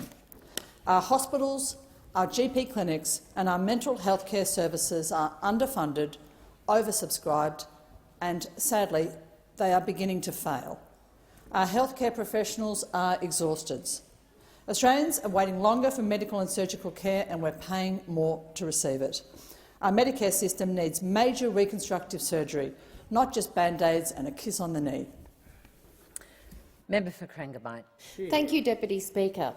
Did you know that last year across our nation 141 people drowned along our coastline, the worst outcome in more than 20 years? And unfortunately, the drownings keep happening. Every summer, locals in my electorate of Corangamite, which includes some of Victoria's best surf beaches, dread hearing news of swimming fatalities, often on unpatrolled beaches involving visitors inexperienced in the surf. Now, surf lifesavers do an amazing job, but they cannot be everywhere. Surfing Victoria understands this, and that's why they have introduced the Surfers Rescue 24/7 program, harnessing surfers' life-saving potential with training in board rescue and CPR techniques. They are over 80,000 in Victoria, and so far more than 3,500 have taken part in the program. Surfing Victoria has also partnered with La Trobe University to survey more than 550 Victorian surfers. In the first 24 months of the study, surfers helped prevent drownings by giving safety advice 2,500 times, and they rescued more than 250 people and administered first aid to over 100 people. What an awesome achievement that goes unrecognised. So today in this chamber, I say thank you to all those surfers who look out for others in the surf, and a big congratulations to Surfing Victoria for helping keep people safe along our coastline. Thank you. Thank you. Member for Brisbane. Thank you, Deputy Speaker. We're in the midst of a shocking housing crisis. Residents in my electorate are in extreme distress, struggling to pay their rent or their mortgages. And the situation is getting worse, with no hope of meaningful support in sight. I regularly hear from individuals, couples and families telling me they are about to be forced to live in their cars because they've got nowhere else to go. When a family is priced out of their own neighbourhood, they lose more than just their home. They're cut off from their community, including their children, who are forced to move away from their schools and friendships. Even those who are managing to get by in the spiralling rental market, renters making up nearly 60% of my electorate, they are having their rents hiked and dreams of owning their own home stolen from them. The government's funding of 30,000 new affordable homes across the country over the next 5 years simply does not cut it. The community knows the government's housing plan does not go anywhere near far enough. And in fact, when you crunch the numbers, their plan will only create 3% of the dwellings needed for people experiencing housing stress. We must build enough social housing so we can clear the growing wait lists and bring the private market back under control. We must freeze rents and establish national tenancy standards to correct the gross imbalances that exist in our national rental market. We must create an economic model that sees housing as an essential human right and not a commodity. Member for Bennelong.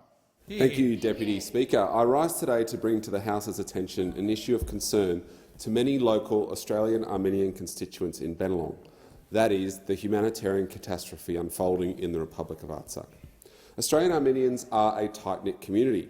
I've had the pleasure of working closely with them over the past 10 years in my former capacities as councillor and mayor. They're a passionate community too. They love Australia and they love their homeland, and right now, Deputy Speaker, they are hurting. For nearly 2 months, Azerbaijani operatives have blocked all movement of people, food, fuel and humanitarian supplies from Armenia to Artsakh. The Birdsall Corridor, commonly referred to as the Road of Life, is the only land link between Artsakh and the outside world for the self-determined Armenian population. Already, this blockade has started to impact lives. I'm informed that over 200 children have been born under siege, that all educational institutions have been shut and grocery stores have been left empty as authorities in Artsakh have issued food rationing coupons. This blockade has all the hallmarks of yet another tragic moment in the history of the Armenian people. I note that the Australian government is deeply concerned by the long-standing conflict in the region and that they support calls for a peaceful resolution. The government has and will continue to convey the views of to Azerbaijan through diplomatic channels and ambassadors. I thank the local Armenian community for their advocacy and continuing to provide me with updates. Member for Lindsay. Thank you, Madam Deputy Speaker. My community of Lindsay is number 1 in the state of New South Wales, but it is not a badge that we should be wearing with honour. We are number 1 when it comes to domestic violence, and the high levels of domestic violence that we have experienced recently with 2 women losing their lives is extraordinarily sad, and it's extraordinarily bad that this is still happening. I met last week with the local police force the Nepean Police Area Command, who are stationed in Penrith, and they are doing everything they can as a local police force to deal with the unacceptable situations that are happening in my community. But they can't do it alone. The domestic violence does disproportionately impact women, and to prevent it, we must intervene at the earliest possible times to support women, their families, and to hold offenders accountable for their actions. And governments of all political persuasions must invest in early intervention strategies that are effective and impactful across Australia, with targeted campaigns in communities like mine with high levels of domestic violence. Awareness is one thing, action is another, and I'm calling on governments across Australia to take a bigger leap forward in their stance to end domestic violence. Thank you. Member for Higgins. Thank you, Deputy Speaker. I had the pleasure of opening the Green at Murrumbina Bowls Club last year. It's a 100-year-old institution nestled down a quiet, wide, tree-lined street. Malcolm, the club president, led a lively morning of bowls under a glorious spring day. I met Sue, the club champion and local bank manager, who set the pace and warmly invited me to meet the locals. Inside the clubhouse was a treat not to be missed: a passion fruit sponge made by local legend Venora. Venora, at 92 years strong, spoke of her connection with the club. Despite her physical limits, she managed to turn out 6 delicious cakes, which disappeared before our eyes. This club is more than a meeting place. To Venora, it was a source of strength and solace that had once lifted her out of her dark period. She spoke frankly, her words imbued from nearly a century of wisdom. I nodded in agreement, because no price can be put on the social and physical benefits provided by community organisations with the warmth of Murrumbina Bowls Club. And the best part, unlike the pills I used to prescribe, this prescription has no side effects. I look forward to returning to Murrumbina Bowls Club for a cuppa and a chat. Oh, beautiful. Thank you. Member for Flinders. I rise to thank the Leader of the Opposition for his visit to my electorate recently. Not a hardship task, of course, to visit the most beautiful part of Australia at a most splendid time of the year, but I am grateful for the full day he spent with us from morning to night. Starting at Esso's gas processing facility, we saw the place from which 70% of south-eastern Australia's domestic gas needs are met.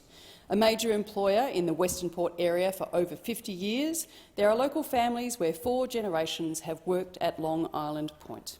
Since 2018, Esso has trained 42 apprentices across its 2 sites, and it has a 100% apprentice retention rate. In Mornington, we met with the Committee for the Mornington Peninsula and some 30 small businesses from retail, aged care, tourism, health, education, professional services and agriculture. We heard how small business is struggling with red tape, the cost of living and the lack of skilled workers across the entire peninsula. Back in Somerville, we toured the Sealight plant, where world-leading marine and aviation navigation buoys and markers are made and supplied across the globe. From a backyard business to a world leader, Sealight confronts daily supply chain disruptions and navigates unpredictable energy prices. But practicality, pragmatism and engineering brilliance has made Sealight the #1 provider in its field. We then inspected some of the $300 million worth of infrastructure projects that have been funded by the Coalition in previous governments, now all at risk in the next Albanese budget. Thank you. Member for Bendigo. Thank you, Deputy Speaker. Well, people in this place know that I am a big fan and supporter of the Bendigo-built Bushmasters. They are a vehicle that are credited to saving Australian men and women in the armed forces, not just in Afghanistan but in all conflicts. They are making a huge difference in the Ukraine. Our government and the previous government are in the process of gifting to the Ukraine, supplying up to 90 Bushmasters. They are making a difference. And we were quite pleased less than 2 weeks ago to welcome the Prime Minister to Bendigo, who made time to come and thank the men and women who build the Bushmasters. He visited the site on Friday the 27th, met with the workers and thanked them for what they do. Whilst at the site, we were able to see the Bushmasters that we're building for New Zealand. They soon will go to New Zealand, which is a great demonstration of how well this vehicle is doing. Not only is it helping in the Ukraine, not only is it a vehicle that is saving the lives of Australian men and women, countries like New Zealand are now purchasing our Bushmasters. I want to thank the Prime Minister for taking his time to meet the men and women who build the Bushmaster. They are very proud of what they do and the contribution that they are making. This is a good story. It's local jobs helping local people. We want to see more of it. Thank you. Member for Wide Bay. Thank you, Deputy Speaker. If the community around her was a ship, Linda Harris would be at the helm. Linda is a trailblazer, a female mayor when they weren't all that common, a female director of the Cane Growers Association when there hadn't been one before her, a champion for Tyro District, all while being wife to Mel and mum to Kerry, Gay and Anna. Linda has steered her community through the rough waters of local government amalgamation and then fought for Tyro's share from the new amalgamated council. Even in retirement, Linda's steadfast commitment to Tyro and the Fraser Coast continues. At 73, Linda is still working in her community for the new Tyro bypass, volunteering for Rotary, conducting meetings, functions, catering, fundraising and organising. Linda volunteers with the Tyro and District Chamber of Commerce, the Tyro Visitor Information Centre, the Tyro Community Hall and the Liberal National Party. As they say, anyone can steer a ship when the sea is calm. It takes an experienced hand to navigate difficult situations, and Linda is someone whose compass I look to for guidance in our combined desire to make sure that Tyro and the Fraser Coast move forward. Congratulations, Linda Harris, OAM, on your well-deserved award in the Order of Australia. Thank you. And Member for Hawke. Thank you, Deputy Speaker. Like all of us in this place, I've watched in horror at the devastation caused by the earthquakes in Turkey and Syria. In my electorate of Hawke and across Melbourne, there is a very proud Turkish diaspora. This week they are hurting, and we are all hurting with them. But through the pain of the stories they're hearing from friends and family and the shock of the images and videos from on the ground, they are organising. From Melbourne, they're sending donations, arranging aid and holding each other up here at home. So bittersweet that we see the best of us at the worst of times. Deputy Speaker, there will be a long road to recovery for the people of Turkey and Syria. In Syria, war and humanitarian crisis will make this task even harder. But the Australian people and our government stands in solidarity with them. Penny Wong, the Minister for Foreign Affairs, has announced that this government will provide an initial $10 million in humanitarian assistance, targeting those in greatest need across both countries, and that's done so with the support of those opposite. Locally, we will support our Turkish and Syrian friends and neighbours, communities who have given so much to build our modern Australia. To families and communities that have lost loved ones and those whose lives and livelihoods have been affected, I extend my greatest sympathies. Thank you. Member for Riverina. Thank you, Deputy Speaker. Veterans have an advocate and an ally in Julianne Finney. Last week, it was the 4th anniversary of the loss of her son, Petty Officer David Stafford Finney, a proud member of the Royal Australian Navy, 38 years young, gone too soon. Julianne has attended each and every one of the hearing days of the Royal Commission into Defence and Veteran Suicide.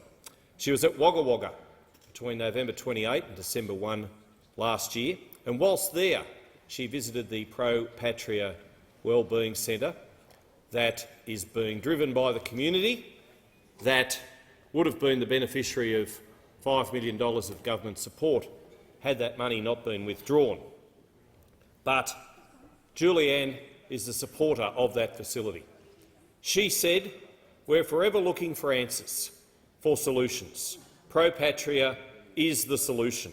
We need places and services like Pro Patria." She joins with Wagga Wagga veteran Jason Frost, community member Alan Lane and so many others, myself included, who are very much staunch supporters of this facility. And I call on the Veterans Affairs Minister in the May budget to support this much-needed facility that Wagga Wagga and the Riverina deserves. Thank you. Member for Lawler. Thank you, Deputy Speaker. Well, Deputy Speaker, I rise today to commend the member for Blaxland, the Minister for Education, on his getting on with the job and addressing some of our critical needs in teaching across this country. In my electorate, before the end of last year, Minister Clare joined me. He joined the Minister for Education for Victoria, Natalie Hutchins, at a local primary school, Tarneet Prep to 9 College, with Principal Anne-Marie Kilman hosting a roundtable of teachers and principals from across Victoria to discuss the consultation that had gone on around the country about the teacher shortage, about teacher quality and about elevating teacher profession. I want to thank local principal Nadia for attending as network chair, representing all of my local principals. On that day, we were faced with a shortage of 1,100 teachers in my electorate. I want to commend all of the principals who've done all the hard work.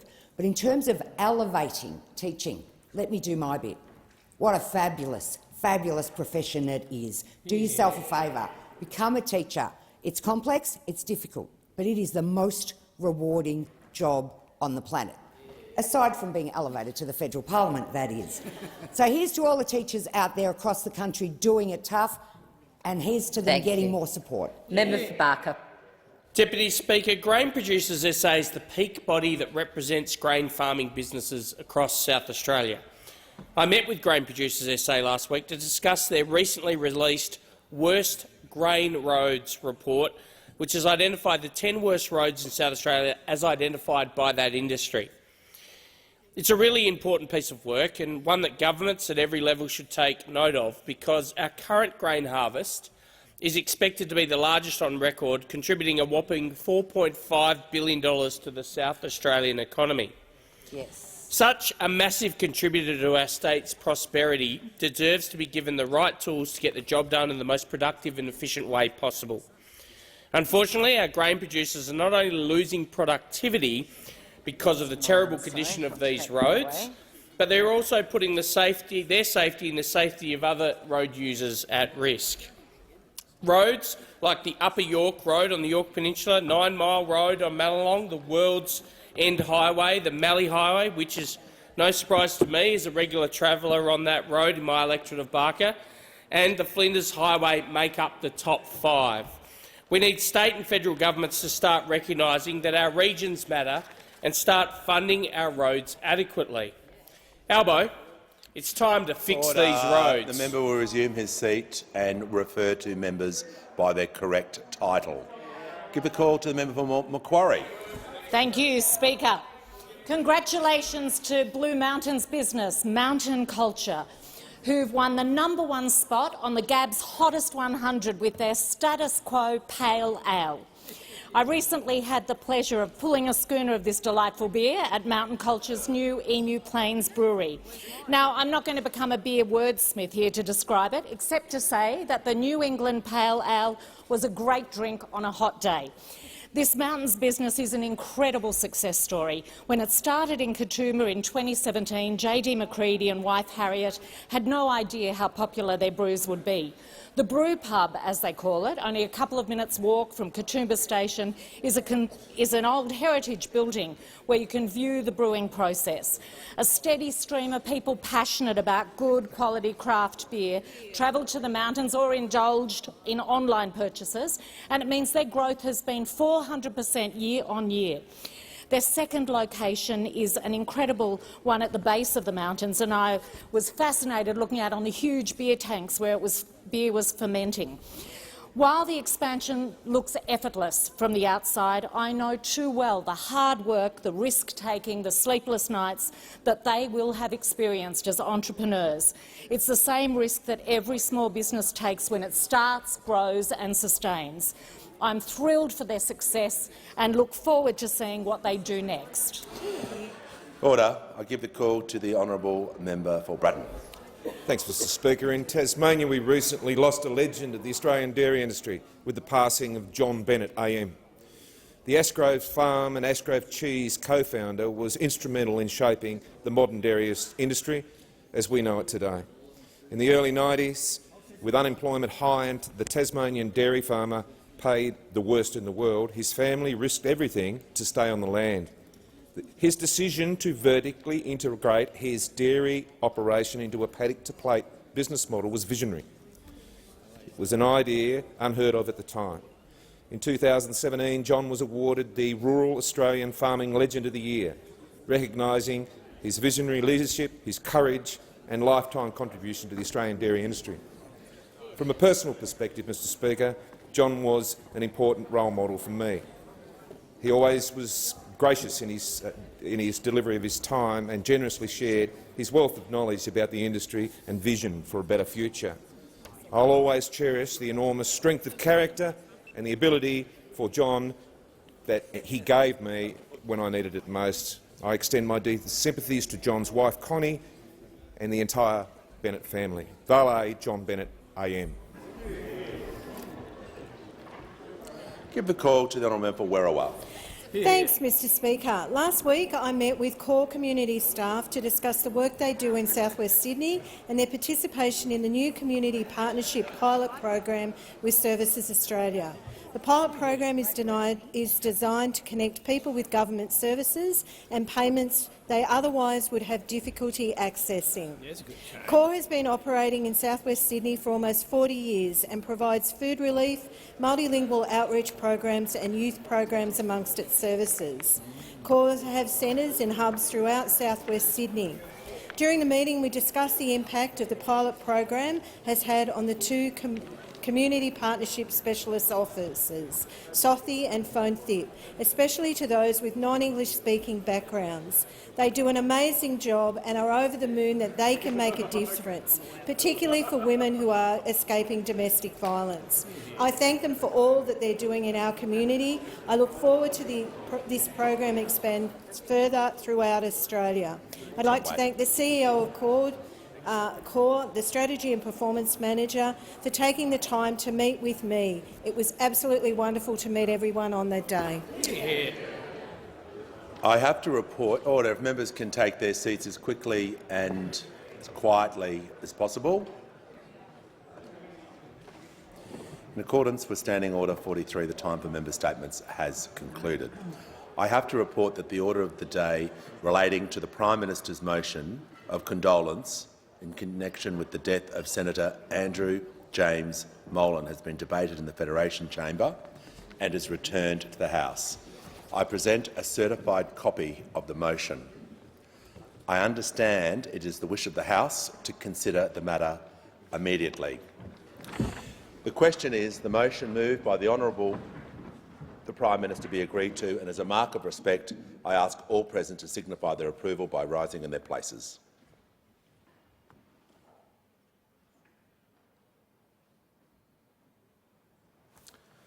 I thank the House.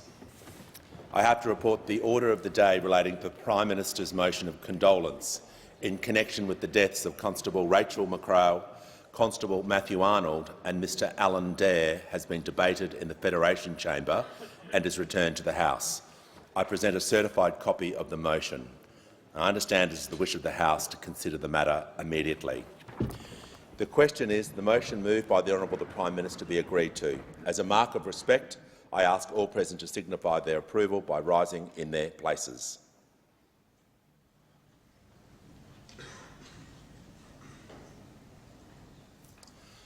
I thank the House. Questions without notice, and I call the Leader of the Opposition. Thank you very much, Mr Speaker. My questions to the Prime Minister. Before the election, this Prime Minister misled Australians when he said that families will be better off under a Labor government. Since Labor was elected, interest rates have gone up 8 times and mortgage repayments have increased by $1,400 for a typical family. Order. To make it worse, the Albanese government's economic policies are fuelling inflation and driving interest rates higher. Prime Minister, why do Australian families always pay more under Labor? Order. Give the call.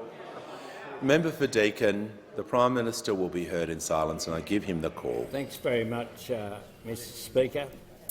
Well, Australians are certainly paying the price for a decade of Liberal and national neglect. That's what's going on here.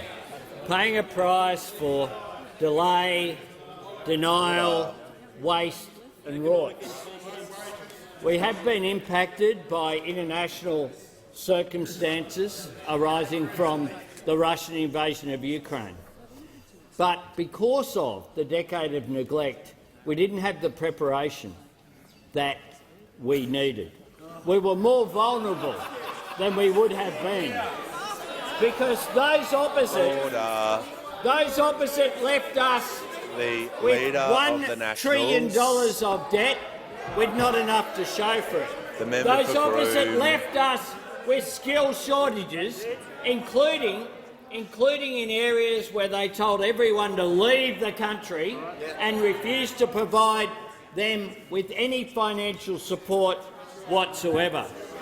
Those opposite left us with a decade of stagnant wages, not because of bad luck but because of bad policy. They said that low wages was a key design feature of their economic architecture. And those opposite who spent the Abbott years and then, of course, apparently might be coming back in the Senate, might be coming back. There's a sign of in touch with the future for you. They spent those years saying no to everything. Leader of the Nationals. And then they got into government and just kept saying no, because they didn't have any positive plans even when they're in government. And now they're just saying no to everything again. No to the National Reconstruction Fund, which is about supply chains, which is about jobs, which is about Australian manufacturing, which is about Australian resilience, which is about leaving us less vulnerable to international shocks. And what do they say, those opposite? They say, no, we're against that. We're against that. We're against that because it will have an independent board and won't rort the funding. So it's something they don't recognise. Something they don't recognise. No to secure jobs, no to Australian manufacturing, no to new industries. Defining themselves once again not by what they're for, but only by what they're against. Order. The member for Hume. Give the call to the member for Hawke. Thank you, Mr Speaker. My question is to the Minister for Industry and Science. How has the National Reconstruction Fund been received by industry? Are there any threats to helping Australian industry access the fund? Order. Members on my left, the member for Barker will refrain from saying such statements. I give the call to the Minister for Industry and Science. Thanks, Speaker.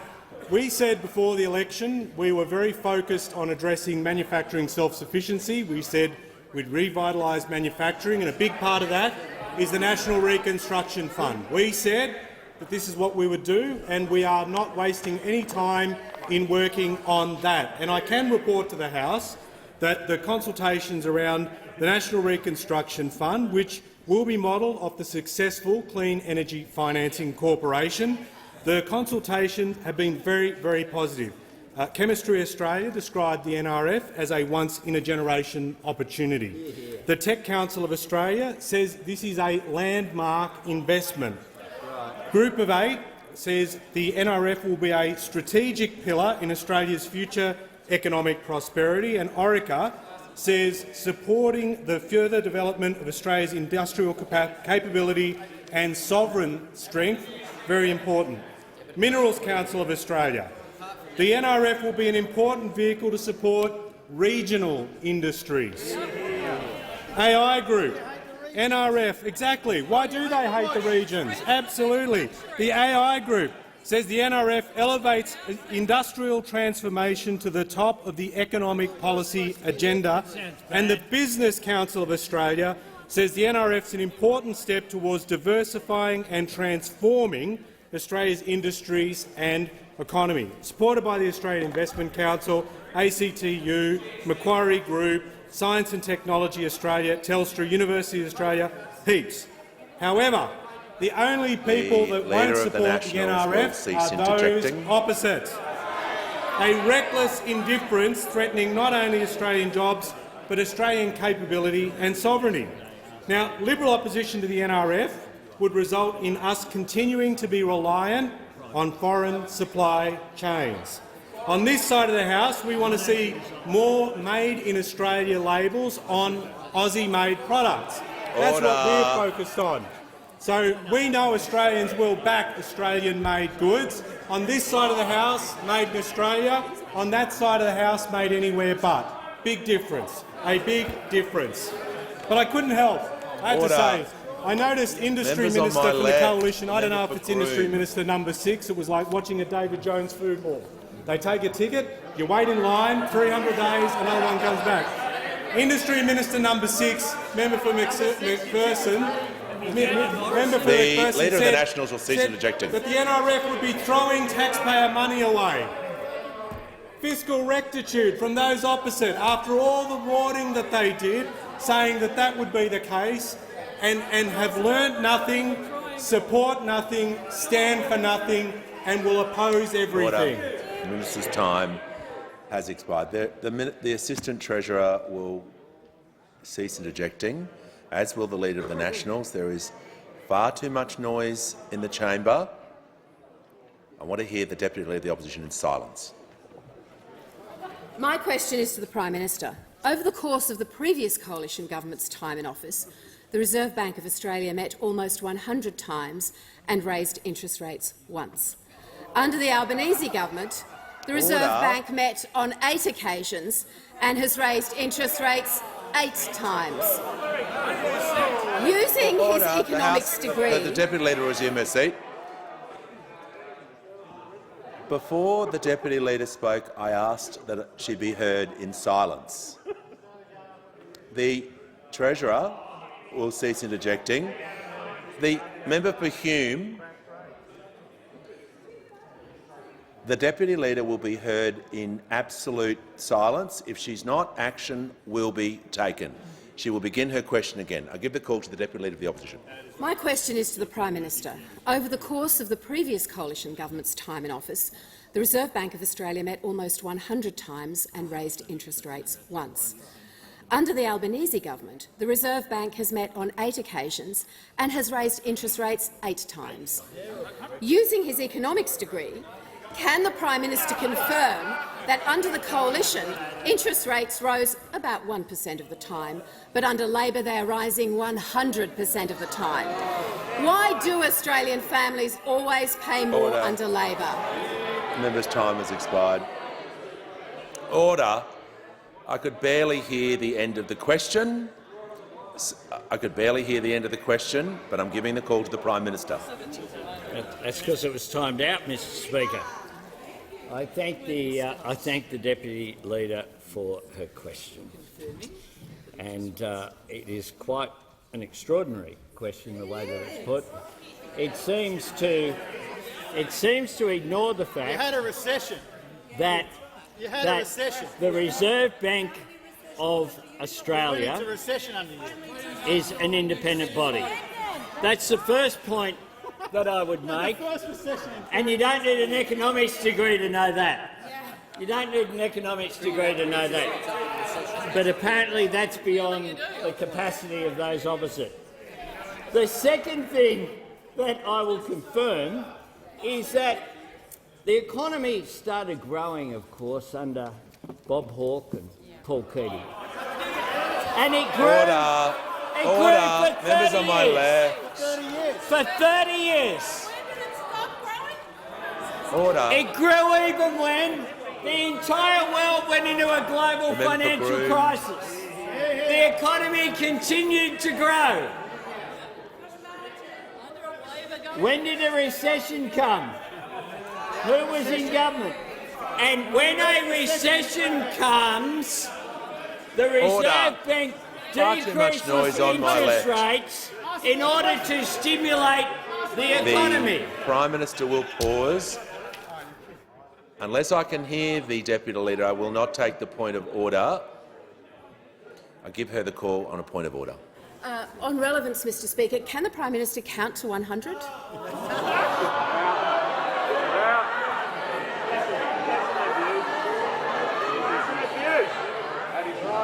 Order.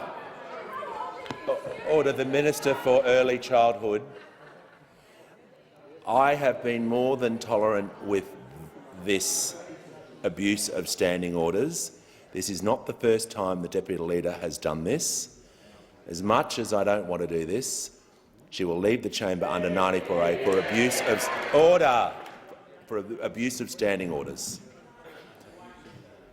Order. Order. The member for Gellibrand. The member for Gellibrand will withdraw that comment. I withdraw. When the House comes back to order, the Prime Minister will be heard in silence, or further people will leave the chamber. Thanks very much, Mr. Speaker. When the recession occurred under the former government, what reserve banks and central banks around the world do is that they support the stimulation of the economy. So therefore, you have a reduction in interest rates. Then, when there's global inflation, around the world, central banks increase interest rates. That's what occurs.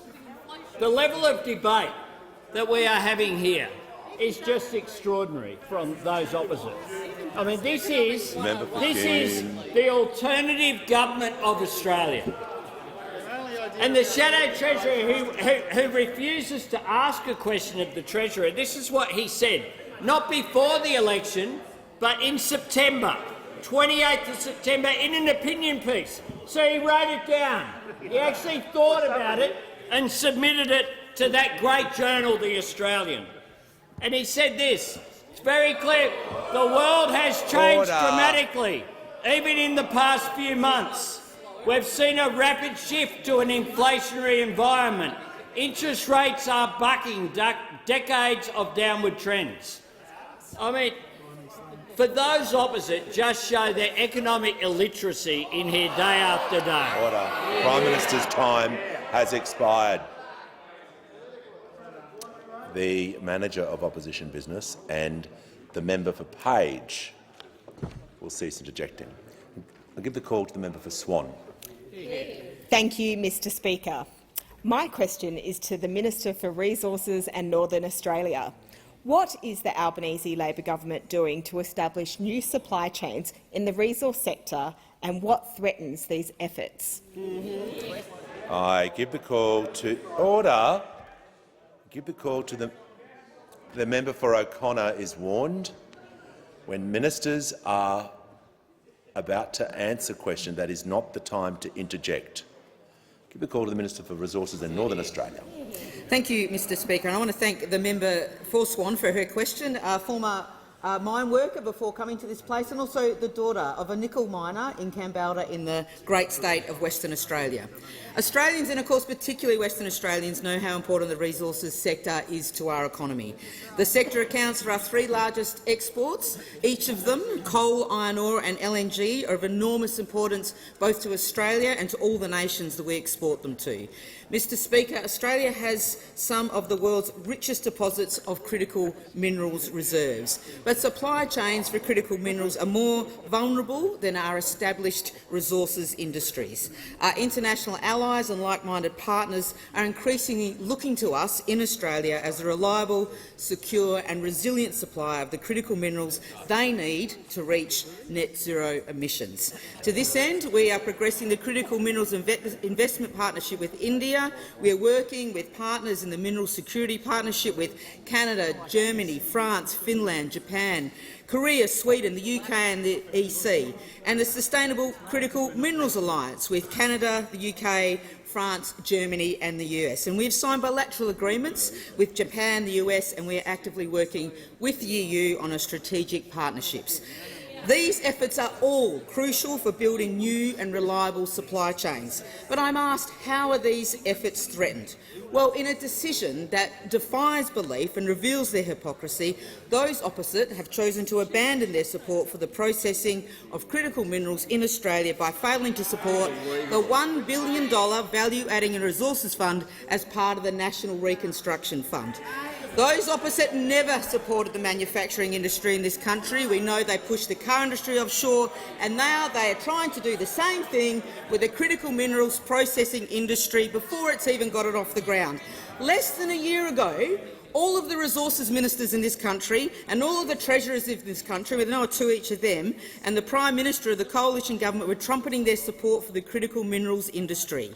In fact, even all the industry ministers at the time, of course there were two of them, were also exhibiting their support, with the former Minister for Industry and Member for Hume saying, "We are committed to building Australia's capability in critical minerals processing and increase our contribution to global battery supply chains." Well, what a difference a mere, I think, 6 months makes, 8 months. It's amazing what the member for Hume's turnaround, the various ministers for resources turnaround and the various treasurers of this country, former treasurers of this country, have had a turnaround. Order. This government supports critical minerals processing and the advanced manufacturing capacity of this country, and will do so through the National Reconstruction Fund and the $1 billion value-adding in resources, Order. with or without Minister's those opposites. time has expired. Before I call the member for Brisbane, I'm pleased to inform the House that present in the gallery today is the Honourable Craig Crawford MP, the Minister for Seniors and Disability Services and Aboriginal and Torres Strait Islander Partnerships in the Queensland Parliament, and Dr Mark Robinson MP, the State Member for Udjeri in the Queensland Parliament. On behalf of the House, I extend a warm welcome to you both. Give the call to the Honourable Member for Brisbane. Thank you, Speaker. My question is to the Minister for Housing. There are 36,566 dwellings under the National Rental Affordability Scheme across the country, with Queensland being home to almost one-third of these. All are to be removed from the market by 2026, but the government's Housing Future Fund has only promised 30,000 affordable homes over 5 years. As rents and interest rates continue to skyrocket, does the government acknowledge that this plan doesn't even account for the loss of NRAS housing, let alone deal with the scale of the housing crisis? Give the call to the Minister for Small Business, Housing and Homelessness. Thank you, Mr Speaker, and I thank the member opposite for his question. The Albanese government does understand that safe and affordable housing is central to the security and dignity of all Australians, and we want every Australian to have the security of having a roof over their head. Indeed, the scheme, the National Rental Affordability Scheme, provided rental accommodation to around 55,000 Australians, but it was abolished by the former government 8 years ago.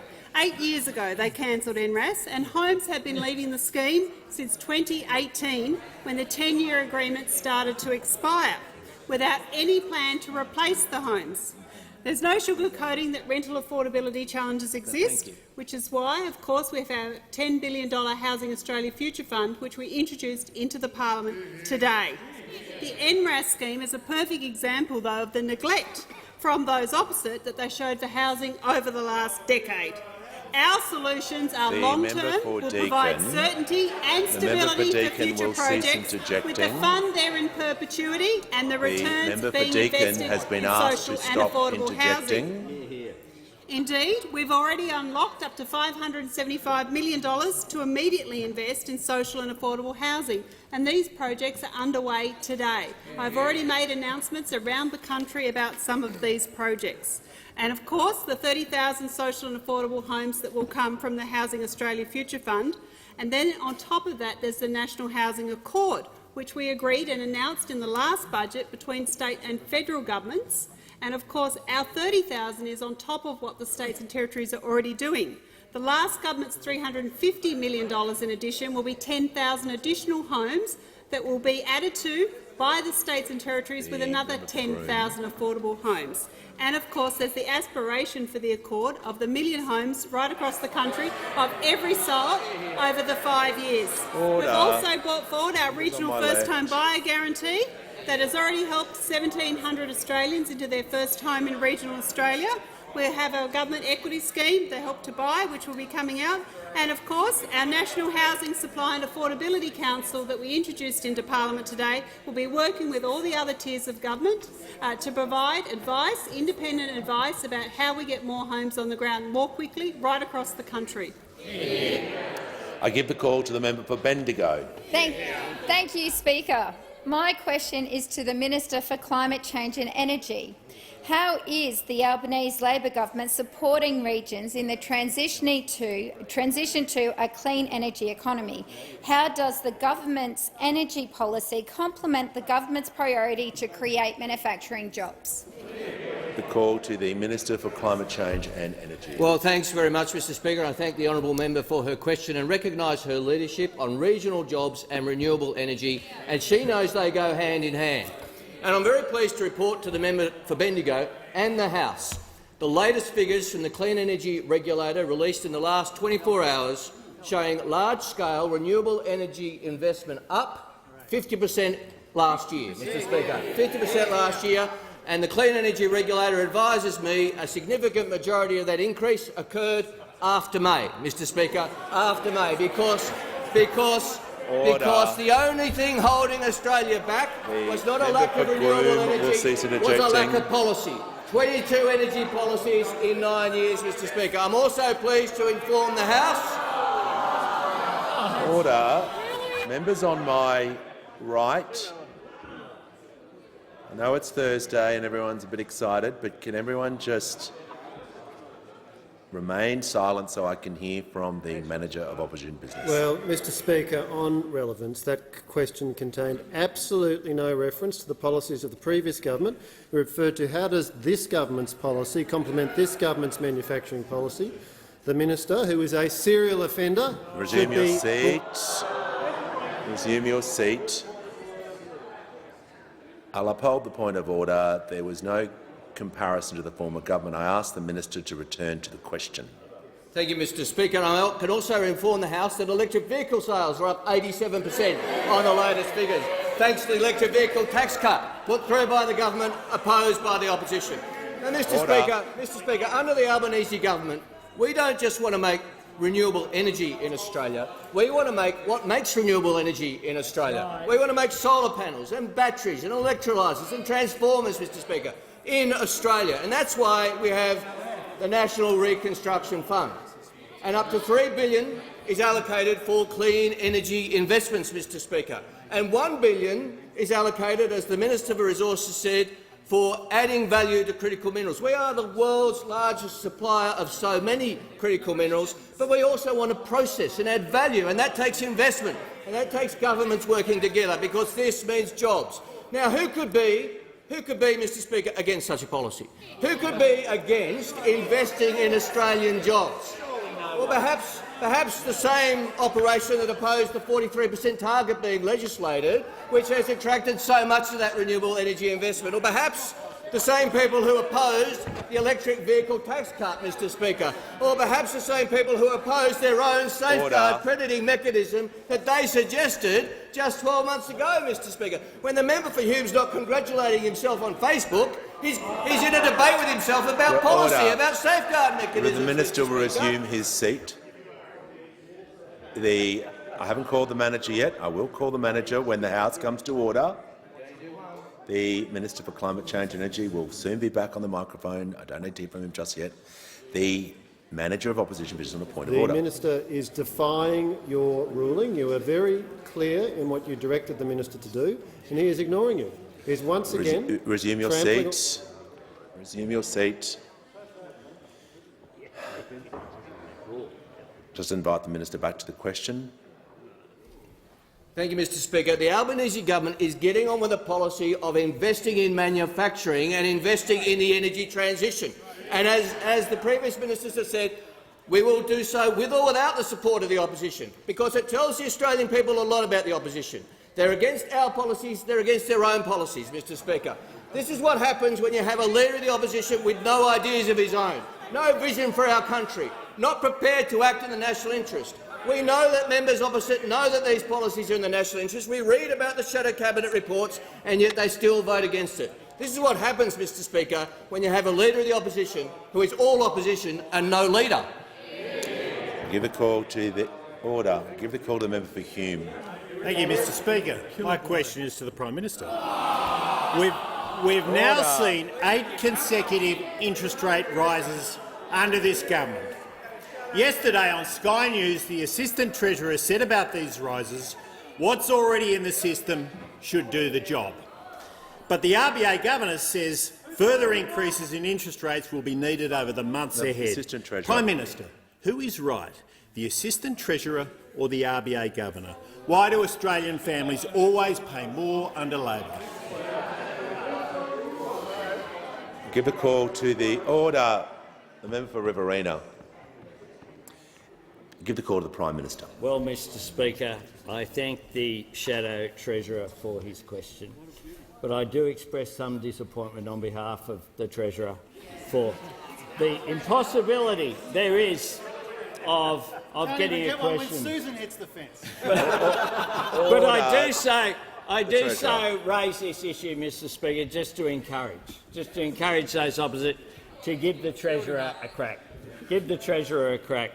Because Angus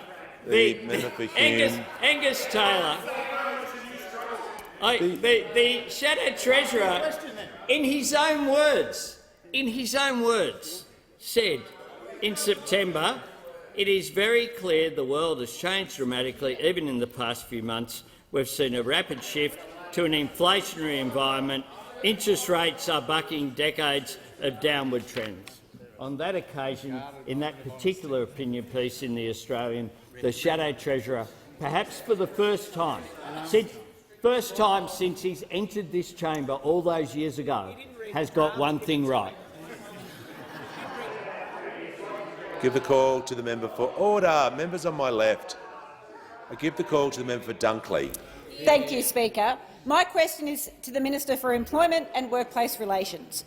What steps is the government taking and what obstacles have there been to boost wages and to close the gender pay gap? Why are there so many loopholes that have kept wages too low?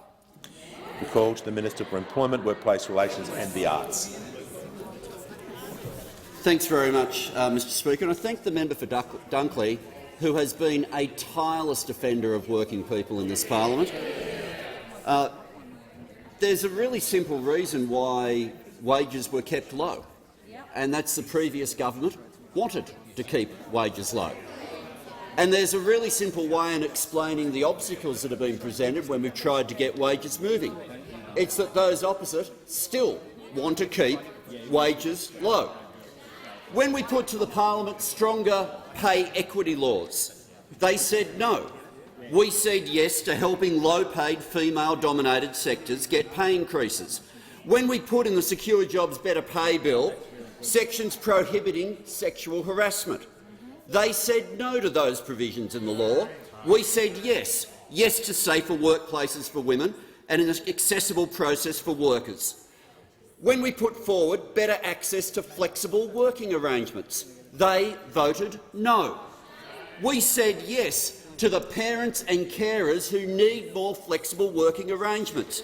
When we put forward legislation to ban pay secrecy clauses, one of the key drivers of the gender pay gap, what do you reckon they said? No. They said no, and we said yes to closing the gender pay gap. When we put forward the sunsetting of zombie agreements, they said no to that, voted no, and wanted to keep agreements from way back in the work choices era still valid. And let me give you one example of what that means. The Mantle Group. The Mantle Group, up until last year, still had their workers employed on an agreement from 1999. Those opposite thought that was okay. Mantle Group had been enjoying a massive windfall of not having to pay penalty rates for 22 years. And those opposite voted no to fixing that loophole. The Fair Work Commission said, and this is a quote from the Commission, "The effect of this employer having the benefit of an agreement made in 1999 without the payment to employees of penalty rates, at least in the last decade, is a disgrace. I consider it necessary for a light to be shone on these kinds of archaic agreements." Mantle Group then went off to look for the next loophole. So they had a new enterprise agreement negotiated between HR and 4 members of management that would then apply to the entire workforce. We'll have more legislation this year to close loopholes. Those opposite will vote no. because every loophole that drives down wages they have been determined to defend. Give a call to the member for Nichols. My question is to the Prime Minister. Caliphatis Fresh Produce, a major supplier of apples, pears and stone fruit in the Goulburn Valley, is facing a skyrocketing monthly electricity bill, rising from $50,000 a month to $100,000 a month under Labor. Why are Goulburn Valley businesses having to pay for Labor's broken promise to lower electricity prices by $275, and why do Australians always pay more under Labor? Order.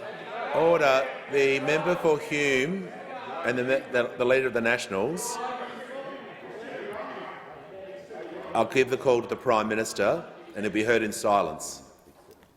Thanks very much. I thank the member for Nichols for his question. I think this is the first one he's asked to me since his election, and I congratulate him on his election. I wish him well on a personal level.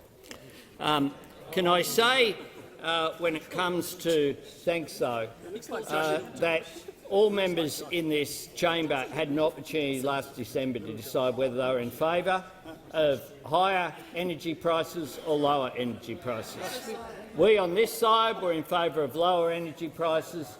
Those opposite voted for higher energy prices. Higher energy prices. And you don't have to listen to people just inside this chamber. AGL know a bit about the business, the energy business. They put out their statement to the stock exchange for their half-yearly results for 2022-23. And a statement to the Australian Stock Exchange is, of course, a very serious document. And they said this: notably, the impact of government intervention contributed to a sharp decline in forward electricity prices. That's what they had to say. That's what's going on. The AGL CEO Damien Nicks then, as quoted in the West Australian today, is saying the National Energy Price Relief Plan has contributed to a reduction in wholesale electricity forward prices from historically high levels. That's what the people, the member for Hume, is warned, on the front line there are saying. And in some places this isn't partisan, because the New South Wales Premier had this to say: I'm a free market guy, but also a practical guy too. And the reality is we stand with households and families across New South Wales. That's what he had to say. He went on to say, if states and territories working with the Commonwealth, everyone at National Cabinet is on a unity ticket. And indeed they were. Indeed, the New South Wales Treasurer said, we're not on the side of energy bosses, we're on the side of consumers and businesses. I wonder who he's thinking of. I wonder who he was thinking of. I wonder who he was thinking of. The fact is that the Russian invasion of Ukraine, together with the exposure that we have to international markets as a result of policy issues, is why Leader of the Nationals. These issues are being dealt with. We were dealing, along with state and territory governments, with these issues. Those opposite refused to be a part of any solution to these issues and chose instead just to oppose as they do it. You give the call to the member for Moreton. Thank you, Speaker. My question is to the Treasurer. How does getting wages moving again after a decade where they were kept deliberately low help to address the inflation challenge in the economy? Give the call to the Treasurer. Thanks very much, Mr Speaker, and thanks to my great friend and electoral neighbour, the member for Moreton, an absolute champion of working people in the southern suburbs of Brisbane. Mr Speaker, we said we would get wages moving again in responsible ways, and we are pleased to see that wages are beginning to move again in our economy. Because we recognise that a wasted decade of wage stagnation has harmed our economic prospects and hurt our people, and because the best way to deal with cost of living pressures people are facing is to make sure that they can earn enough to provide for their loved ones and get ahead. That's why one of our first acts as a government was to support a wage increase for minimum and award wage workers. We said we would do that, and we did it. We said we'd fix the broken bargaining system, which was acting as a barrier to productive workplaces and sustainable wages growth, and we are doing that too. We said we'd support a wage increase for aged care workers, and our next budget in May will fund that important change. We said we would train people for higher wage opportunities, make it easier for new parents, especially mums, to work more and earn more if they choose to, and we're doing that too. It's still early days, Mr Speaker, but we're really pleased to see the beginnings of wages growth in the economy again. Recent data shows that wages are growing at their fastest rate through the year since the beginning of 2013, before the previous government was elected. Now, Mr Speaker, as we all know, we have an inflation challenge in our economy, but we do not have that inflation challenge because wages are too high. On the contrary, wages have been too low for too long in our economy. We seek wages growth which is strong and sustainable, which in an economy which is more productive and more competitive and which creates more high-wage, high-skill opportunities for more of our people. That's the government's goal, and that's what our economic plan is all about. We know that strong and sustainable wages growth is good for the economy and not bad for the economy. And that's why this Labor government and this Labor Prime Minister will always work to get wages moving in our economy. This was a key issue at the election, Mr Speaker, and those opposite have learned absolutely nothing from the outcome of that election. Nothing would make them happier to return to the past where wages were stagnant as a deliberate consequence of their policy.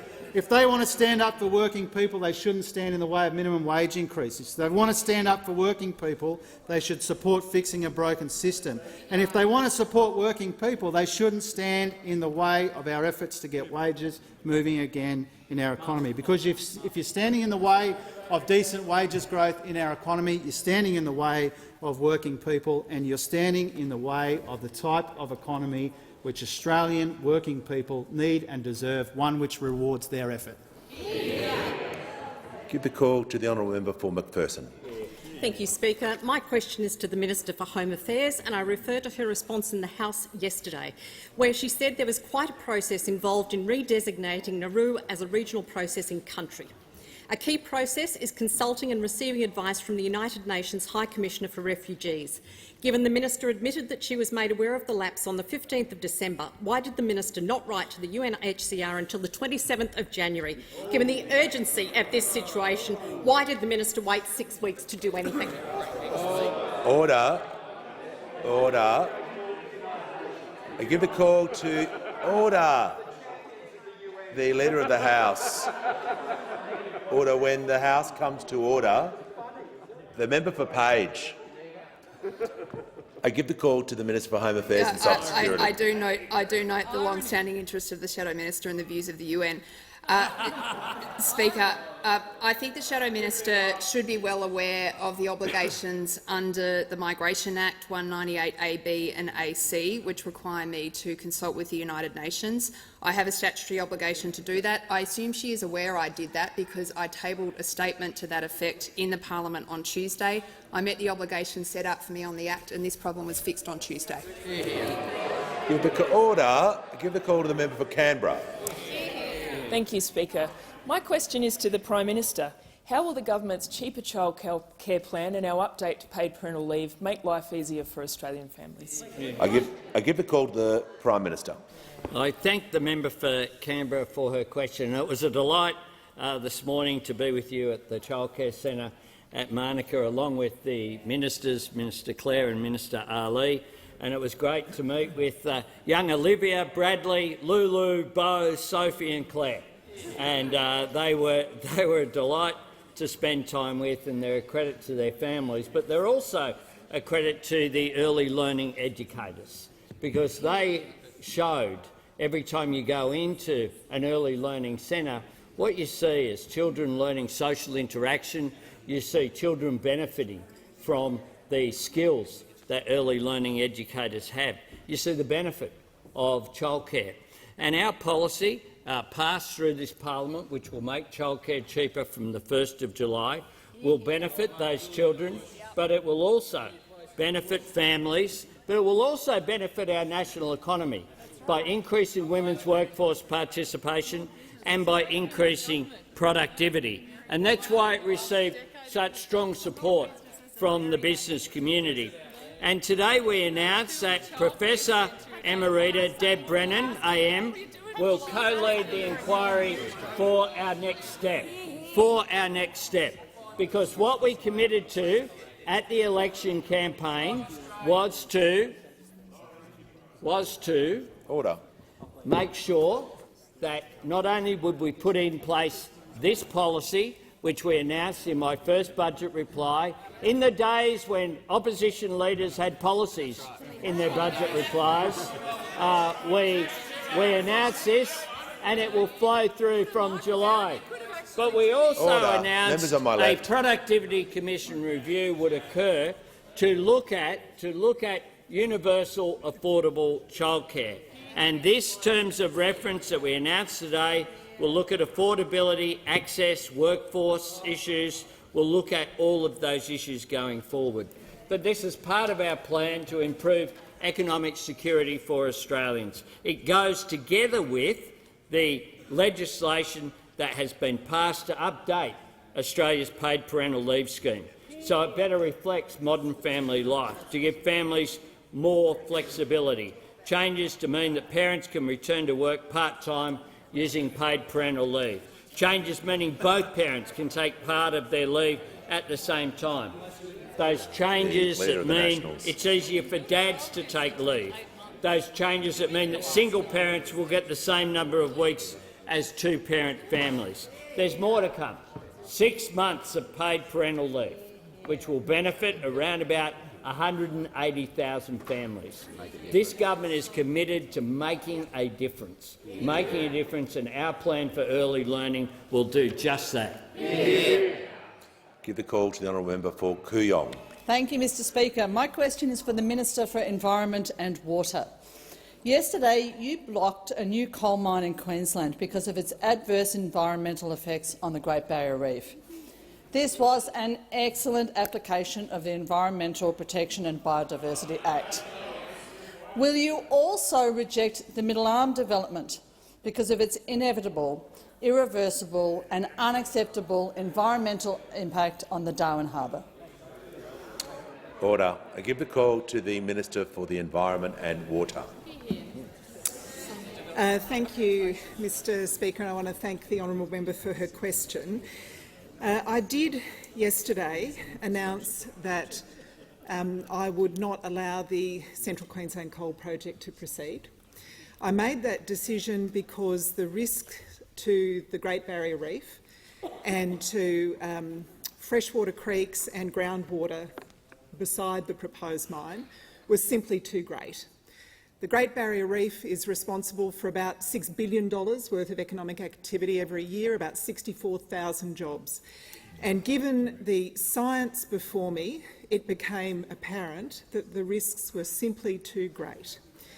The honourable members referred to another project. I will make each decision that comes before me on a case-by-case basis, according to the law and according to the science that is available. Thank you. Give the call to the honourable member for Dangny. Thank you, Speaker. My question is to the Minister for Social Services. How is the Albanese Labor government delivering on its budget commitment to improve the paid parental leave scheme after nearly a decade of policy stagnation? Give the call to the Minister for Social Services. Thank you, Speaker, and I'd like to thank the member for Tangney for his question and for his fierce advocacy for families in his electorate. Earlier today, legislation to improve and modernise paid parental leave passed this House, and the Albanese government has listened to families and has acted. We know that dads and partners want to spend more time with their baby. We know parents want flexibility in how they choose to take leave and transition back to work.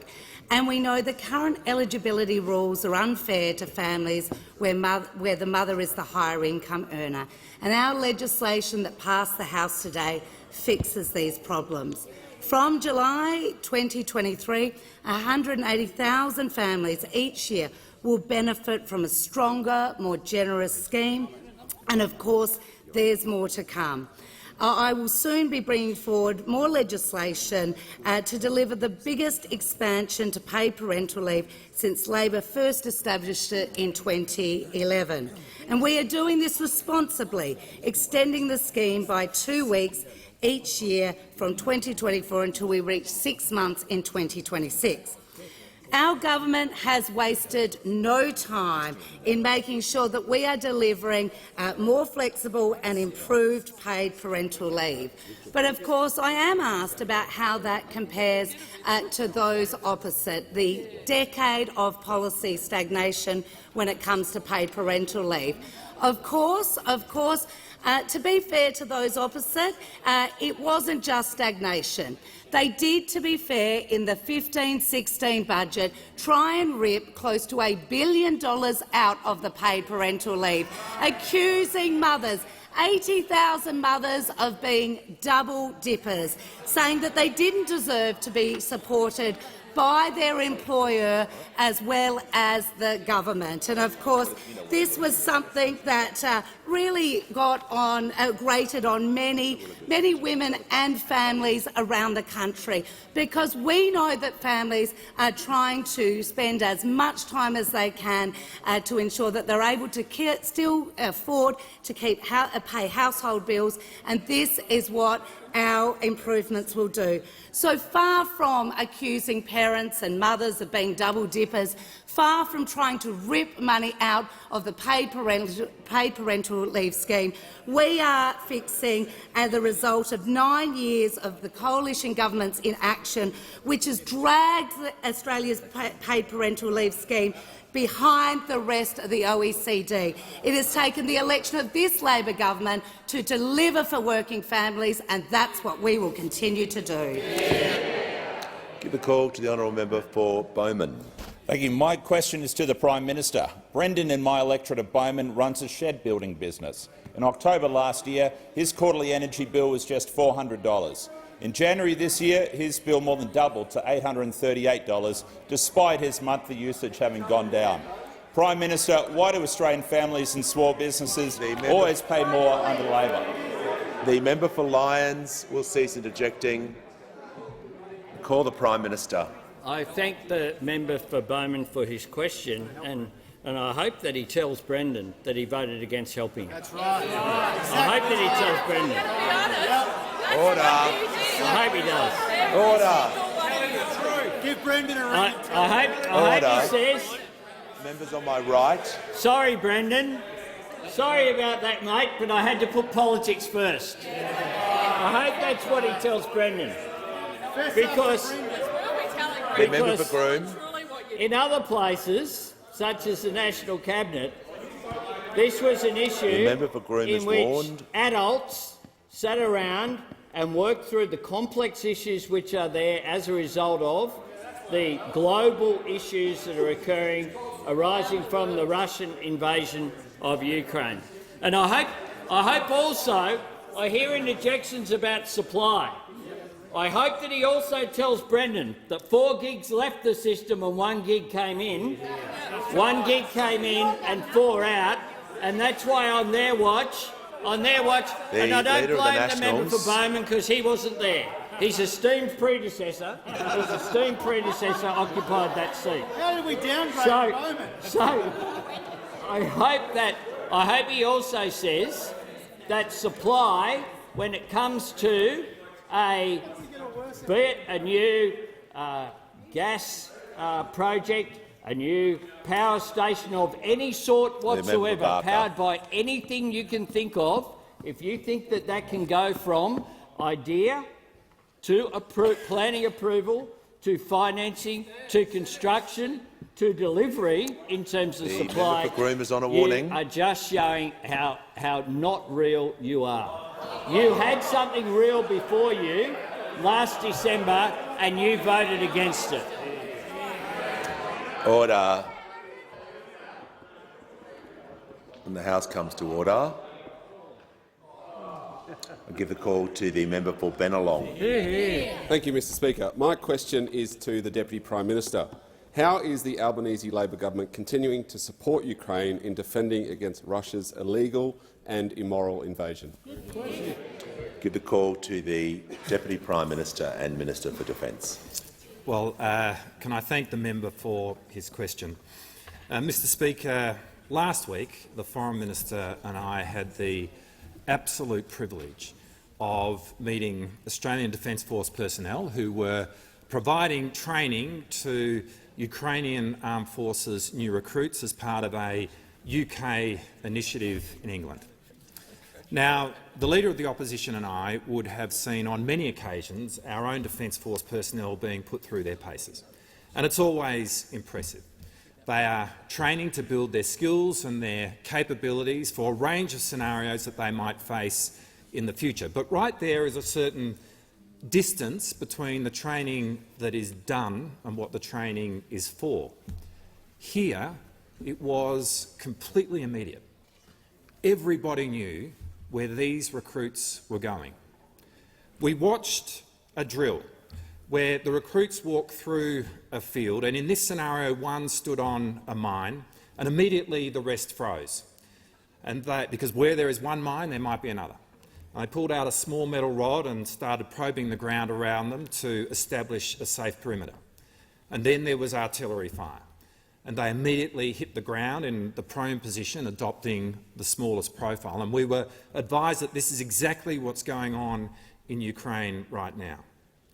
And I watched one of them face down on his stomach with one foot over the other, with a kind of shaking, nervous twitch that you might see with a student who was deeply engrossed in doing an exam, because these people could not have been more engaged in this activity. They were absorbing this knowledge as though their lives depended on it, because of course their lives do. I spoke to a number of the Australian trainers who do this kind of training each and every day back home, but at another level had never done training like this. They absolutely understood the seriousness of this moment, the consequence of what they were doing. All of us should feel proud. I had the enormous honour of speaking to a number of these Ukrainian recruits who, on New Year's Day this year, think about what we were doing on that day just a few weeks ago, were a builder, a driver, a clerk, with about as much military experience as me, and yet here they all were, wearing their nation's uniform, ready to fight on behalf of their family, on behalf of their country, and in many respects on behalf of us. Because what's at issue in Ukraine is the very sanctity of the global rules-based order, which is the foundation of our own security. And they were completely aware of the brutality of the conflict in which they are about to engage, which resembles more like World War I than World War II. And the appalling thought that we all had, which they all knew, is that if you applied the casualty rates that the Ukrainian forces have experienced over the last few months to the cohort that we were looking at, well, a significant number of them were about to meet their maker in the coming months, and yet they were there. This was one of the most poignant scenes I have ever witnessed. It was completely inspirational. And I know that whatever those people are about to face in the months ahead, they do so with the complete and total support of every member of this House. And on indulgence, I'll give the call to the Leader of the Opposition. Well, thank you very much, Mr Speaker. Firstly, I want to congratulate the Minister for Defence for being there supporting our troops. The work that they undertake in our country's name is recognised by countries around the world. Our partners, our allies, have stood shoulder to shoulder with the men and women of the Australian Defence Force in battles near and far, and our reputation is revered around the world.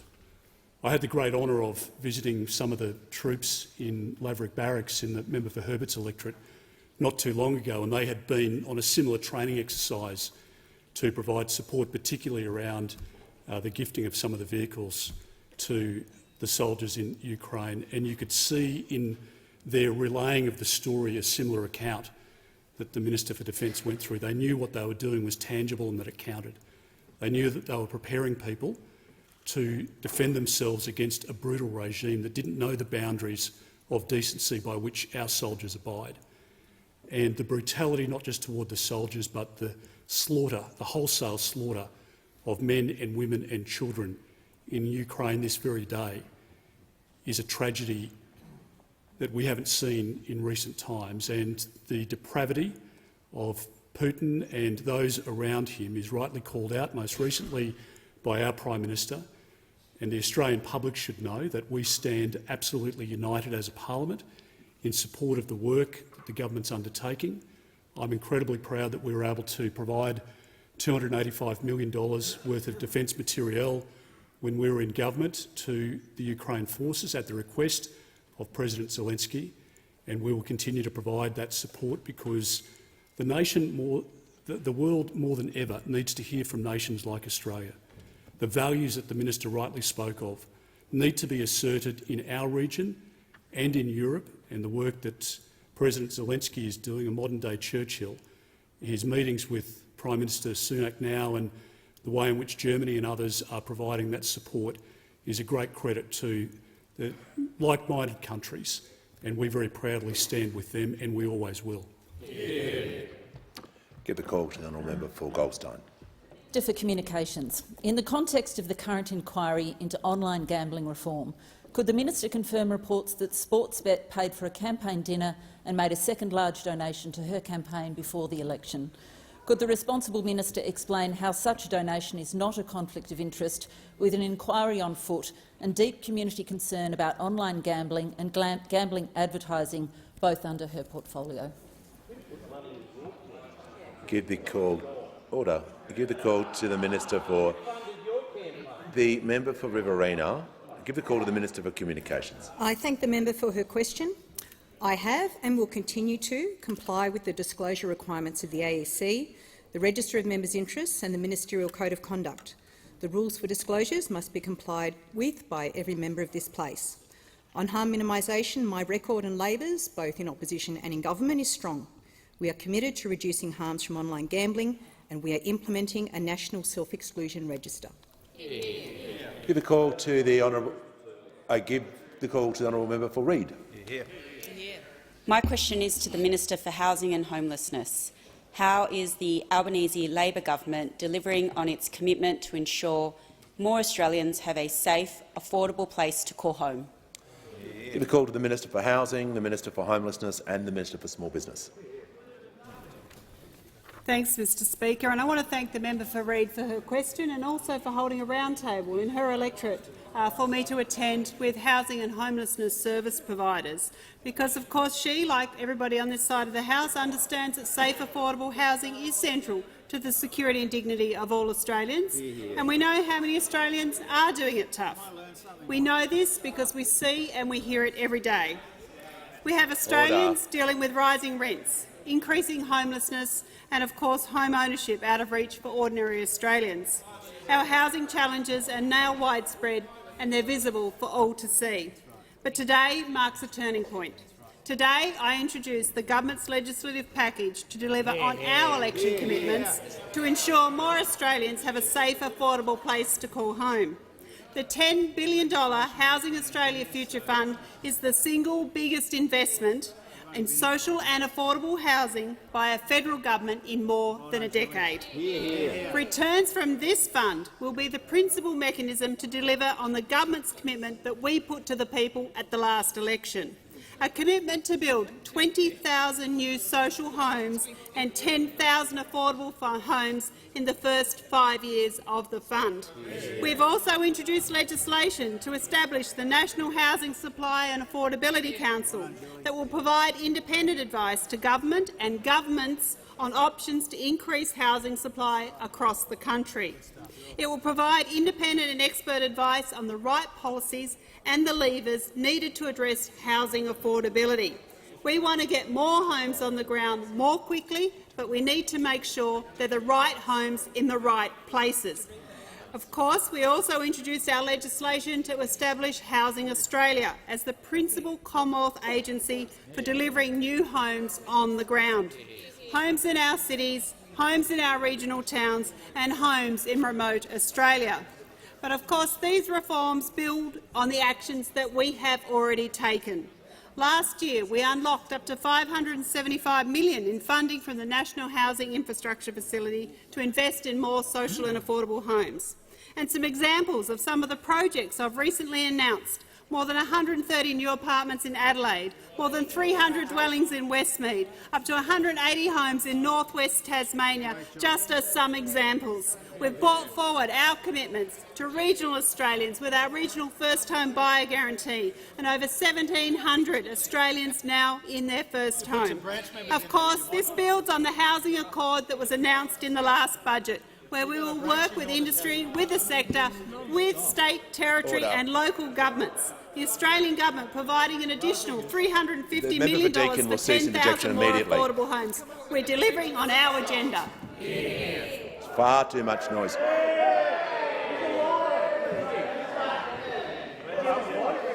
Well, I haven't given the member the call yet, but order. I'll give the call to the member for Wannon. Thank you, Mr Speaker. My question is to the Prime Minister. Alan, his wife Maureen and their 56-year-old son with a disability, David, in my electorate of Wannon, were told last month that their energy bill will increase by approximately $1,360 over the next 12 months. Prime Minister, why do Australian families always pay more under Labor? Order. The Prime Minister has the call. I thank the member for Wannon for his question, and we're still none the wiser as to what his portfolio is. but I'm happy to receive. Order. I'm happy to receive the question, but the questioner would have more credibility if he had voted in favour of energy price relief. If he had voted, he had an opportunity to vote for lower prices. He voted for higher prices. And he voted for higher prices, and I note AGL's statement to the Australian Stock Exchange. Notably, the impact of government intervention contributed to a sharp decline in forward electricity prices. I give the call to the member for Wannon on a point of order. No. I seek leave to table a letter from Alan to the Minister for Energy and Climate, pointing out that his bill will go up by $1,300. Right, resume your seat. Is leave granted? Is leave granted? Speaker. Order. Speaker, this way. Order. Members on my left. Resume your seat. Members on my left will cease interjecting. Call the Leader of the House. The procedure under standing orders for tabling of documents during question time under practice is if there is a document that the minister is referring to. This is not a document that the Prime Minister was referring to. Leave's not granted, and it's not what the procedure is there for.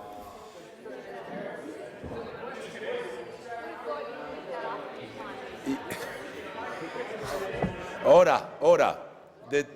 We're just going to move on. There's no point of order. Give the call to the member for Blair. Thank you, Mr Speaker. My question is to the Minister for Government Services. At the recent public hearings of the Royal Commission into Robodebt, what have we learned about the former coalition government's shameful Robodebt scheme? Give the call to the Minister for the National Disability Insurance Scheme and Minister for Services Australia. I'd like to express gratitude to the work of the Robodebt Royal Commission so far for uncovering evidence which would not have otherwise been available to the Australian people. Some of that evidence shows that by the middle of 2017, the former coalition government was well and truly aware of Robodebt's many problems. As I updated the House yesterday, there were literally tens of thousands of articles in the media several hundred mentions in parliament, countless representations made to MPs and senators on all sides.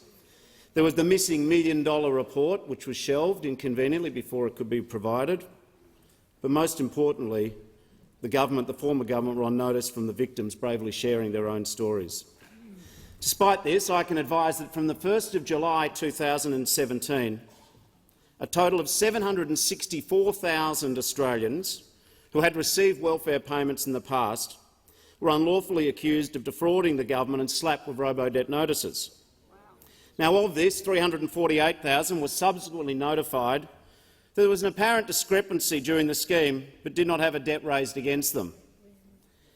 However, the remaining 416,000 Australians were still issued unlawful robo-debts after July 2017.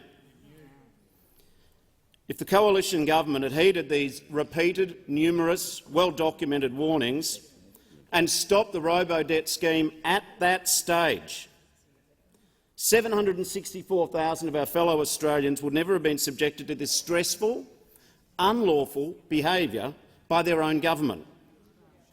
Not only did the Morrison government continue with this illegal scheme for more than 3 years, until it was only eventually stopped by a class action in November of 2020, we know from evidence at the recent hearings of the Royal Commission that they were continually dismissive of the warnings.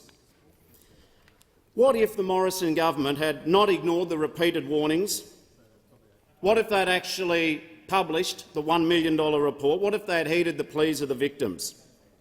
Could this illegal scheme have ended in July of 2017? Now, we will never know. Order. The member for Fremantle is warned. The Manager of Opposition Business on a point of order. Well, Mr Speaker, again, this minister is trespassing into the territory that you have rightly warned against, drawing conclusions, which is the work of the Royal Commission, rather than reporting on evidence. And the risk is that this creates an impression of prejudicing the work of the Royal Commission. Order. Because the minister is saying publicly what you may he resume wants your seat. I reminded the House yesterday and the minister that I was uncomfortable about members and ministers and asking them to refrain to give their opinion about the evidence. I asked the minister to continue with his answer to make it clear to the House that he is referring to evidence within the Royal Commission. I'll give him the call. Thanks, Mr Speaker. Despite the protestations of the opposition, it is a fact that the scheme was illegal. It is a fact that 764,000 Australian citizens, who pay the opposition's wages, by the way, were unlawfully served with debt notices. The point which really remains in conclusion is simply this. The architects of robo-debt believed that the ends justified the means. And the only remaining question for me is when will all of the architects at the top of the robo-debt tree take full accountability and take full culpability and responsibility for the most illegal administrative scheme run by any government in the history of the Commonwealth? I give the call to the member for Durack. Thank you, Mr Speaker. My question is to the Prime Minister. Labor's decision to scrap the cashless debit card has led to an increase of crime, gambling, alcohol-fuelled violence and child neglect. I'm receiving reports from locals in the town of Kununurra that school children that would have otherwise had money set aside for their canteen lunches are now going hungry, often the only meal that they would have got that day. When will this Labor government recognise that their reckless move to scrap the cashless debit card is leading to poorer outcomes in some of our country's most vulnerable communities? I give the call to the Minister for Social Services. Well, thank you, Speaker, and I thank the member for her question. I would like to first acknowledge that in the Kimberley region there has been extensive flooding and there's been a lot of disruption. I am aware that there's been an influx of people into larger communities across the Kimberley due to the impacts of the recent severe floods, which have caused evacuations and significant damage.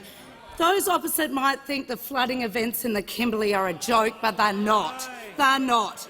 I firstly want to acknowledge all of those that have been impacted by this severe flooding across the Kimberley region, and my thoughts are with those that are starting to recover. Recovering from these events will take significant time.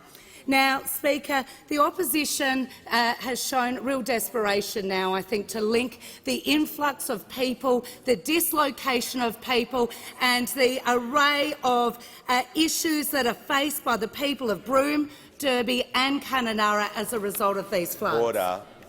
As the minister concluded her answer. The member for Longman does not need to assist. Give the call to the member for Durack on a point of order. Thank you, Mr Speaker. Relevance. The people of the East Kimberley simply want to know whether you will acknowledge the recklessness of your decision. Resume your seat. That is close to an abuse of the standing order, but out of respect for the member Durack, she may remain in the chamber. Give the call to the Minister for Social Services. I do understand there has been, as a result and connected to the disruption and dislocation of both many people across the region, as well as the disruption of policing services, that there has been a rise in antisocial behaviour in Broome, Derby and Kununurra. Two of these places never subject to the cashless debit card.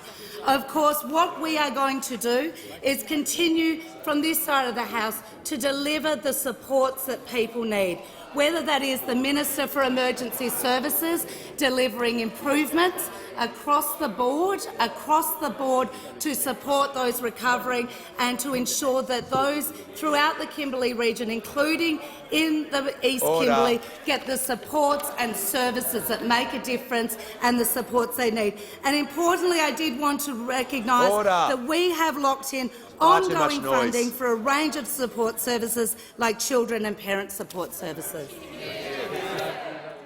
Order. Give the call to the member for Higgins. My question is to the Minister for Indigenous Australians. What progress has been made towards recognising Aboriginal and Torres Strait Islander people in the Constitution and including an Aboriginal and Torres Strait Islander voice? I give the call to the Minister for Indigenous Australians. Thank you, Mr Speaker, and can I thank the member for Higgins for her question and recognise her passion for this issue. In the second half of this year, a referendum will be held on constitutional recognition. The 2023 referendum will be about two things: recognition and consultation. Recognition of the 65,000 years of connection to country. Consultation through voice, because listening to communities means better policies and better outcomes. The Justice Reinvestment Program in Bourke, New South Wales, is a good example. It's making a real difference in people's lives. Over time, the town has reduced family violence. It has reduced juvenile offences and reoffending, increased Year 12 retention rates. The referendum working group met last week. I am pleased that the Leader of the Opposition and the member for Barara attended the working group meeting. The working group is guiding the government on the question, the constitutional amendments and the design principles of the voice. Their recommendations will be given to government by the end of February, paving the way for constitutional alteration bill to be introduced in the next month or two.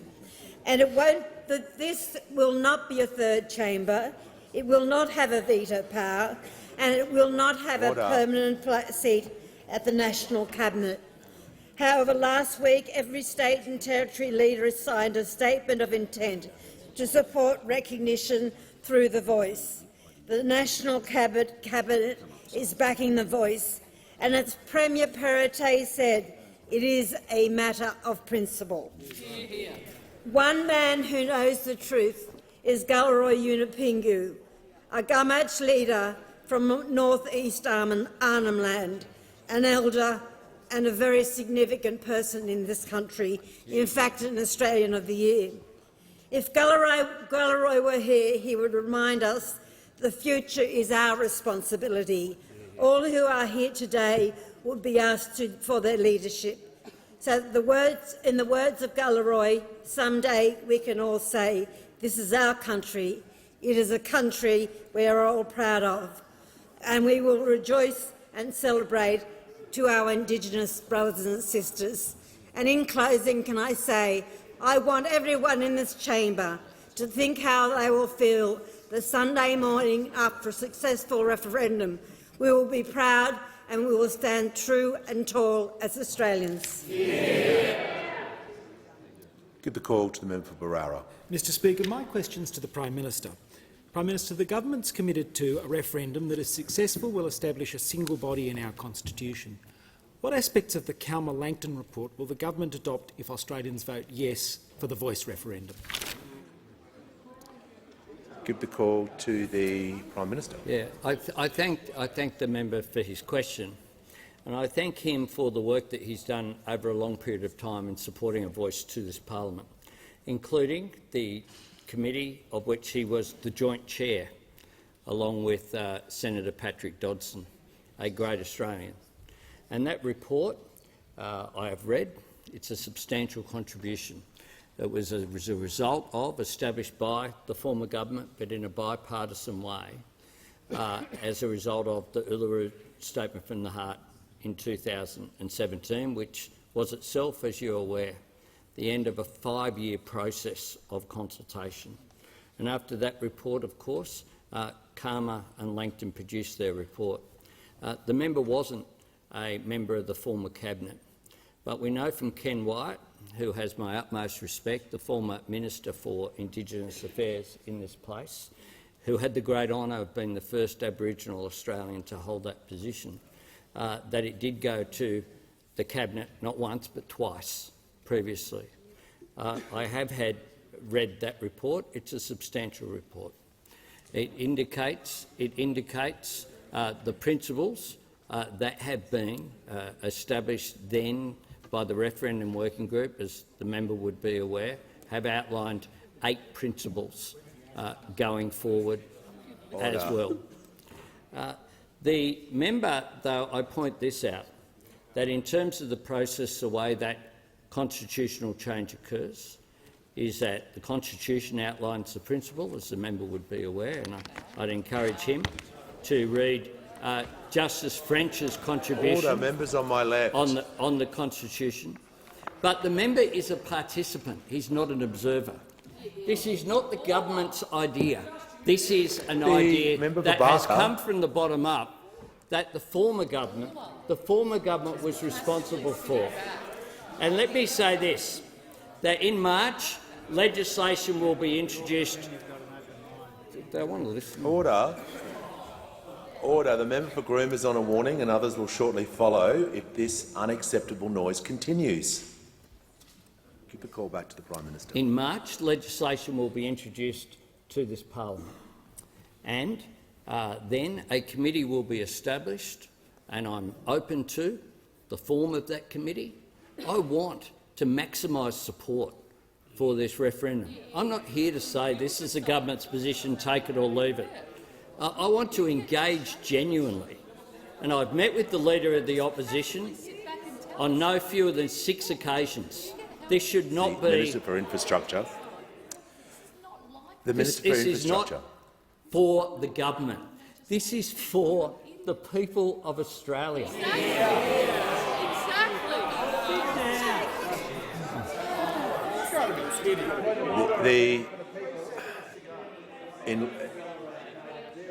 You don't have the call. You don't have the call. I'll hear from the member for Wannon. The member for Ballarat made a very unparliamentary remark and she should withdraw. To assist the House, I'll call the member for Ballarat. I withdraw. The Prime Minister has the call. Thank you, Mr Speaker. And I'd ask for an extension, if possible, by leave. It's leave granted. The Prime Minister I thank the Leader of the Opposition. And I say this to everyone in this chamber, that in March, when that legislation is introduced, we will have a committee process. It won't be a government process. It will be a process of this parliament. I want the coalition to participate in it. I want the crossbench to participate in it. I want to maximise support for this. And I offer here to the opposition to participate in that process in goodwill. And part of that will be the development of further detail beyond the principles that have been established by the referendum working group. And then if the referendum is successful, there will then be a process, again, which I will seek as much bipartisanship as possible. And the goodwill that's been shown by the government, for example, members of the opposition, including some who are now in this chamber, approached government members who were working on the committee about the referendum structure, not the second bill but the first bill that's now before the Senate, and said that for them the publication of a booklet was important, would make a difference. So we agreed. I was approached last week. I spoke with the Minister, Senator Farrell. I spoke with the Minister for Indigenous Affairs, and we conveyed very clearly our support for that. That wasn't our starting position, but it can't be. This process cannot be one of Labor versus Liberal. We have to rise above this. And I respect the fact that the member for Hume.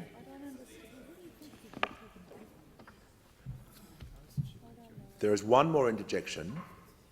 People will leave the chamber. Give the call to the Prime Minister. I say to those opposite, I ask them to join me in having an open mind, but importantly an open heart when it comes to these issues. Because my colleague, the Minister, just spoke about how Australians would feel who'd supported this change the day after a referendum if it's successful. I ask you to think about the counterfactual as well, how Indigenous Australians will feel if it's not successful, how Australians will feel and how Australia is perceived internationally as well, including our economic partners in the region. This is a major issue. I cannot do more than stand here in this parliament and offer a genuine engagement in order to achieve a positive outcome. I think there are people of goodwill in faith groups, in sporting organisations, in the business community, in civil society groups, but most importantly, Indigenous Australians themselves who want this change, who've waited a long time. And I say this, if we do not recognise Indigenous Australians in our Constitution this year, when will we? When will we? When will we?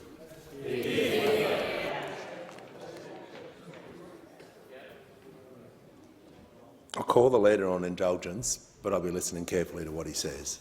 Well, thank you, Mr Speaker. We were very happy to grant an extension of time for the Prime Minister on a very important topic, and I think the first point to make in response to the Prime Minister's answer is that every Australian Prime Minister has a big heart and wants to see an improved situation for Indigenous Australians. There's no moral high ground here. There's no lecturing to take place. Every Australian wants to see a better outcome for Australians, starting with those little boys and girls in Alice Springs at the moment who are living an unimaginable life. So nobody occupies the high moral ground here. We have approached this situation, this proposal put by the government, in good faith. Now, the Prime Minister made reference to a bipartisan arrangement which included the member for Berowra over a period of time. It included over the Prime Ministerships of Gillard, of Abbott, of Turnbull and Morrison, a bipartisan approach. And there was engagement, legitimate engagement. It resulted in us taking a policy to the last election which allowed for a local and regional voice, because we demonstrated that we wanted to hear, listen and act upon those local Indigenous elders, women and the voices that they were providing to the Australian public in terms of how their communities could be improved. That was our approach. Since the election, there has been no bipartisan engagement in terms of the approach around the legislation. The government took an initial position in relation to the mechanism bill that there would be no booklet distributed to Australians, which particularly for Australians where English is not their first language, wanted to sit down and read the no and the yes case and to be informed in terms of the decision that they were being asked to make in terms of changing our constitution. Australians in their millions at the moment have goodwill and have an approach which I think is reflected in the view that we have taken constructively as an opposition. That is, Mr Speaker, that they want to understand the detail that the Prime Minister is proposing. There's no sense saying that this is somebody else's process and we've just come along as an observer in relation to it. The fact is that people want detail. The very reasonable question asked by the member for Berowra earlier was whether the report constantly referred to by the Prime Minister in relation to the Calma-Langton report, 272 pages, is it being adopted by the government? The Prime Minister again today refused to answer that question, and hence the confusion, Mr Speaker, and the lack of detail that is, Mr Speaker, confusing for Australians. And if the Prime Minister is after an outcome, the approach at the moment is not going to lead to that outcome. His indulgence. Order. The Minister for Home Affairs will remain silent. Give the call to the member for Lawler. Thank you, Deputy Speaker. My question is to the Attorney-General. How is the Albanese Labor government reforming our federal administrative review system and cleaning up the coalition's mess? Give the call to the Attorney-General. I thank the member for Lawler for her question. The shameless stacking of the Administrative Appeals Tribunal by those opposite is well known. The former government installed as many as 85 former Liberal MPs, failed Liberal candidates, former Liberal staffers and other close associates of the Liberal Party without any merit-based selection process on salaries worth hundreds of thousands of dollars of taxpayer money. And I'm very pleased to see that the former Attorney-General, Senator Cash, has one of the ministers responsible for that shameless stacking has joined us in the chamber. This has had serious consequences for those Australians who rely on the AAT to review government decisions which often have huge life-altering impacts. It might be a person with a disability who's seeking support through the NDIS or a veteran who's seeking compensation for a service injury. Thanks to the former government's shameless stacking, the AAT has become dysfunctional, with extraordinarily large and growing backlogs causing delays of many months and, in some areas, even years. It's unacceptable. Another mess left by the former government, which the Albanese government has wasted no time in cleaning up. On December the 16th last year, I announced that we would abolish the AAT and replace it with a new administrative review body that will be composed of members who have been chosen through a transparent and merit-based appointment system, unlike the stacking process used by the former government, of which the last practitioner was Senator Cash. We will ensure Australia's system of administrative review serves the interests of all Australians, not just the interests of the Liberal Party. It won't be a Liberal Party job agency, as it was under those opposite, as it was under Senator Cash. And unlike those opposite, we will deliver on the promises we make. Order. Give the call to the member for Casey. My question is to the Prime Minister. Can the Prime Minister confirm that there were more COVID-related deaths in residential aged care in the last 8 months under your government than in the first 2.5 years of the pandemic under the Coalition? Order. Give the call to the Prime Minister. I'll ask the member for Health and Aged Care to add to this answer, but what I can confirm is that every single death in aged care is a tragedy. Every single human being is someone who was someone's mum or dad or grandfather or grandmother or brother or sister, and it is tragic. And I take the opportunity as well to pay tribute to the workers in aged care who do such an extraordinary job. And in particular, over the last few years, the pressure that they've been under because of the COVID pandemic is quite extraordinary. What the government has done is to work across different levels of government to take the appropriate health advice and to put in place the measures that have been continued in aged care with regard to PPE and appropriate health measures, respecting the fact that people in aged care are particularly vulnerable to the impacts of COVID. The COVID pandemic continues to impact Australians. We have changed the response to it, I think, in an appropriate way, but continuing to make sure that we prioritise assisting people who are in the most vulnerable circumstances. And I call the Minister for Health and Aged Care. Thank you, Prime Minister, and I thank the member for the question. This is obviously the source of a great deal of tragedy and distress for many hundreds of families as we get towards the back end of this latest wave, the fourth Omicron wave. I indicated yesterday that there have been a little more than 800 deaths in residential aged care since October, when this fourth wave started, about 2,600 deaths over the course of the wave, and that is a great tragedy. We are learning through every wave how better to protect the most vulnerable members of our community, which is really the couple of 100,000 people who live in residential aged care. We continue to put in place the protections that were started by the former government: strong workforce support, the deployment of rapid antigen tests which are submitted by visitors and staff alike before they enter, masks, other PPE that the Prime Minister talked about, and very importantly the deployment of antiviral medicines that are so effective at preventing severe disease. The mortality rate for residential aged care over this wave has been about 1 in 40 residents who catch COVID have died with it. It was about 1 in 30 over the course of the other waves in 2022, about 1 in 3 in the early part of the pandemic. Still a great tragedy, but a tragedy that we are continuing to learn from, not just here in Australia, but right around the world. Give a call to the member for Werriwa. Thank you, Speaker. My question is to the Assistant Treasurer. What has the Albanese Labor government discovered about modernising business registers programs since coming into office, and how is the government responding to those discoveries? I'll give the call to the Assistant Treasurer. Thank you, and I thank the member for Werriwa for her question.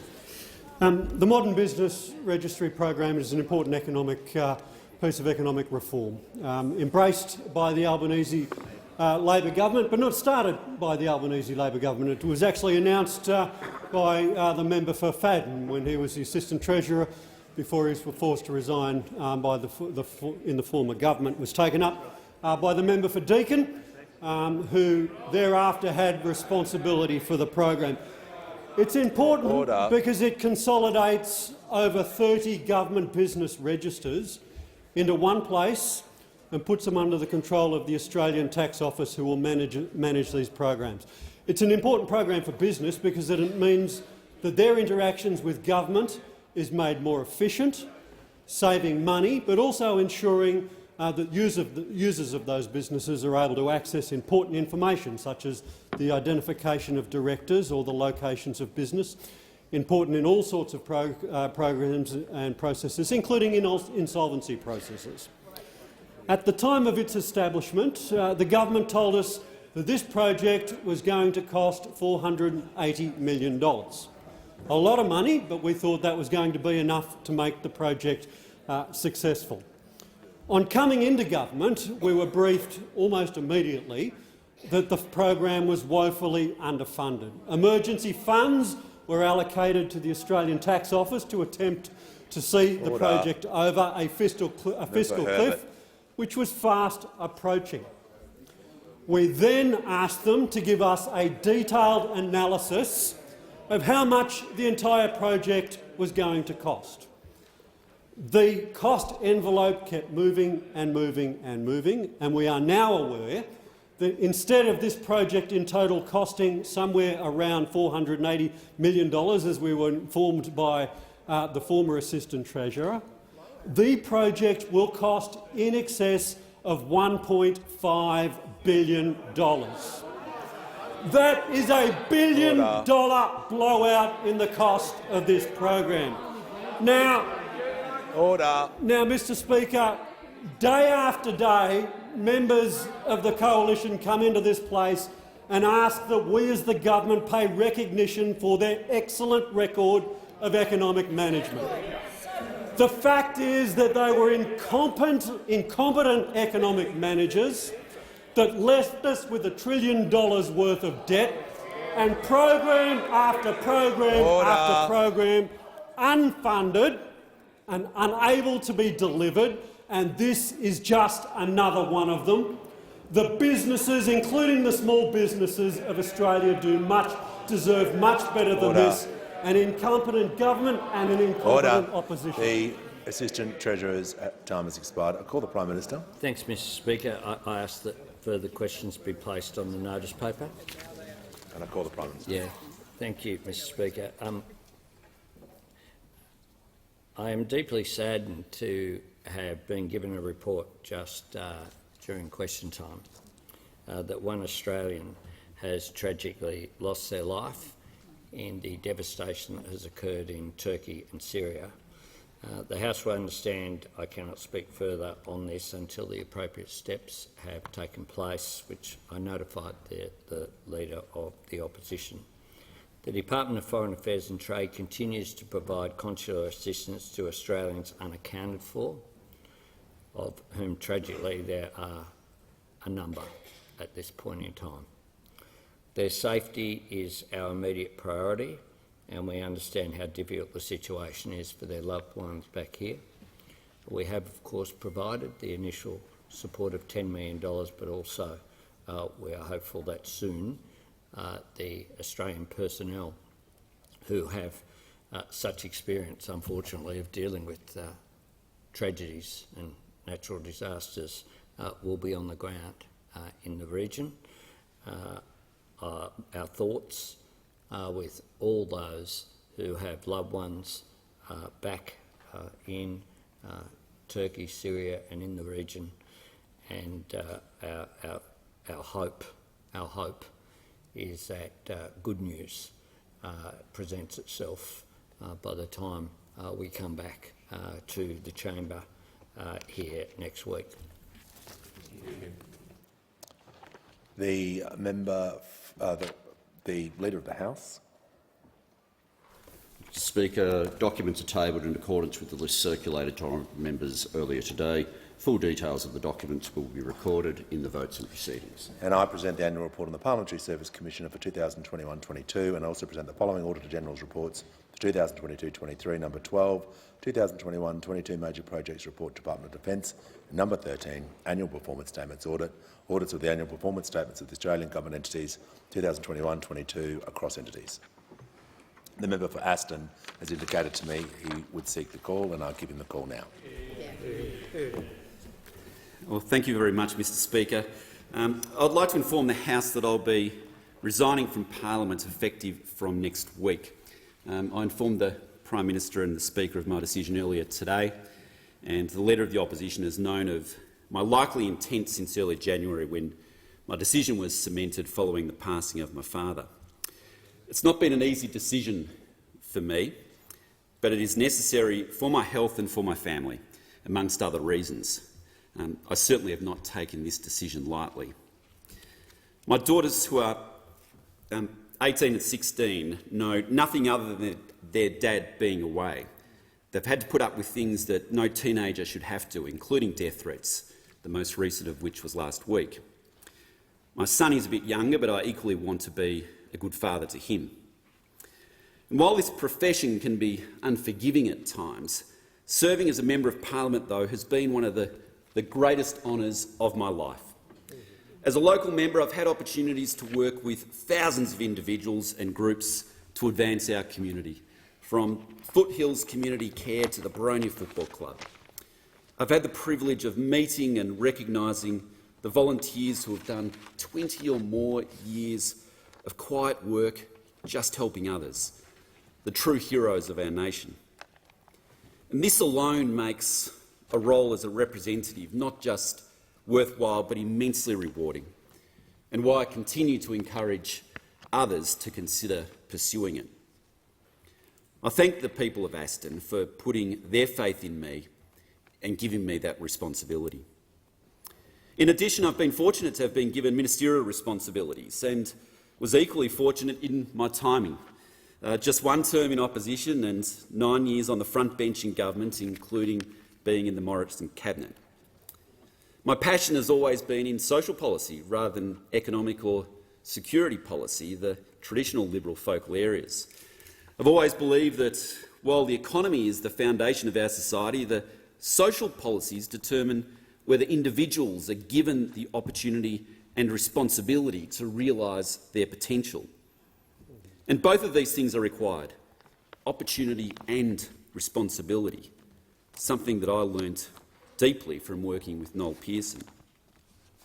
That's why I've been passionate about working with colleagues in this House to lead policy reforms over the years, such as strengthening the sustainability of our social security systems, including stronger job search obligations, which in part has led to the lowest welfare dependency ratio in decades. The cashless welfare card, which was co-designed and implemented with Indigenous leaders in areas where welfare-fuelled alcohol abuse was robbing women and children of their safety, let alone a reasonable life. And there is still so much work to do in this area, as Alice Springs has shown.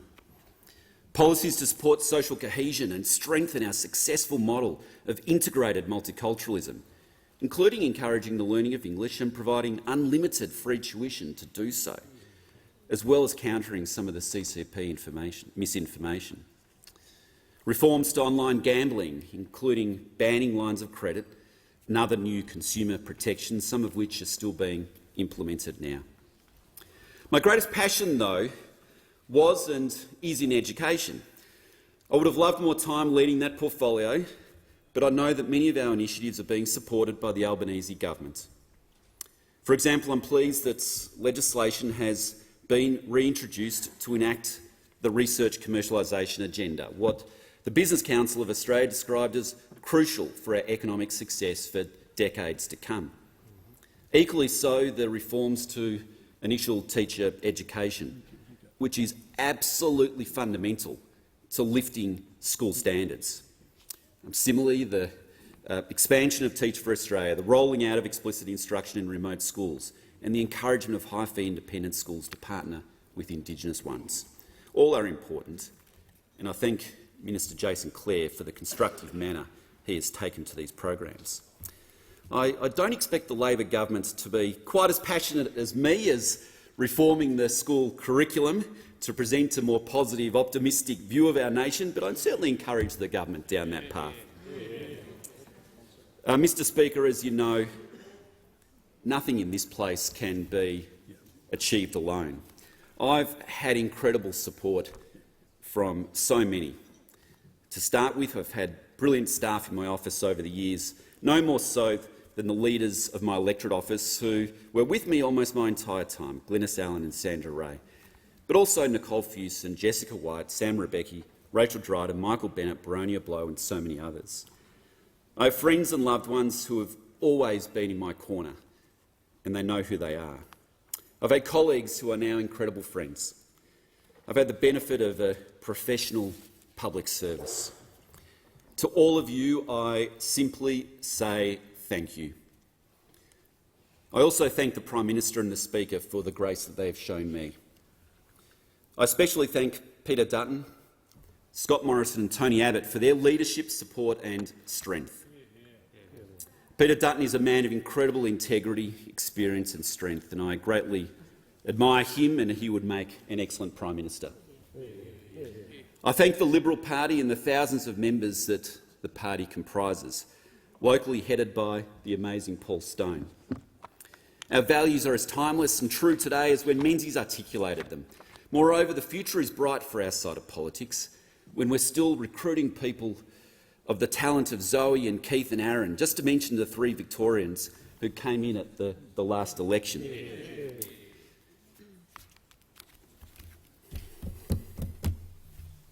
I'll just grab a glass of water, please. Thanks, mate.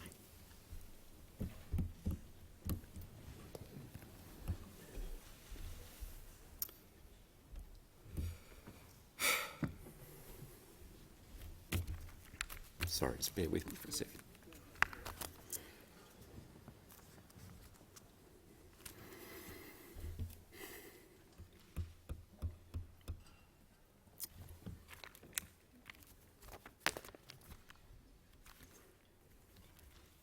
Well, I think you know what was coming in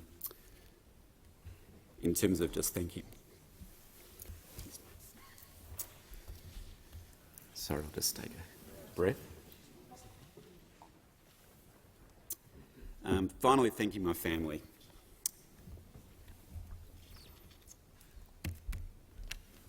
Thanks, mate. I've got water everywhere now. Yeah.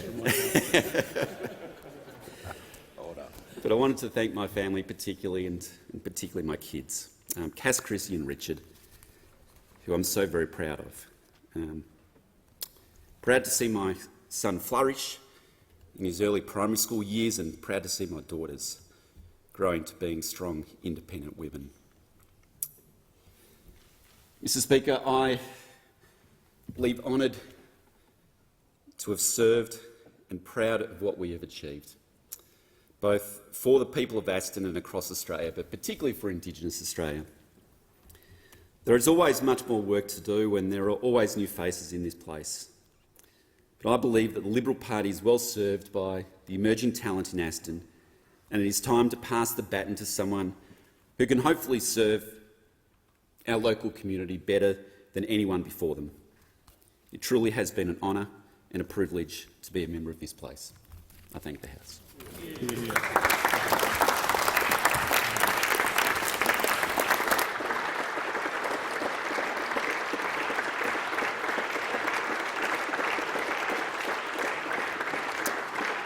And I call the Prime Minister.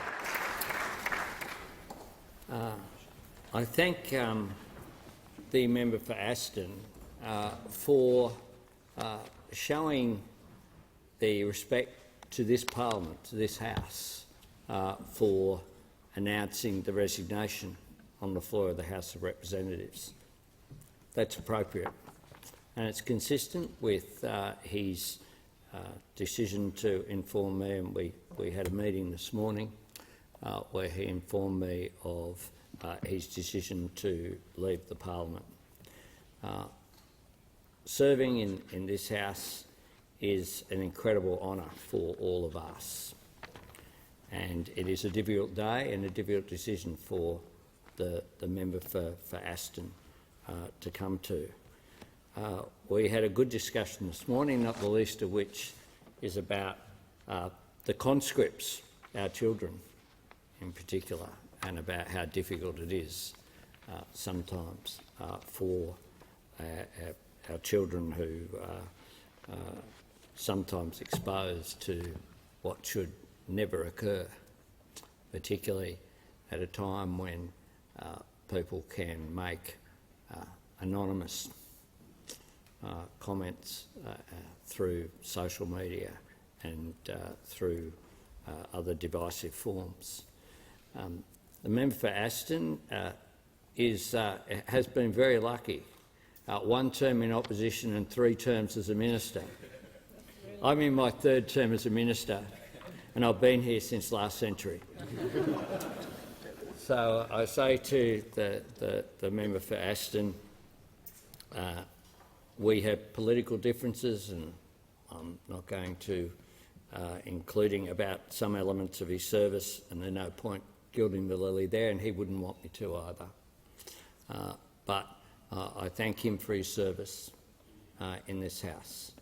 I thank him for the sacrifices that are made to serve in this House, and I on behalf of the government, say that I respect the decision that he has made, and I respect the manner in which it has been made. Give the call to the Leader of the Opposition. Thank you very much, Mr Speaker. I want to thank the Prime Minister for his very gracious words. The Prime Minister and I can have differences on all sorts of policies, but people should know that the Prime Minister is a person who greatly respects this institution of the Parliament, as I do. And despite what might be said in the media, what might be reported, the perceptions of this chamber or what conducts itself in this chamber, the fact is that it must survive and it must thrive because we live in the greatest country in the world, and we do so because there is a contest of ideas and an ability to exchange in a robust way on occasion different ideas, but always respecting those who have gone before us, those who have served, and making sure that this institution is in a fit state for those who will come in the years ahead. I want to say a few words about my friend, member for Aston, Alan Tudge. Alan came into the parliament in 2010. He's a person of great integrity, of huge intellect, and he brought a career, a very significant career, and the experiences over the course of working with Brendan Nelson and with Alexander Downer, with Noel Pearson, others within the private sector that came to bear around our cabinet table and around our leadership group and in discussions in our party room. He does have a great intellect, an appetite for nothing more than seeing what is in our country's best interests, and he dedicated himself to that during his time in Aston for the people in his local electorate. It's a great area, and he has been passionate about making sure that whether it's for local roads or projects in his local community, he's been a champion on behalf of those people. But his interest has extended nationally, and he's been very passionate, particularly in the area of Indigenous affairs and education. And his contribution to public policy and to advancing the cause of Indigenous Australians and young Australians as their minds experiment and explore and grow, that's been his particular passion. The Prime Minister pointed out before that our families are conscripts in this business, and yes, they are. The Prime Minister and I have had conversations before about death threats against our own children, and there'll be other members in the chamber who have had a similar experience. The on-world environment has created an opportunity for people, for spineless people, and people without the integrity of most decent Australians who conduct themselves in a way that they should be ashamed of. And it does bring an additional pressure, not just to those family members, but to us as parents. And there is a price that we pay for that. And that's not peculiar to any side of the chamber. It's a reality for all of us in this chamber. And we live in a robust democracy, as I say, and we should exchange ideas, but we should do it in a respectful way, particularly without seeking to inflict pain or harmony or discord. And certainly somebody who is as depraved as to think it's acceptable to go after the children of an elected member of parliament, we should completely and utterly condemn it, and the whole parliament speaks as one in doing that. And so has there been pressure on the member for Aston? Of course there has. Has he felt that pressure, particularly with teenage girls? Absolutely. Is he a person who has an absolute love and dedication for his children? Yes, he does, very proudly. And it's part of the reason that we're very proud of what he's been able to contribute to the Liberal Party over a long period of time. So we wish him well in the next chapter of his life. We wish him every success, and we wish him well in his return to his family. When I spoke to him at Christmas, he was devastated by his father's passing, just another layer, I suppose, of pressure that he's had to endure. And that's the reality of the situation. I can understand the decision that he's made. The Liberal Party is poorer for him moving on, and we wish him and his family bright days ahead. And as the Leader of the Liberal Party, on behalf of our members, on behalf of my colleagues here, we extend every best wish to Alan Tudge in the years ahead. I give the call. The member for McPherson has indicated she is seeking the call. personal Do explanation. you claim to be misrepresented? I do. You may proceed. Thank you.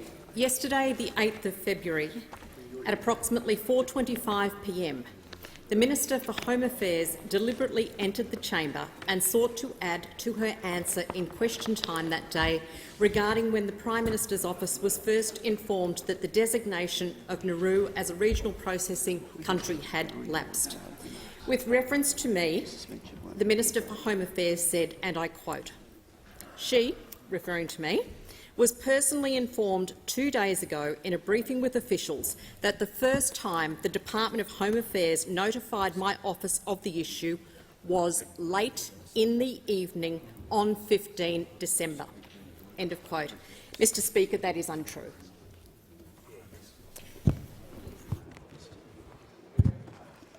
The member for Clark has indicated he wishes the call, and I give the call to the member for Clark. Thank you, Speaker.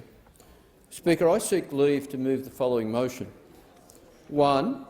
That the Minister for Communications has responsibility for the Interactive Gambling Act and other relevant matters. 2. That the Minister for Communications has received gifts and donations from the online gambling industry while Minister and previously when Labor spokesperson on online gambling. 3. Calls on the Minister to return to this place immediately and explain why she thinks her behaviour is acceptable and why she shouldn't resign as Minister if that is her position. And 4. Calls on the Prime Minister to intervene if the Minister refuses to stand down by enforcing the Ministerial Code of Conduct and sacking her. Order. Just ask members to resume their seats as quickly as quietly. Is leave granted? Leave is not granted. And I call the member for Clark. Thank you, Speaker. Speaker, I move that so much of standing orders be suspended as would allow me to move the following motion. 1. That the Minister for Communications has responsibility for the Interactive Gambling Act and other relevant matters. 2. That the Minister for Communications has received gifts and donations from the online gambling industry while Minister and previously when Labor spokesperson on online gambling. 3. Calls on the Minister to return to this place immediately and explain why she thinks her behaviour is acceptable and why she shouldn't resign as Minister if that is her position. And 4. Calls on the Prime Minister to intervene if the Minister refuses to stand down by enforcing the Ministerial Code of Conduct and sacking her. The member for Clark Speaker, has 10 minutes. There is an urgent need to deal with this matter, not just because of the seriousness of the matter, but also that the Minister is right now involved in consideration and work to do with the online gambling industry and the online gambling companies. She can't sit in her office a moment longer, Speaker, doing her work and making decisions about companies like Sportsbet when we learned today that in the lead-up to the last federal election she received a gift of some $9,000, almost $9,000 from Sportsbet, and days before last year's federal election received a cash donation of $10,000 from Sportsbet. We cannot let the Minister stay in her office one moment longer making decisions about companies like Sportsbet when we have these revelations thanks to the Sydney Morning Herald this morning.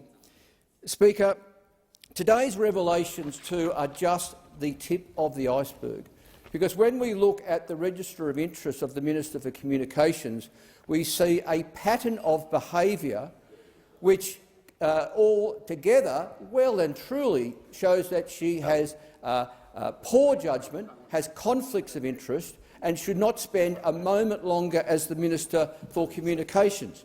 For example, while the Labor spokesperson on communications and intimately involved in policy development about the online gambling companies, she took tickets and hospitality from Tabcorp to go to the 2020 Everest event at Randwick Racecourse for herself and a guest. On another occasion, she enjoyed tickets and hospitality at the 2009 Golden Eagle for herself and a guest from Tabcorp. On another occasion, she enjoyed tickets and hospitality from Tabcorp to attend the 2020 Melbourne Cup. On another occasion, tickets and hospitality from Tabcorp for herself and 4 others to go to the Randwick races. She's enjoyed hospitality from the Star, tickets from the Star to attend Hamilton, and hospitality. Since becoming Minister, Speaker, and these are much more serious matters, since becoming Minister, she's enjoyed tickets and hospitality for herself and 4 other guests from Tabcorp at the 2022 Melbourne Cup Carnival race day at Royal Randwick Racecourse. She's enjoyed tickets and hospitality for herself and 4 guests to go to the Australia versus UK rugby as guests of Tabcorp. Look, I could go on, Speaker, but I think I've made the point. I've made the point, I hope, as clear as needs to be made, that the minister is completely and utterly conflicted. Completely and utterly conflicted. And even if she wasn't so patently conflicted, she clearly has made such grievous errors of judgment that surely she's not fit to sit on the front bench as a minister in this government. Speaker, it is so important that the minister come in here now and explain herself, because until she explains herself and perhaps successfully persuades us that all is not as it seems, we can just not have confidence in her as minister. We can't have her stay in her office a moment longer making decisions about Tabcorp, about the other gambling companies, when this cloud hangs over her. Surely, if the government is fair dinkum, if the Prime Minister is fair dinkum about restoring integrity to this place, and I believe the Prime Minister is fair dinkum about restoring integrity in this place, then he will act decisively. He will act to dismiss the Minister for Communications from her portfolio if she doesn't have the good sense and, quite frankly, the honour to come in here and resign herself. And what about this code of conduct? Is that meant to mean anything, Speaker? Because if the government does not act on that code of conduct, if the Prime Minister does not act on that code of conduct when there's been such a serious breach of the code of conduct, then that code of conduct is worthless, completely and utterly worthless. And in closing, Speaker, can I just make a more general observation about the approach of all of us to the gambling industry? How on earth can anyone think it's okay to time and time again to take donations and gifts from companies that prey on some of the most vulnerable people in our community? We talk about tobacco companies. In New South Wales, they talk about property developers. Well, how about we ban gifts from gambling companies? Because at the end of the day, they prey on the most vulnerable members of our community. So how on earth the Minister for Communications thought she was acting with integrity to take $10,000 from a gambling company, from Sportsbet, days before last year's election? It is unfathomable. It is absolutely unfathomable how anyone can be so naive about how that looks and how it really is. So, Speaker, I'll wrap it up there and hopefully leave some time for some of my colleagues to contribute to this suspension motion, who I'm sure will agree with me that there's an urgent need to act on this matter. There's an urgent need for the Minister for Communications to explain herself and to step down. There's an urgent need to get her out of her office and to prevent her from continuing to make decisions about companies like Sportsbet, companies like Tabcorp and all of the others that she has a legal responsibility to oversee and to regulate, companies that have directly funded her lifestyle and directly funded her electioneering. Thank you, Speaker. Is the motion seconded? And I call the member for Goldstein for 5 minutes. Speaker, I second the member for Clark's motion. It's important. Order. I'll just ask the member to resume his seat until the microphone is turned on. Reset the clock so the member for Goldstein has the full 5 minutes. I give the call to the member for Goldstein. Second the member for Clark's motion. I'd like to make the point that this is not in any way an effort to humiliate the minister or to create a witch hunt. In my mind, this is about ethics, transparency and integrity. There are credible reports in the press that the minister received the donations that the member for Clark has referenced. The minister was asked about this by me in question time today. The minister did not answer the question. My aspiration is to get an answer to that question for this House and also for those in our communities who are incredibly concerned about problem gambling, about online gambling and about gambling advertising.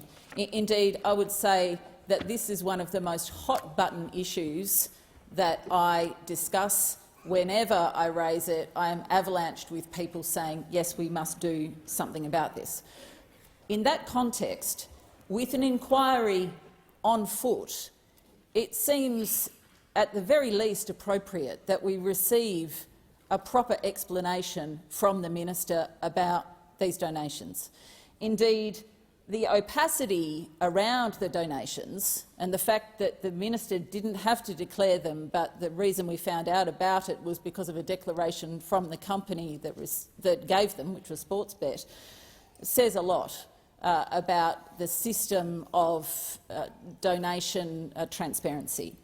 And the concern, obviously, to state the obvious, is that these kinds of donations can have a potential influence on decision-making. That can be very subtle. When a member is attending the kinds of events over time that the member for Clark referenced, that can lead to personal relationships and a slippage of the kinds of ethics and integrity that I'm talking about. Is this okay? Are we okay with members of this place receiving these kinds of donations from companies who prey on the most poor and vulnerable in our community, and not only that, our young people? I have a deep concern, and so do many members of my community, about the normalisation of gambling among our teenagers through online gambling and particularly through Sportsbet's broadcast advertising. These are the kinds of things that the inquiry is looking at. This is the kind of policy that the minister is going to have to make decisions on. Therefore, we need to get to the root of these donations and get an explanation from the minister. The minister needs to take this seriously. The minister needs to explain this, not just to this House, to the Australian people. Thank you, Mr Speaker. The question is the motion be disagreed to, and I give the call to the Leader of the House. Thanks very much, Mr Speaker. The government won't be supporting the resolution that's in front of us. I have enormous respect for both the mover and the seconder and understand their long-term commitment, both of them for the whole time that they've been here, and one of them's been here for a long time, in the member for Clark, their commitment to issues concerning problem gambling. In fact, the first things we heard about the member for Clark before the seat had been renamed after he'd been elected was about acting on problem gambling. So I have the deepest respect for the members. But I have to say the conclusions that have been drawn in the speeches so far, I do think completely fail the test. I really do. And let me explain why.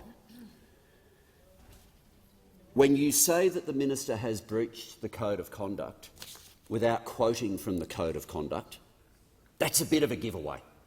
That's a bit of a giveaway.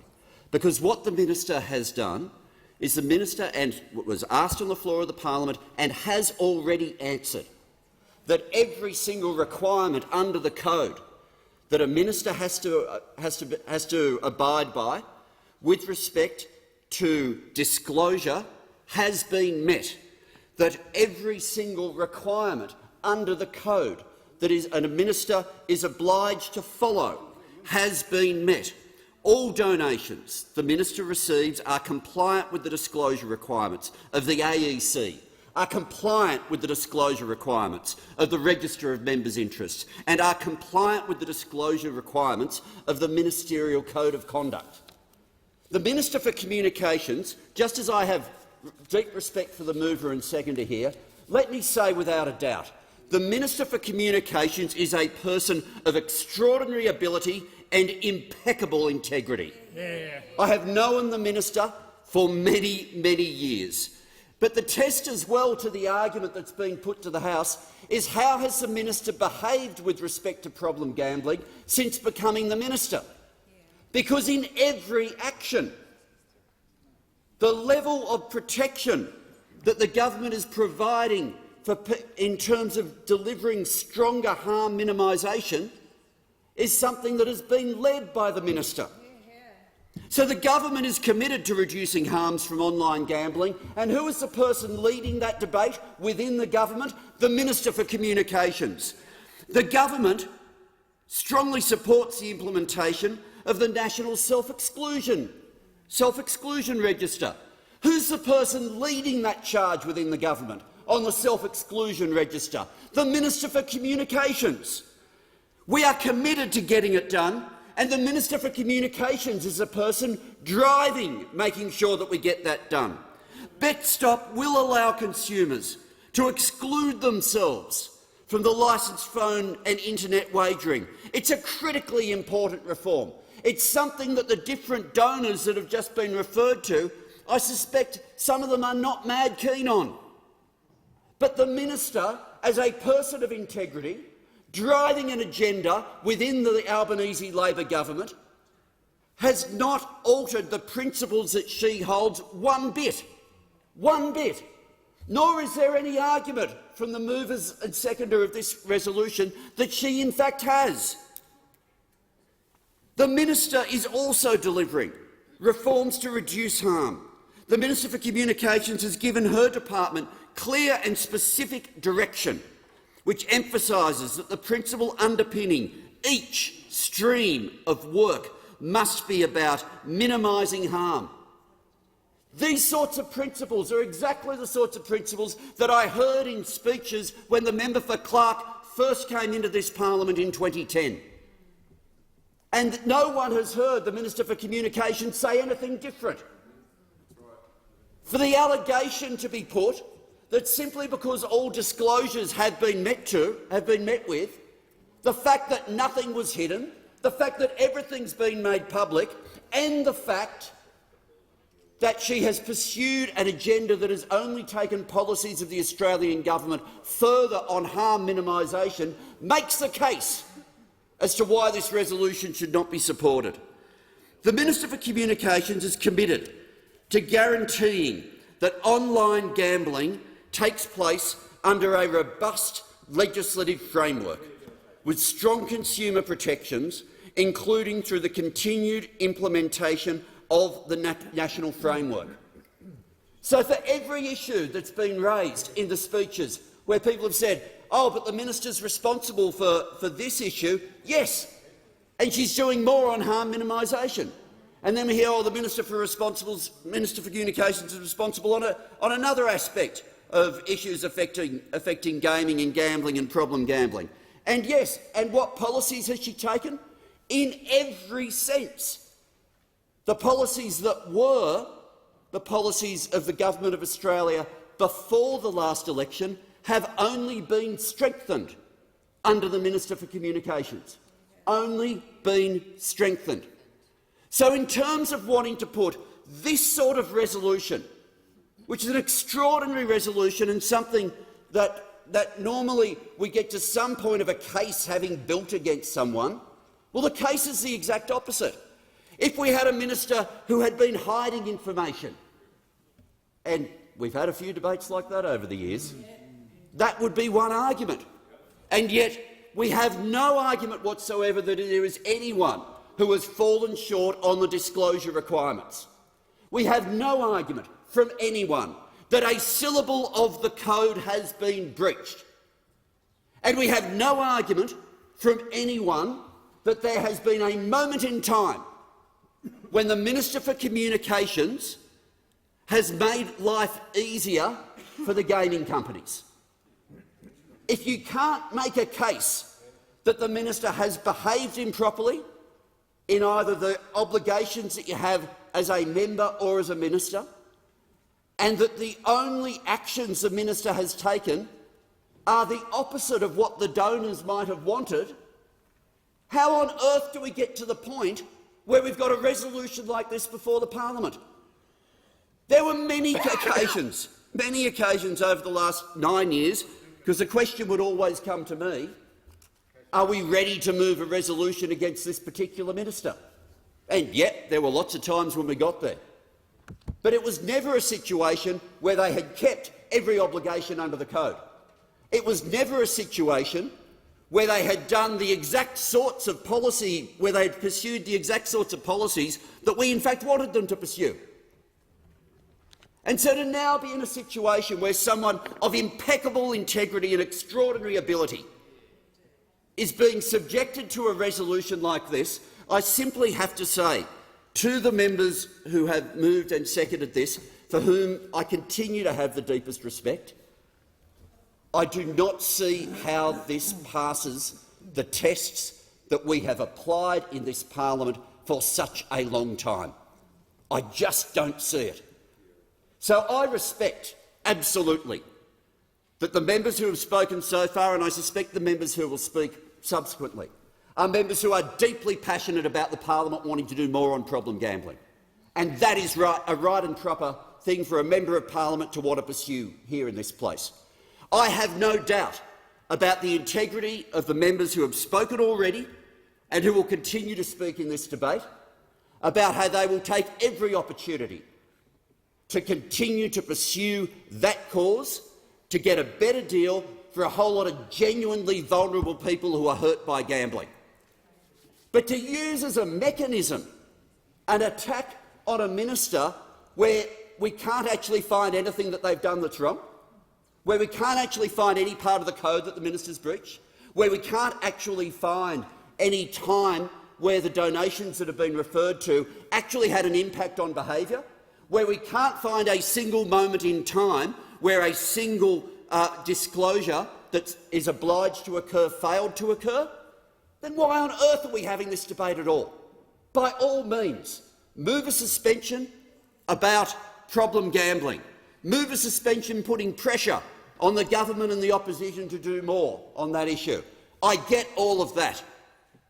But this particular attack on the Minister for Communications fails none of the tests of merit that the crossbench traditionally would be decent adjudicators of. So I respect absolutely the cause that has caused people to want to shine a light on problem gambling, but the Minister for Communications is a person who deserves better than this resolution. The question is the motion be disagreed to, and I give the call to Member Mayo. Thank you, Mr Speaker, and I have enormous respect for the Leader of the House. I would just like to quote clause 3.21 from the Ministerial Code of Conduct.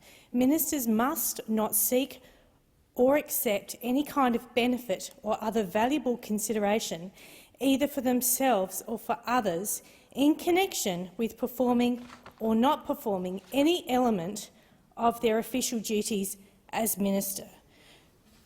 I think it's really important here when we look at conflict of interest, and that's what we're talking about here, conflict of interest, whether it's perceived or whether it's real. I, as a member of the crossbench, believe this to be real. How can it be acceptable for the minister who is responsible for online gambling to be responsible on one hand, and yes, I'm sure the minister has in her plans duties to strengthen anti-gambling measures, and then on the other hand accept tickets and hospitality on multiple occasions, including twice during this already short term of parliament. I would urge the Leader of the House to reflect on clause 3.21 and 3.22 of the Ministerial Code of Conduct. That is where we have concern. and I commend the member for Clark for his work in raising this in the House. We want to see a parliament that is transparent and open. We want the Australian community to have confidence in us.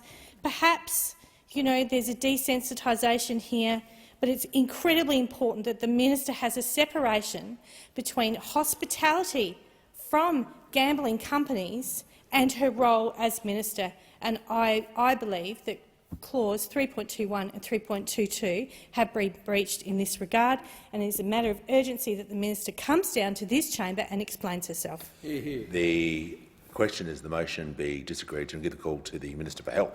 Thank you, Mr Speaker. And as the Leader of the House said, the government will not be supporting this motion for the reasons that he's outlined. There's no demonstrated breach of any of the obligations that we have as members of parliament, as candidates for election to the parliament or as ministers. The AEC disclosures, the disclosures in the Register of Interests and the ministerial disclosure.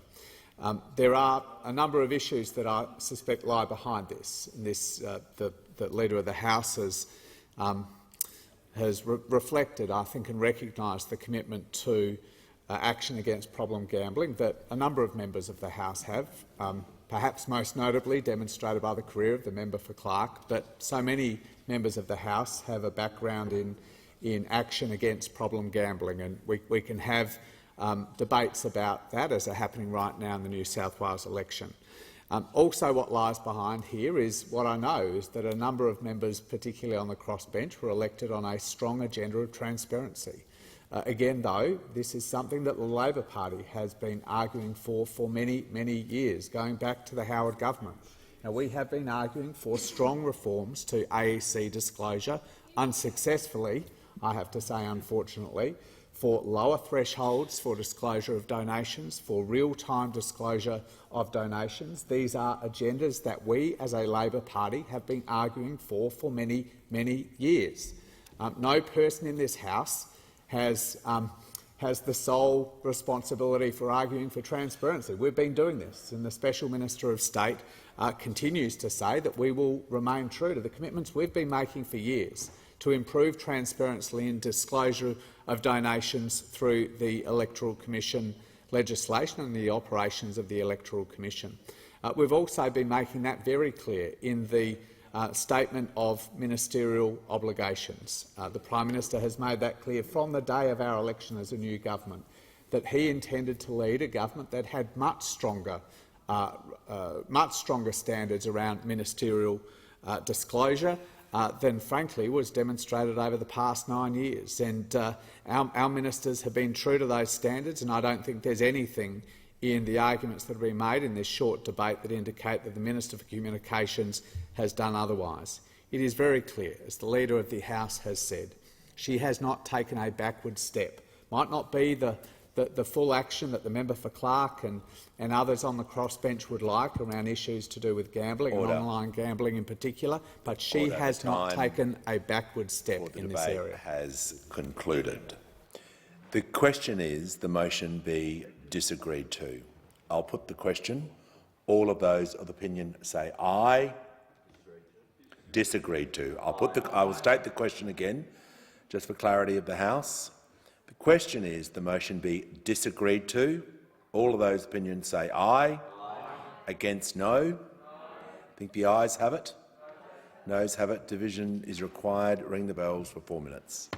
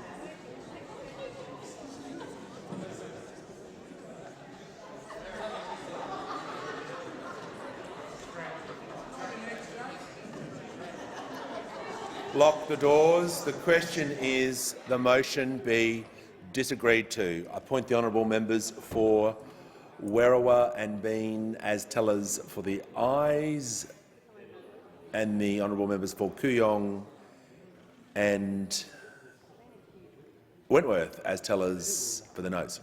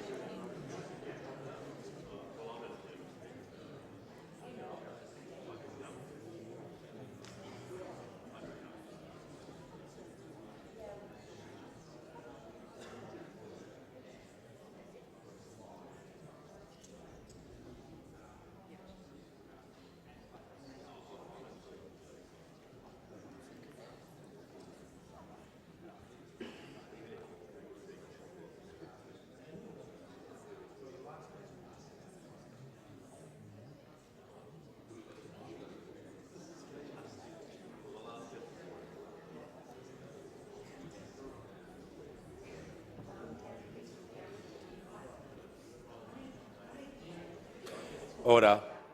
The result of the division is ayes 70, noes 15. The matter is resolved in the affirmative. It being past 4:30 p.m, I propose the question that the House do now adjourn. I'd ask members to leave the chamber as quickly and as quietly as possible. I give the call to the member for Page. Thank you, Speaker. Speaker, the 12-month anniversary of the natural disaster that devastated my community is coming up on the 28th of February. There are a number of events happening to commemorate this, including a medal presentation to thank what was dubbed our Tinny Army. And there's also been a short film made called Tinny Heroes, which will be launched that week as well. And I want to talk about that film, Speaker. But before I do, I want to remind the House of the circumstances that created this crisis. On Sunday night, as people were going to bed on February the 27th, the Bureau of Meteorology were predicting a flood of 11.5 metres in Lismore. That's under the 12.2-metre record level. People were confident, they'd prepared for their businesses, they'd lifted stock. People had prepared their homes and they knew what level at 11.5, literally what step it would get to if it was going to come up the steps into their house. People in the early morning hours started to get awoken by water streaming and gushing into their homes. The flood level at about 1 to 2 in the morning had been revised to 14.5 metres. That's 3 metres higher than what people thought when they were going to bed, and it was over 2 metres higher than we'd ever seen before. We did not have a flood happening. We had a natural disaster occurring, which we had never seen or experienced before. All this in the dark of night. The immediate crisis was that thousands of people were at risk of drowning in their homes. People were scrambling into roof cavities and onto roofs. It was a desperate situation. Then they arrived. Instinctively, intuitively, over 200 local heroes got into their tinnies, kayaks, jet skis, anything else that floated, and started rescuing people and literally saving their neighbours, their friends and their families' lives. Make no mistake, Deputy Speaker, they were putting themselves at great risk. This was a swollen, angry river moving very quickly. It was dark, the storm was still raging and the rain was falling heavily. But out they went, saving person after person, family after family. 4 fatalities happened, all tragic, but it was a miracle there were so few. Susanna Freymark, who was an editor of Indie.com, an online news page, and her co-director Jimmy Malachy, have produced a film telling just some of the courageous and miraculous stories. The flood moved through Lismore and went downstream and caused this great destruction in villages such as Corrickay, Woodburn, Broadwater, Waddell and others. Bob May is an 84-year-old from Woodburn. I know Bob very well, and he inspired Susanna to create the film because Bob approached Susanna and said if she could put a call out on her website asking if anyone knew the identity of the 2 men that rescued him. So through Susanna's call-out, Bob was able to meet and thank the 2 men that, as he said, saved their life, and that was Derek, who saved his life, and the 2 men were Derek Stratton and Marcus Smith. Bob was the last person they rescued that night in Woodburn. They'd already rescued about 40 people before they got Bob out just before daylight. I really want to thank Susanna and Jimmy for the job that they've done. There's going to be a launch of this at Woodburn, which I'll be at on the night. I know that a lot of tears are going to be shed as we watch this, but it's important. It's important that we acknowledge, and in acknowledging the people who will feature in the film, we are in essence acknowledging the hundreds of people who did like them. And all of these, and they're predominantly, Deputy Speaker, young men, and the majority of them very humble. I put out a Christmas card last Christmas and also wanted to acknowledge the Tinny Army on that, and I thank Luke and Todd and Danny and Nick who appeared on that. But I went to a number of them, including a young man called Matt Weir, who's the son of a friend of mine. And Matt, he was 21 a few days later, went out and saved a lot of people on his jet ski. And when I said, Matt, will you come onto the Christmas card because I want to thank you, and in thanking you, thank the hundreds of people who did things like you, and he said, "Kevin, I'd do anything for you, but I don't want to do that. I'm humble. I don't want to be publicly acknowledged for this." So I just went out and did what I knew that I had to do. So there's going to be it's going to open at Woodburn. I'm looking forward to the opening of that. That's going to be on March the 1st, and there's going to be screenings in Lismore from March the 2nd to 4th, March the 3rd in Corrokai, and March the 7th at the Commercial Hotel in Casino, and there'll be others as well. Looking forward to the film. Thank you, Susanna. Thank you, Jimmy, and thank you to our Tinny Army. Thank you.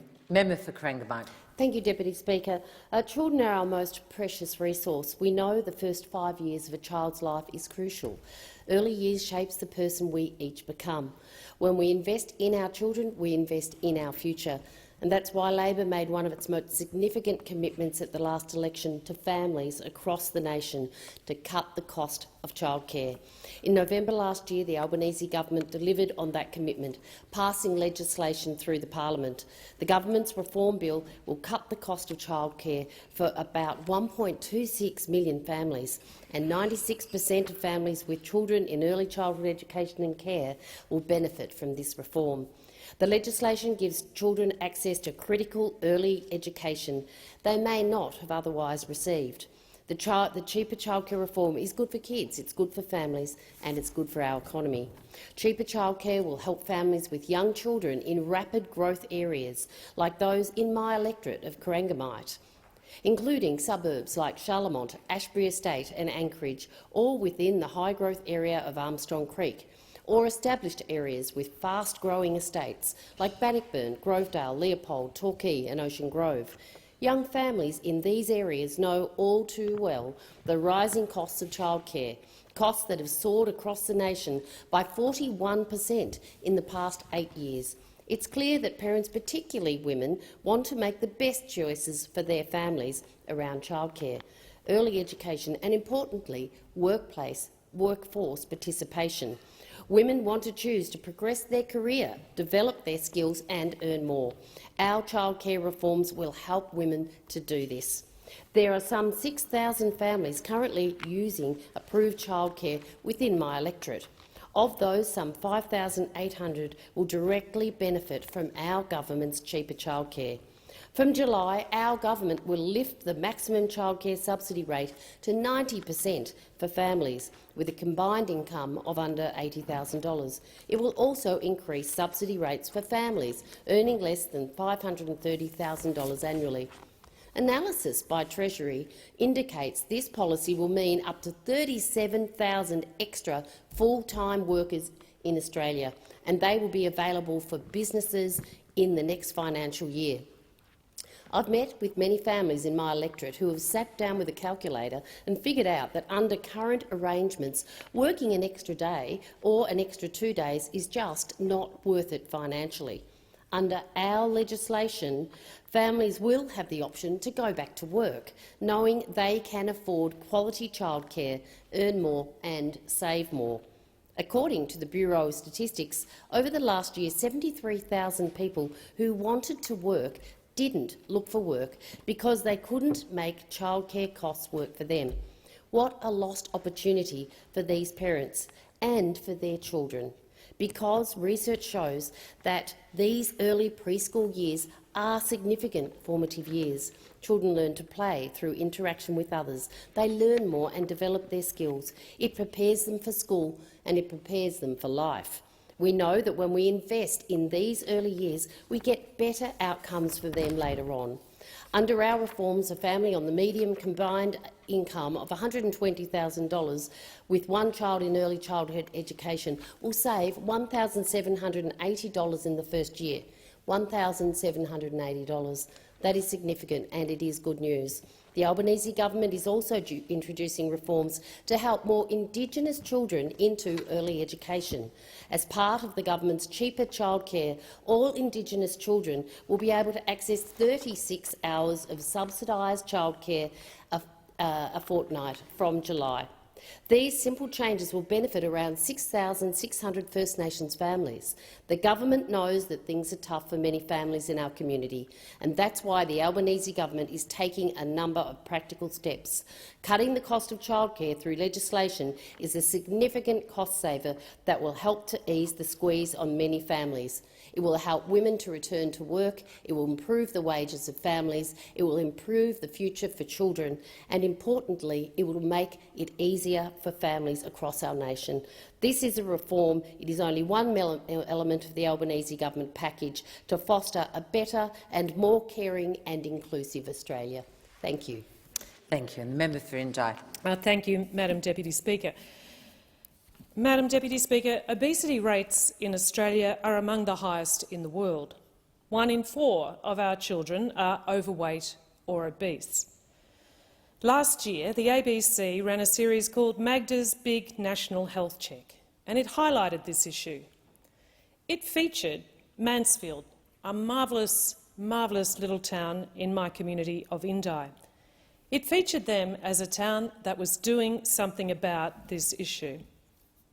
Mansfield is part of the NHMRC-funded Respond project, a project that's being conducted by Deakin University in conjunction with local communities across north-east Victoria.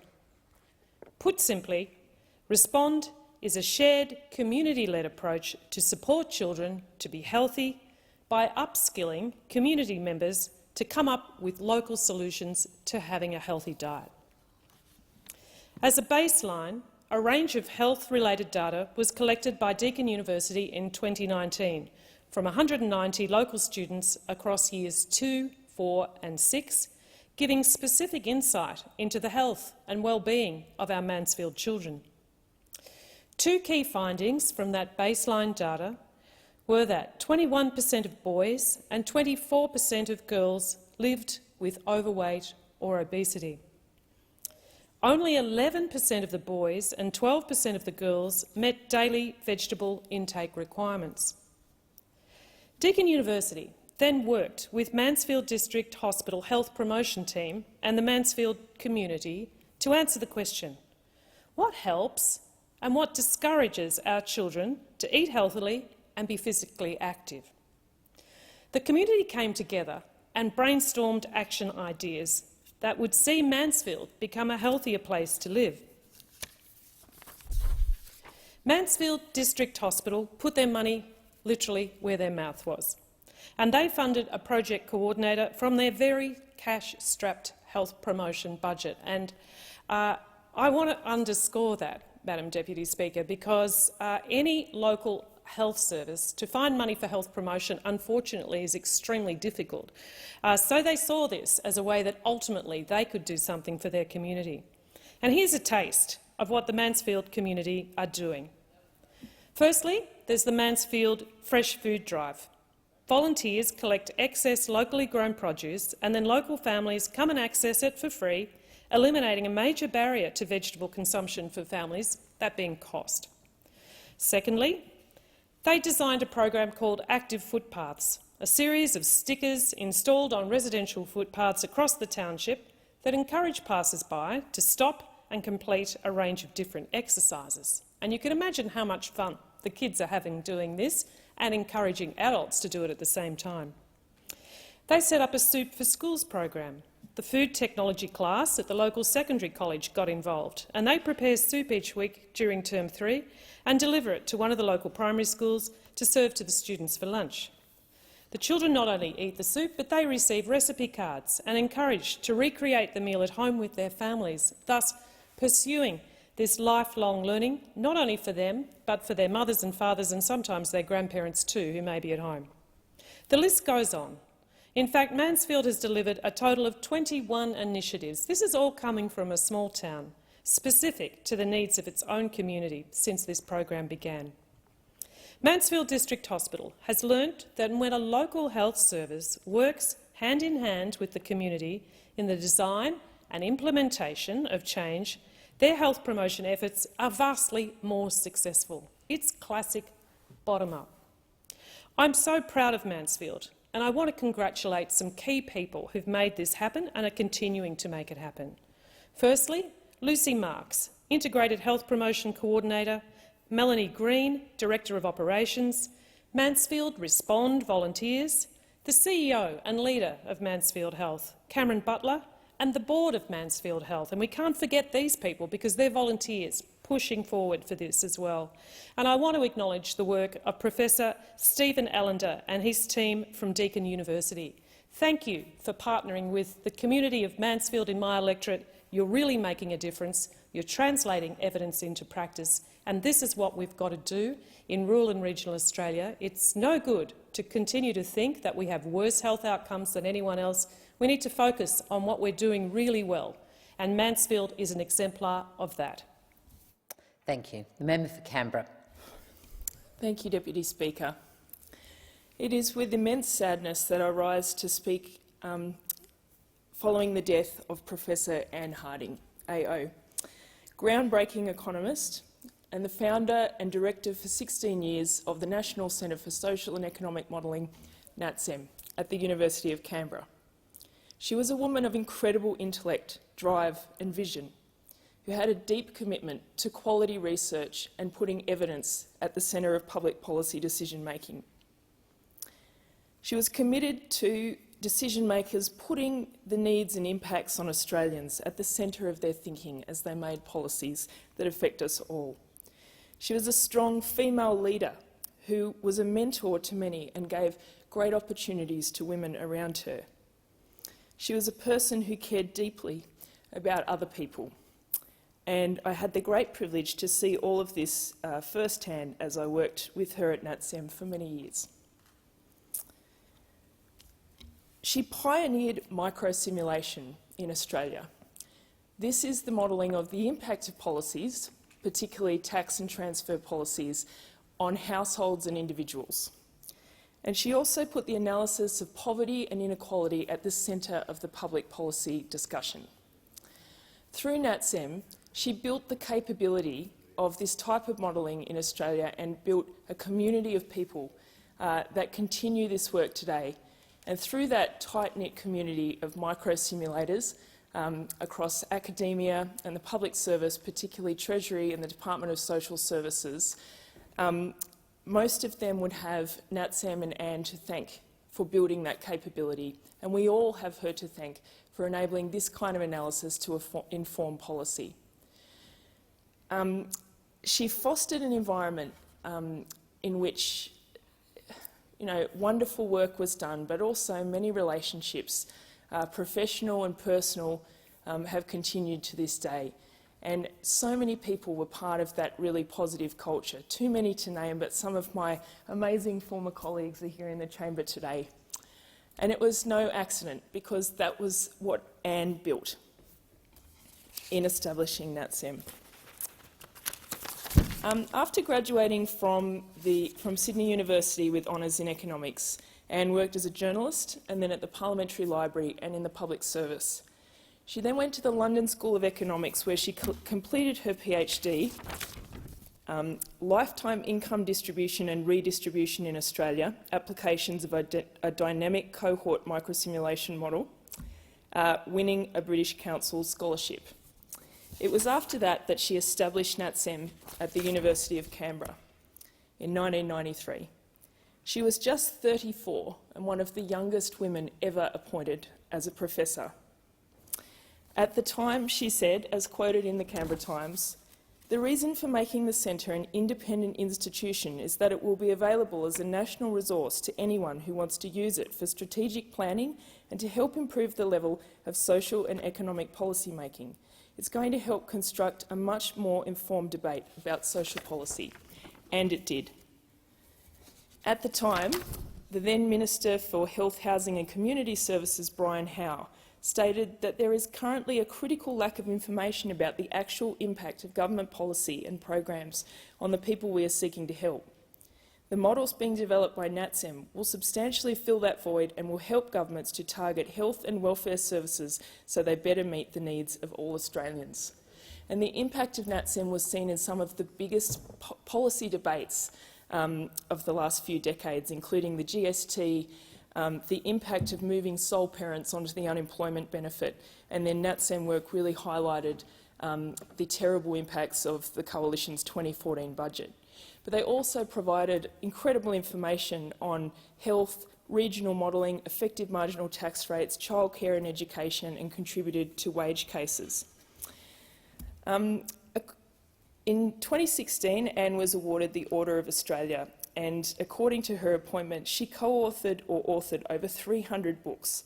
Her ResearchGate profile lists 138 publications and 2,207 citations.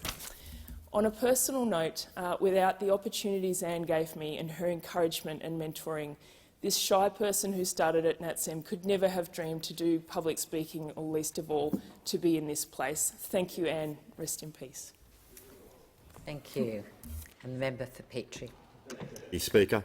I had great feedback from my online post just asking members from the Petrie electorate to tag an issue that they'd like me to speak about today. And as your federal MP, I'll always raise issues in this place. Let me discuss a few of them. Jill from Bracken Ridge wanted me to speak about the Voice. She said she does not support the Voice, says that there are more important issues that affect all Australians around cost of living, schools, housing, roads, healthcare. And Robert from Redcliffe also thought that everyone that had been elected as a representative in the House of Representatives represented those people and was their voice. Well, the good news is that it's not up to the Prime Minister or the Leader of the Opposition or members of this House, is that when the government puts a referendum in place later this year, it's the Australian people that decide on their voice. There will be, I understand it, no yes and no pamphlet provided to voters, which I think there should be, and past referendums there has been. But ultimately, Jill and Robert, you will have your say at that referendum. In relation to youth crime, Paul from Bald Hills wrote to me about that, and Paul mentioned that he's very concerned about it. Susan Boyd, also from Griffin, wrote about youth crime as well. And the big issue there is, look, it is a big issue. In my electorate in North Lakes, a young mum was murdered just around Christmas from young people under the age of 18 at a home invasion. The reality is that the Palaszczuk government in Queensland, Susan and Paul, are responsible for youth crime in their 3 terms. In the 10 years that Anastasia Palaszczuk has been Premier, we've seen the youth laws watered down. They want to raise the age of criminal responsibility. The reality is that we need a state government that will deliver laws for justice, not just about rehabilitation. So I would encourage you to write to your state MPs. I have written to them about this as well. Family and domestic violence. Karen from Bald Hills wrote to me about that, saying there needs to be more housing readily available for women escaping DV and family violence. That's absolutely true. It is a big issue. I think all governments, whether it's state, federal, regardless of political persuasion, have been good at raising awareness around domestic violence, and I think more people are coming forward now as more MPs speak about it. The former coalition government, when I was Assistant Minister for Community Housing and Homelessness, we rolled out $60 million in funding for safe places to help 600 women and children escaping DV. Now, those places are built now. I'm sure most of them are built, and that's a good thing. There's always more work to be done. We need to make sure that we have housing ministers that invest in public housing, make sure that the funding that we provide through the National Housing funding, some $320 million goes to the Palaszczuk government each year, is invested in new housing, and that stock is recycled. In relation to mental health, a mayor from North Lakes said that wait times are too long in the public system. We know there's a lot of issues in the public health system, hospital system in Queensland at the moment. Costs are too high privately, a mayor was saying, and the sector requires massive overhaul. Now, Mayor, you mentioned you had some ideas. Please email me. I'd be happy to put them forward to ministers at the federal or state level. We know that the Albanese government has reduced the Medicare rebates from 20 sessions down to 10. They had the opportunity to extend that. I think that was the wrong call from this current federal government. And we also need to change the government in Queensland. You need to vote LNP in October next year, because the reality is is that in the one term over the last 3 decades or so the LNP has been in, when Lawrence Springborg was the health minister, the public health system was running a lot more efficiently than what it is at the moment. If you're waiting too long to see a psychologist in public hospitals, change the government next year. The other thing is we do need to train more psychologists and provide recognition of prior learning for international arrivals. I have spoken to the current minister in the federal government about that, but industry bodies often are responsible there and they're reluctant to change that, Amaya. Cost of living. Lachlan and Griffin spoke about cost of living. Obviously, that is the #1 issue. There are some big issues there. That's all I'll have time to talk about today. But thank you to everyone who responded to my posts, and as your federal MP, I'll keep raising your issues in this place. It being 5 p.m, the House stands adjourned until 10 a.m. Monday.